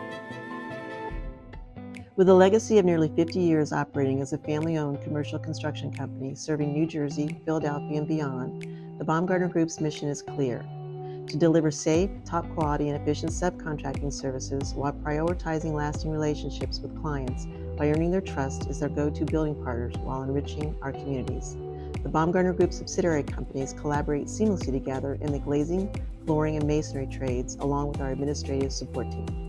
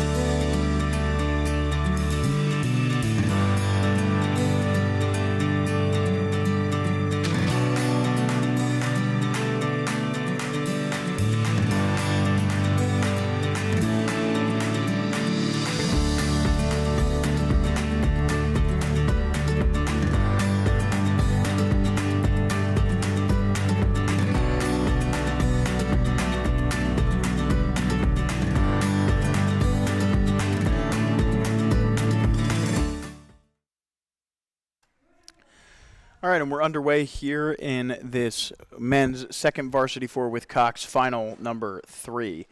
We have from right to left on your screen the Milwaukee School of Engineering B, Pittsburgh B, and Stockton. So 3 boats here in this third final for the men's second varsity 4 with Cox. Right. This may not be for a medal, but it is for bragging rights here. Every crew wanting to go down the course, still executing a strong race plan, and it's looking like Pittsburgh B, if I'm not mistaken, again in the lead, still followed closely by Stockton, and then we can see Milwaukee in the red nearest to us here. But it looks like Pittsburgh rowing. Actually, you know what? Let me see if I can get a stroke rate. They are actually quite low, it looks like. Very interesting here. Definitely lower than Stockton next to them. That's exactly. For sure. Yes. We're going to try to get a clock on that for you. It looks like a 32 for Pittsburgh, and they are definitely understroking the 34 that I have Stockton. Yeah, and it's noticeable. I mean, they're still maintaining this length lead, and you know, you can see it. Obviously, 34 strokes per minute to the average viewer. You might think to yourself, you know, why not row? Why not take as many strokes as possible? It might be simple math, but the truth is, sometimes boats can row at a much more efficient 32 than they can at a 36. Obviously, if you have the fitness to row a fast 36. You want to do it. Some of these schools might not have that level of fitness, and even if they do, they might not have the technique level to keep up at something at that high of a rate. So you can see here Pitt understroking Stockton, but moving faster than them. So it isn't necessarily always about the amount of strokes you take to get you there. That was such a great explanation, and I think this is actually a perfect example of what we've been talking about all day, where you have the quote-unquote fly and die, where you may not die. You hope to fly and hold on through the whole race, like you said, at this much higher rate, but you burn a higher fuel rate here. So you burn things a little bit quicker. You burn your energy a little bit quicker versus that lower rate that we're seeing in Pittsburgh B, which is a much slower burn. So again, fewer strokes down the course, but much more efficient. So again, these strategies will be played out again probably in the third 500 right before we get to the final 500. So we will see if we have enough time for Stockton taking more strokes than Pittsburgh, see if that pays off for them. And you see there the Varsity 8 from LaSalle University making their way up the warm-up zone there in the third semifinal. Doing their drills on the square there. Yeah. We all love to see it. They're giving us a little show here, a little taste of what's to come, maybe. Yeah, it's a talented together 8 like that can row all 8 on the square without touching any of the oars, bouncing off the river. It's impressive there. That can either go really well or really poorly. So sometimes you actually don't want to pull that card when you're out on a race in case it doesn't look so good. Right. But I have to say, looks pretty good from here. Yeah, and you see them opening up now that the feather. Pretty interesting to see kind of the different techniques you do for different schools. Meanwhile, just about 500 meters left to go in this men's second varsity 4 with Cox final number 3. Looks as though that boat from Pittsburgh continues to open up over Stockton and Milwaukee School of Engineering with just about 500 meters left to go for our leaders from Pittsburgh. And again, we have this third final from the men's second varsity 4, followed by the mirrored event for the women's second varsity 4, final number 3, before moving on to our final slate of semifinals for at least today with the men's varsity 8s, 3 races of men's varsity 8s back to back to back. So hoping to end our day here with some excitement down the race course as we finish this men's second varsity 4, the women's second varsity 4 out onto the race course now. Because it's only 3 schools, I'll let you know that it's also Pittsburgh, LaSalle, and Merrimack in that women's second varsity 4 event in the bottom right of your screen. And you can see the rain is starting to come down pretty hard again here, so hopefully that goes away in the next 10 minutes and we can get some drones up. But if not, we'll get some solid 8s races either way. Again, always doing our best for you guys. A little bit of a driving rain here. Looks like it's just ever so slightly a headwind. Whatever headwind we have, the rain is definitely going with it here. But again, please keep in mind for these 2 races that we are watching now, the men's and the women's second varsity final, there is no lane 1. Right. So don't be surprised when you see an empty lane in there. These are 3 boat races. So in lane 2 here again for the men's, that's Milwaukee. Lane 3, Pittsburgh, and lane 4, Stockton, with still our clear leader being Pittsburgh B, coming down the chute now in the red zone. Yeah, just a few hundred meters left to go for Pittsburgh, and Stockton next to them. Milwaukee just entering that 250 meters left to go off of your frame. Meanwhile, the women's event in the same category is just about 1,000 meters into that race as Pittsburgh takes their final strokes here and will cross the line first in this 3rd final. Yeah, exactly. As they take shots across our bow here at the boathouse, we peek out of our window and we can see the women's varsity 4 coming down the water, as you said here. Pittsburgh B, again in that flashy yellow boat. Thank you to Pittsburgh, always making it easy for us to spot you and give you some shout outs here on the commentary. Very well rowed. So congratulations again to the men. Here in the men's second varsity 4 final, we'll give you some times when we have them up officially. Yeah, so Stockton crossed, and then, of course, Milwaukee there on your screen finishing in 3rd in this event. And we move over. You see there the 1,000-meter mark for the girls' event, or the women's event, rather. Pittsburgh B there in lane 1, or lane 2, rather. Lane 3 is LaSalle. LaSalle currently about a length down to Merrimack there in this 3rd final for the girls' second varsity 4. Event number 66 there out onto the race course. We'll be finishing up with events 67, 68, and 69 to end our day. So event 66, just about 1,000 meters left to go now.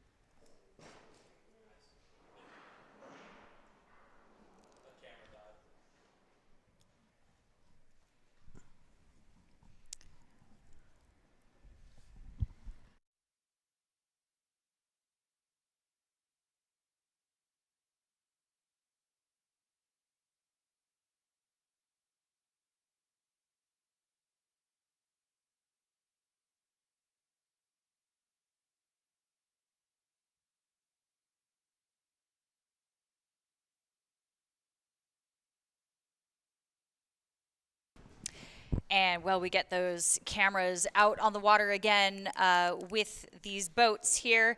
Again, we are looking at the women's second varsity 4 with Coxswain final. That is Pittsburgh B, LaSalle, and Merrimack, if I'm not mistaken. Out in the distance in the gray there, a little bit of hazy weather. Hopefully that will start to clear up a little bit as we get into the 8s, but it has not affected these women's rowing whatsoever. No, Merrimack looking really strong there in lane 4. We saw them at the halfway point. They were up on LaSalle, who in turn was up on Pitt. And it looks as though, as I said, I made a mention of this a little bit earlier, they might start sending those men's 8s off really quickly. You can see these women's 4s only have so much time. The men's 8s are coming up behind them. You can see it off in the distance, and there it is on your screen. We'll stick with our women's second varsity 4s here as they finish up the final 200 meters, but we'll get you a lineup quickly on this men's semifinal number 1 when we can. Exactly. I certainly remember some of these practices where we would have to chase down the smaller boats, and the coach would intentionally send the smaller boats out first and say, well, you better hold them off. Yeah. Hope they don't catch you in those 8s, and all you see is a fleet of charging 8s coming at you. It can be quite scary. So completely understandable that these women would want to get off the water pretty soon, but I don't think they are in any danger of being overtaken. No, I don't think they're going to get caught at this point. Although Drexel's moving quick down there, but in the meantime, Merrimack with only about 150 meters left to go here in this women's second varsity 4 with Cox final. Next to them on the inside in lane 3, LaSalle also looking solid through the final stretch of this race. Exactly, and we will let this race just take a few moments here while they cross the finish line. Again, not too much is going to change in terms of finishing order when it comes to Pittsburgh, LaSalle, and Merrimack. So, again, a race for pride here. Yeah, for sure. We'll show them on the screen, though, for anyone watching at home. For these rowers, they deserve their time. Of course, on the screen as Merrimack crosses the finish line there, and they will quickly be followed by LaSalle and Pittsburgh. Exactly. And moving right into the men's varsity 8 semifinal 1, I have to give you some lanes here because we are seeing some serious action out on the course already. Lane 1, Marietta. Lane 2, Rutgers. Lane 3, Drexel, our defending champions. Lane 4, Colgate. Lane 5, Embry-Riddle. And lane 6, West Point. And I want to be clear that 1 to 2 go to the grand final. 3 to 4 go to the second final, and 5 to 6 go to final B. So this is a race of pairs. Yeah, a little bit different here for this one this time around. All day we've been doing top 3 to the final. These 8s, because it's more of a bit of a prestige event, there's a little bit more entries, and you can find official results at dadvail.org. Because of those factors, only 2 boats here in this semifinal will get to move on. We have 18 entries here, so 2 boats to the grand final, the next 2 to the petite, and then finally the 5 and 6 moving on to final number 3. So just about 600 meters left to go here for our lead 8, Drexel in lane 3. Again, as Whitney stated, they are the defending champion on the Cooper River at the Dad Vail Regatta. They won here last year. They won the men's trophy last year. Starting early today, trying to put another trophy in their trophy cabinet. But 500 meters left to go now for our leaders from Drexel. Again, the race for second is a super important one as it determines which boat will go to the grand final. Looks like Rutgers and Colgate are in a tight battle at the moment. Yeah, watching it at this point of the race just makes my heart race, just watching this, not being able to be out there and racing with them, because I know what this feels like going into the last 500, and especially if you are close in that second place position, just making sure that your crew is squeezed into that grand final. You will do everything in your power to urge them on while you can't do anything physically. And then behind, obviously, the first 2 places are super important, but behind that, there's pairs here that matter. So whoever finishes in third here will be disappointed. But then behind them, the race for fourth is also a super important one. Looks like at the moment, maybe Embry-Riddle is currently in 4th place out in lane 5, but don't discount a charging Marietta and even West Point there in lane 6. But again, back to our focus in the final 250 meters of this race. Drexel out in front, looking calm. The race between Rutgers and Colgate for second place is a tight one. Maybe give the edge to Colgate. It's difficult to tell. Oh, maybe. But, I mean, look at this Rutgers crew. You can see the urgency in this coxswain kind of bouncing along with them. Those coxswains are looking across at each other eye to eye and saying, who's going to make the move? Because this is going to be a dogfight. Final strokes here. Drexel trying to get out of the way as the race for second. There goes Colgate. You see that. They're up closer to a 40 now. Drexel will cross the line. They're going to finish pretty calmly here. Drexel takes first. Colgate looking good. Here they come to the finish line. Top two moving on to the grand final. Oh, it's close. Looks like, ooh. That is too tough to even call. I don't even know who to give that to. I think we have to wait. Rutgers. I think it's it Rutgers. It might be Rutgers, yep. Yeah. So it will be Drexel and Rutgers going on to the grand final. And then quickly after them, just for posterity, it looked like Marietta finished fourth there. Embry-Riddle finishing in fifth. West Point in sixth. So Drexel, Rutgers, I mean, we'll have to double check that. 9/100ths of a second. It looked like it was half of a bow ball. Photo finish. Yeah, it was That's so who's close. at the catch and who's at the finish. And those kinds of races are absolute nail biters. As we speak, we have another one coming down the course. We can't even keep up with all of this. This one's going to be tight as well. We saw there Drexel, obviously the fastest boat from time trials there. That's why they were in lane 1 or lane 3 in heat 1. As we get further down the list, the boats start to get a little bit more even based on the time trials. Whitney, can you let us know the lineup on this one? Oh, I would love nothing more. In lane 1, we have Lehigh. In lane 2, we have Delaware. In 3, Temple. Lane 4, St. Joseph's. Lane 5, Jacksonville. And lane 6, Fairfield. And right now, I am looking at a 3-boat race for first. Correct me if I am wrong, but I am looking at Temple, St. Joseph's, and Jacksonville.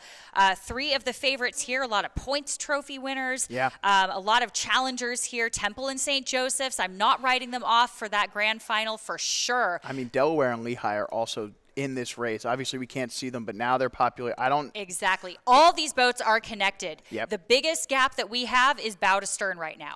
Yeah, and that's between Temple and Delaware, it looks like. And Jacksonville's right there with Delaware. Maybe give the edge for third place here to Lehigh there in lane 1. The angles could be playing some weird tricks on us, though. So we're going to try and wait till we get to the end of this one. But Temple looking really strong. Let's call it Temple, St. Joe's, maybe Lehigh, Delaware, Jacksonville. But again, it's difficult to tell as they reach the halfway point. Temple trying to strike out and dominate that first position here. Again, top 2 moving on to the grand final, looking to join Drexel and Rutgers. The petite final, the next 2, Colgate and Marietta took those spots. And then Embry-Riddle and West Point going to the third final from the first heat. So we'll see how this second heat shapes up. Temple out in front. Exactly. I have Temple out in front racing at a 36. And again, I can only imagine how that Lehigh bow seat is feeling right now on the outside, looking across those 5 other lanes saying, I am so close. I am still connected. So a lot of times when you have a really motivated bow seat like that, you get that front wheel drive that kicks in, and hopefully that makes all the difference. Lehigh, do not discount them in lane 1. This is a very, very exciting race. Super close. You can see it here. Temple definitely out in front, but not much between the rest of the 4. St. Joe's maybe still in second, but really 4 boats across there, it seems. And we just saw with the last race that sometimes whoever's got their blades in the water as they get past the finish line could end up being the boat to move on to the grand final, essentially putting yourself in a position from 7th, 8th place to all the way to the medal stand potentially. So this is an incredibly important semifinal, as it looks like potentially Lehigh falling back just a little bit here in lane 1. Again, not 100% certain of that, but it does seem from this angle as though this third 500 may have gotten to them a little bit. Yeah, exactly. It's looking like Lehigh and Fairfield, maybe the 2 outside lanes here, falling back again just a little bit.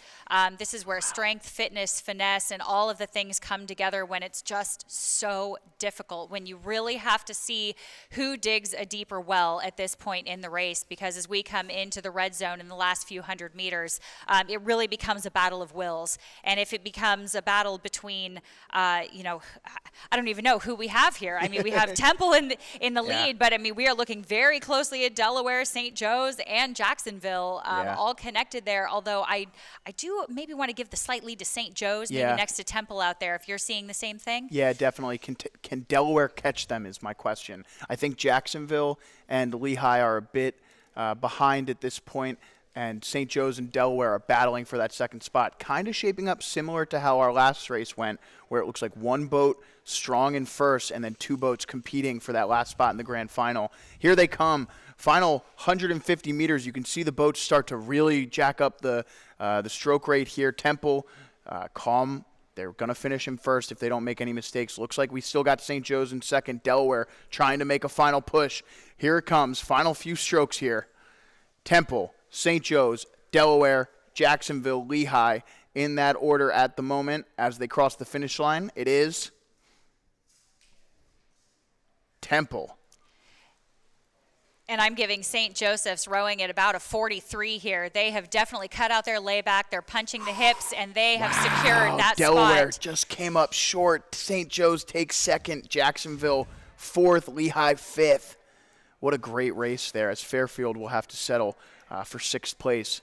Here are the times as they immediately populate onto the screen. St. Joe's, wow, 0.6 of a second. Unbelievable math you just did there. I couldn't even tell who's at the catch, who's at the finish. Again, had to give it to St. Joe's, taking it across the line at a 43. Very solid sprint by St. Joe's, just going all the way to the wall there, and Temple with a near 4-second lead over the rest of the field. And look at that, Jacksonville qualifying for the petite final over Lehigh by just about 0.6 of a second. So really fine margins here in these 8 races, and our final one now out onto the race course. For this one, we will have in lane 1, Loyola, Maryland. Lane 2, Stetson. Lane 3 is Western Ontario. 4, LaSalle. 5, Florida Tech. And in lane 6 is Rollins as the rain starts to fall just a little bit harder here. Right, what a finale to an incredible day of racing. So the rain starts to fall, and the fleet, the armada of 8 rounding out the day, is going to close up our third final here for the men's 8s. Very exciting racing so far, and we have LaSalle, who I believe was our second place, not quite defending champion, but definitely one to be hunting the defending champions that we just saw, the Drexel Dragons, in that first final there. So LaSalle looking very strong. Again, I need the neon. Yeah. I need the neon. Yeah, so it's a good race so far. LaSalle, we're seeing a similar thing happening in each of these races. Drexel going out in front, Temple going out in front. Now LaSalle continuing the trend as they approach the 750-meter mark and they pass through it. It is LaSalle, followed by Western, followed by Stetson in those 3 positions. The question here is, can Stetson move into Western and try and take that spot in the grand final away from them? And does, Florida Tech or Loyola have anything else to say about it? You see there, Loyola very much not out of it. Look at the second half of this Stetson stroke. Look at the stroke seat here. They want it. Yeah. And I'm not going to write them off because they are actually inching up a little bit on Western Ontario. So I'm going to keep an eye on Stetson here as we get close. LaSalle, Western Ontario, Stetson, Loyola, Maryland. I said it right. You will hear it again. Perfect. There we go. But those are our top 4 right now. But I'm keeping my eye on Stetson. Do not count them out. We'll see where Florida Tech and Rollins are at as we get a better view of the entire field. But 1,000 meters left to go.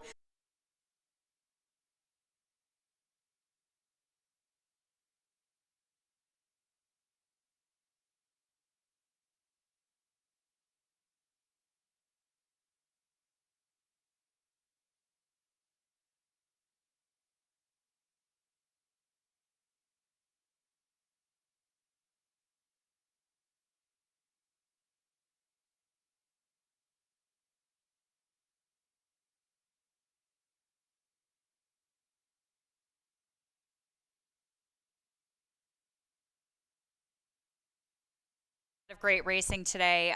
Some that we expected, some upsets, some that we maybe predicted based on the time trials and the semis. But now is when we get to see everybody actually throw all of their cards out on the table and show their hands coming up tomorrow. So I'm very, very excited to see some of these crews give us our best And again, thank you so much for letting me join you today. course. It was very nice sitting here talking about It's been rowing fun. outside of the rain. So thank you very much to all of our officials who were out there all day, all of our volunteers. Again, please remember that if you have any time to volunteer tomorrow, please do sign up. We should have much better weather tomorrow. And again, it's your front row seat to watch all of the racing and all of the excitement, which as we set up today is going to make for some excellent racing. Thanks again, and we'll be back here tomorrow morning to bring you the final set of races at the 85th Annual Jefferson Dad Vail Regatta for Whitney Powell. I'm Joe Leonard. We'll see you tomorrow.